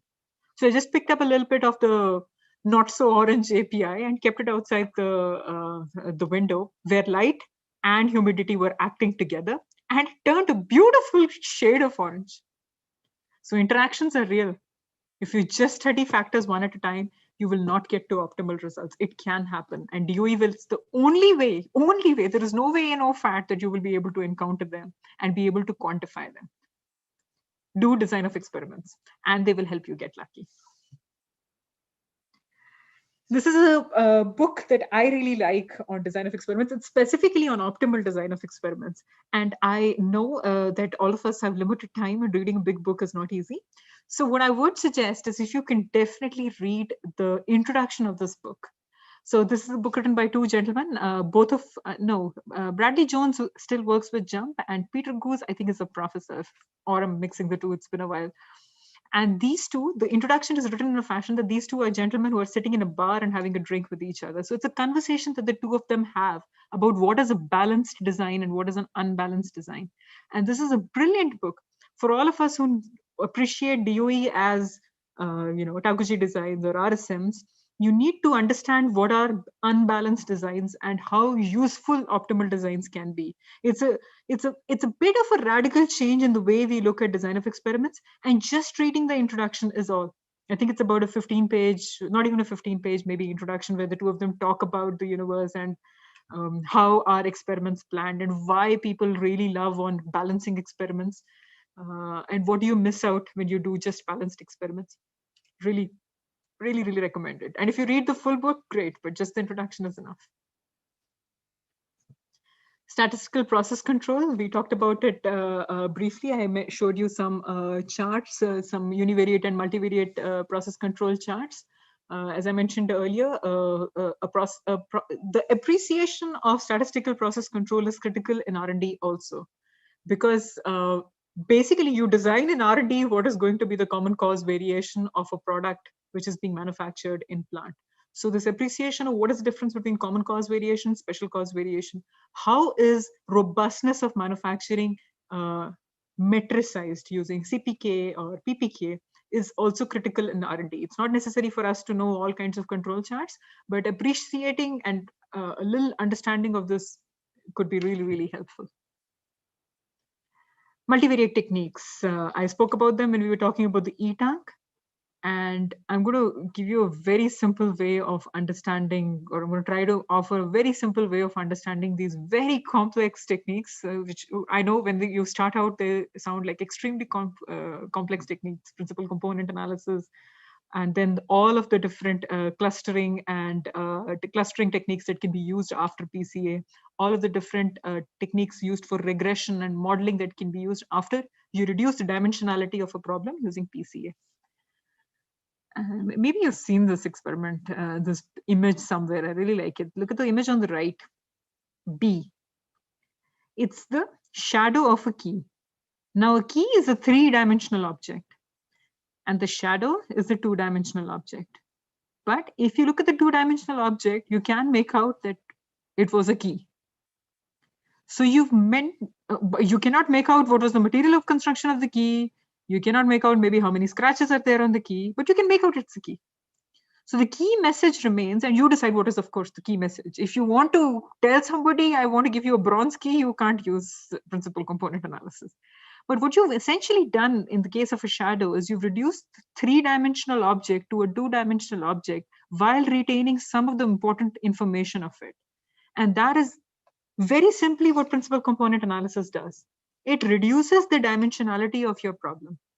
As an example, whenever I look at the night sky, I look at it as a multivariate problem, right? So this is similar to the kind of data structures that you get out of after high resolution NMR or high resolution MS, right? I talked earlier about a 30,000 into a 5,000 grid. This is common data sets that you would get out of peptide measurement. Imagine, I don't even want to think about at the end of protein characterization, what kind of data you come up with. So if you have a data space like this, 30,000 into 5,000, you can reduce it to a two-dimensional space, PC1, PC2. And that is what multivariate analytics, the first step of multivariate analytics can do. And I'm sure you're familiar with this. You basically keep on reducing the dimensionality of your problem until you have been able to estimate a large part of the signal in your data. And what is the signal of your data in statistics? It's the variability of your data. So as an example on this image, on this slide, you can see that the first principal component could explain 83% of the data. What does this mean? It explains not 83% of the data, it explains 83% of the variation in the data, because the variation of the data is the footprint of the data. And then the second component estimated 10% of the rest of the variation left over. So between PC1 and PC2, I could explain 93% of the variation of the data. Okay, now please trust me, this is extremely lucky. It doesn't happen often. A lot of times your first PC will only be able to explain say 30-40% of your data. So you have to keep going ahead. But if you're in a situation like this, reward yourself, feel lucky about it. And then you can use multivariate analytics. Once you've reduced the dimensionality of the problem to say a two-dimensional space, you can do tons of things in it. Then it's just like any other two-dimensional data problem, and you can do clustering, you can do predictions, you can make regression models with it, you can train and test your models in different ways. There are so many techniques available. There is SIMCA available, there are different clustering techniques, there is KNN, which is very commonly used. You can have a supervised classification, you can have unsupervised classification. By that you mean you could supervise the classification. As an example, if you're using NIR and you can train your model that MCC looks like this in a blend of, say, for oral solid dosage, cellulose looks like this, lubricant looks like this, disintegrant looks like this. So anything which is not, and you can tell the model, this is what a disintegrant looks like, this is what a lubricant looks like. And anything which doesn't fall into that space of a disintegrant or a lubricant is something that you have to spend some effort on understanding. That's a supervised way of working with the classification model. Ditto, you can work in an unsupervised fashion. In an unsupervised fashion, you just give the data to the model, something like this, and tell the model, make clusters, make logical clusters, and then you can correlate those statistical clusters to something in real life. It could be that, say, for example, if we were to do unsupervised classification on this slide that we're looking at in front of us, maybe in the first quadrant, all of these data, this SB2 and all of these probably come from a different season of batches. And maybe the ones in the second quadrant come from a different raw material vendor. So this is just the model will give you classifications and then you have to attach logic to it. That's called an unsupervised classification. And then of course you can make regression models. And actually in application, how do you use them? You use them for scale-up challenges. You could use them for specific issues. For example, if 4 batches, if a control chart is telling you that something is going wrong, you can put all of your process variables in there and try to make a control, try to do a PC on it and try to do clustering and see where the good batches lie and the bad batches lie. And you may be able to find patterns. And I've actually used this. This is very, very powerful. You can use it for raw material characterization, for screening, for predicting. Of course, you can predict what the next batch will look like based on, again, similar clustering. It's an integral part of lifecycle management, as I mentioned. When you have batch problems, you can use it. You can then do linear regression is not the right term, but you can use regression and modeling on it. You can identify outliers. A lot of times, because this is a multivariate technique, you will not be able to, in a normal univariate technique, be able to identify which batch is really offering you more information than the others. An outlier is not really necessarily a bad thing. It could also offer you more information than the others. And like I mentioned, you could use it for classifications. So that's how you could use multivariate analytics, not just an API, actually, you could use it in any dosage form. I've talked about some applications in manufacturing, but you can also use it in R&D. If you have MS data in R&D, you cannot a lot of times convert it into any information without the use of multivariate analytics. And with this, I think I've covered all of the, not all, some applications of QBD, of statistics in the QBD lifecycle. We talked about multivariate techniques, design of experiments, gauge R&R. Monte Carlo simulation, I want to touch upon a little bit. After you build a design of a pure statistical model, in fact, even if you build a stochastic model, it's a very simple thing to do is to use Monte Carlo simulation to be able to actually test that the limits that you're going to prescribe for manufacturing. As an example, if you're going to operate at the temperature window of 28 to 30 degrees Celsius, what is a 28 going to do to your process versus a 30 going to do in your process? It's an extremely simple, inexpensive thing to do. If you've made a good model which has good predictability, definitely do Monte Carlo simulation. It's available in most of the packages, statistical packages that you would use. JUMP specifically, I know, has a very good package for doing MCS. But I'm sure maybe Minitab also has a version, or just not familiar. But criminal not to do it after you've made a good DOE model. And we talked a little bit about sampling and multivariate analytics. With this, I would like to thank all of you for your attention and participation. In case you'd like to stay in touch with me, that's my email, and that's how you can find me on LinkedIn. And more than welcome to answer any questions. Thank you so much, Jasmine. I think you've and Dr. Boop was very right that you could listen to Jasmine all day long without getting bored, I guess. So a very nice overview. I think you really touched upon a lot of fundamental principles behind, statistical applications, because sometimes those don't come up. And I think that was very useful for a lot of participants who are young faculty members building up their research careers into QBD. One common concern that typically comes around is a lot of mathematics and statistics sometimes can be overwhelming, could be repelling for some of them. What's your solution to that? I mean, how do you think about it?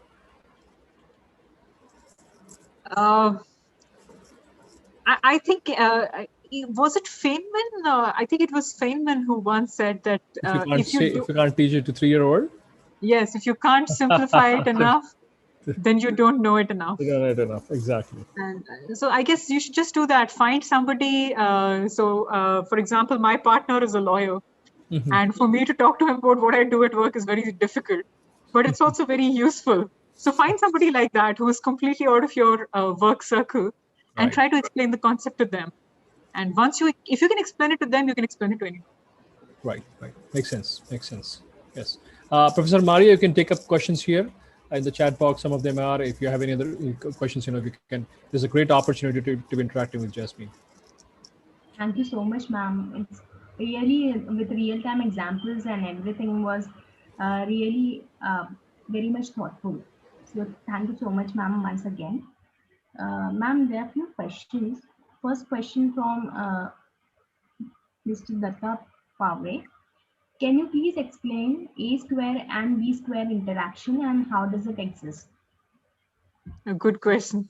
So unfortunately, it's the problem of interactions and why they are so difficult to spot in OFAT is because they're very difficult to envisage in our limited three-dimensional mind. So if a model tells you that an A square B interaction is critical, and really critical in relation to the rest of the parameters that you have in your model, trust it.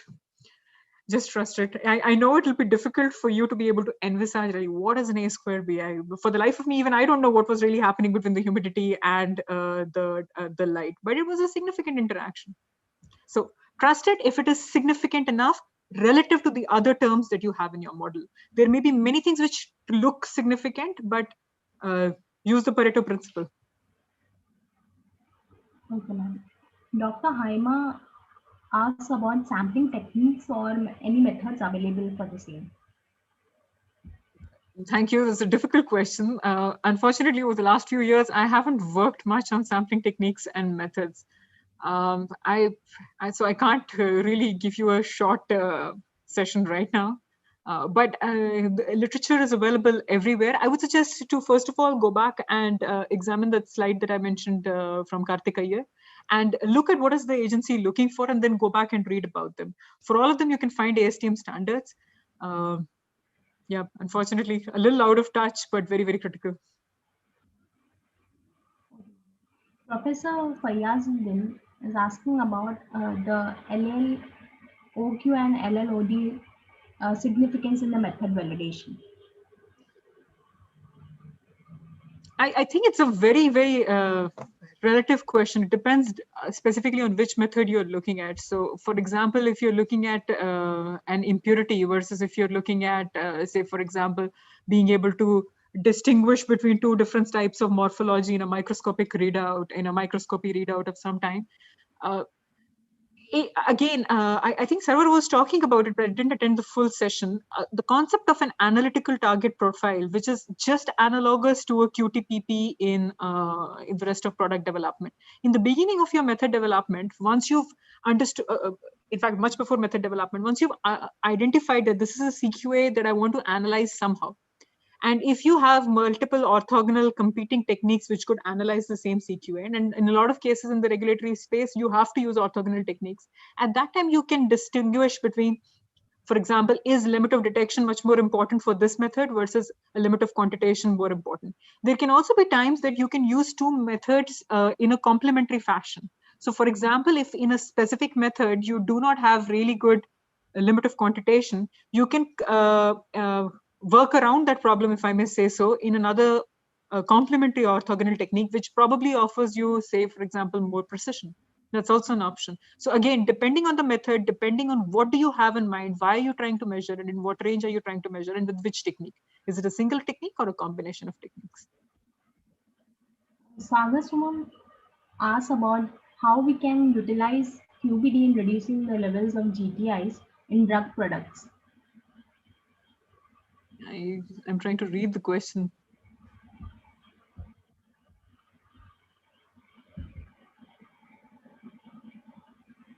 I'm sorry, I'm not familiar with what is a GTI?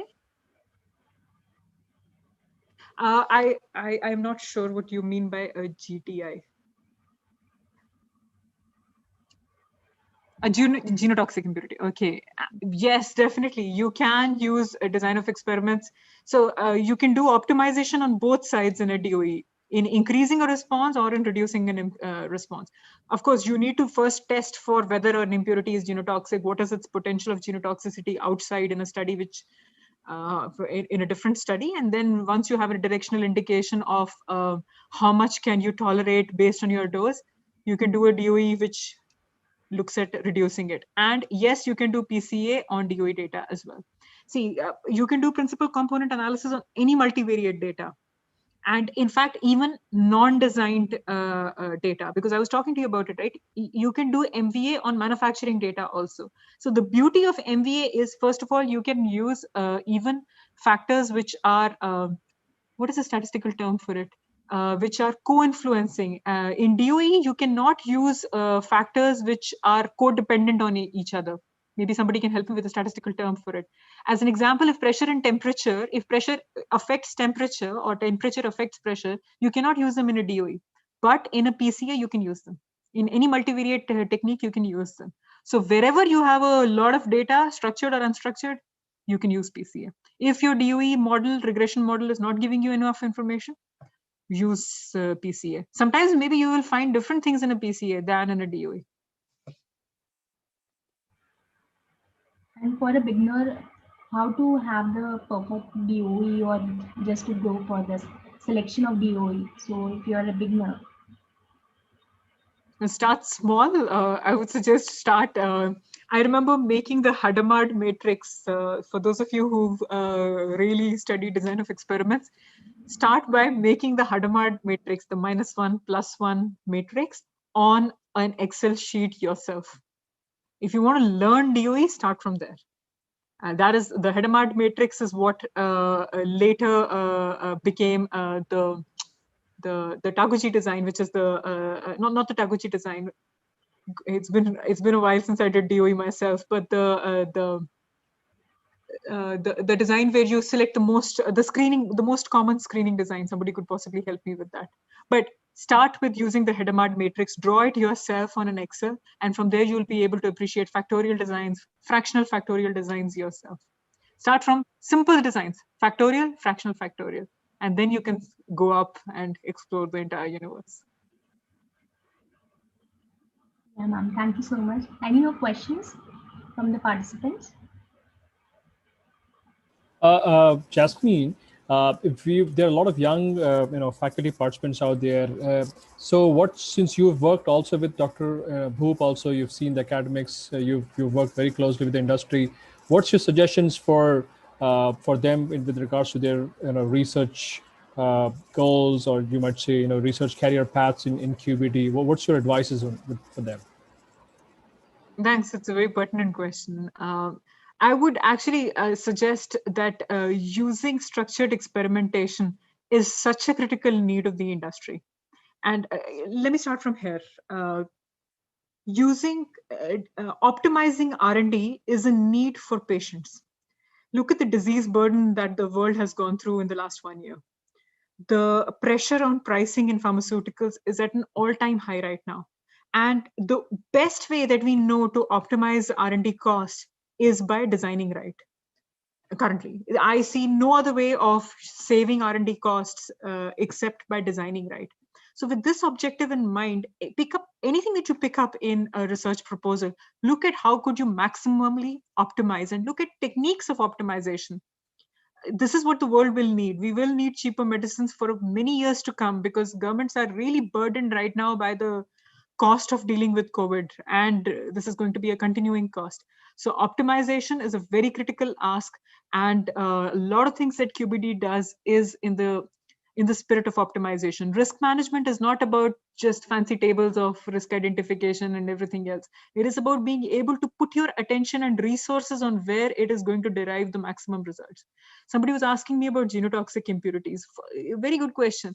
Focus on really what is the most critical element for your patients. Efficacy, safety, and leave out the frill. Risk management can help you actually push all the rest of the frill aside and focus on optimization. DOE is going to be a very, very important factor. And in fact, within DOE, the most optimal experiments in DOE is going to be more and more critical. I've been watching the ANN, the artificial intelligence, the entire data science, upheaval that is happening in our world.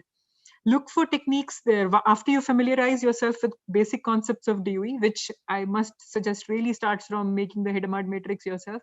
After you do all of that, start looking at what are techniques there that could help you gain more information from even lesser number of runs. This is going to be the need of the hour.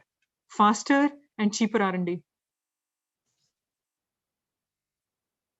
Great, and I think that's very important. In a couple of years back, when I was at Bristol Myers Squibb, and you talked about, so we were more into clinical trials, and the whole issue about was how best you could design a trial, where you could optimally have in terms of efficacy, in terms of maximizing the goals of it.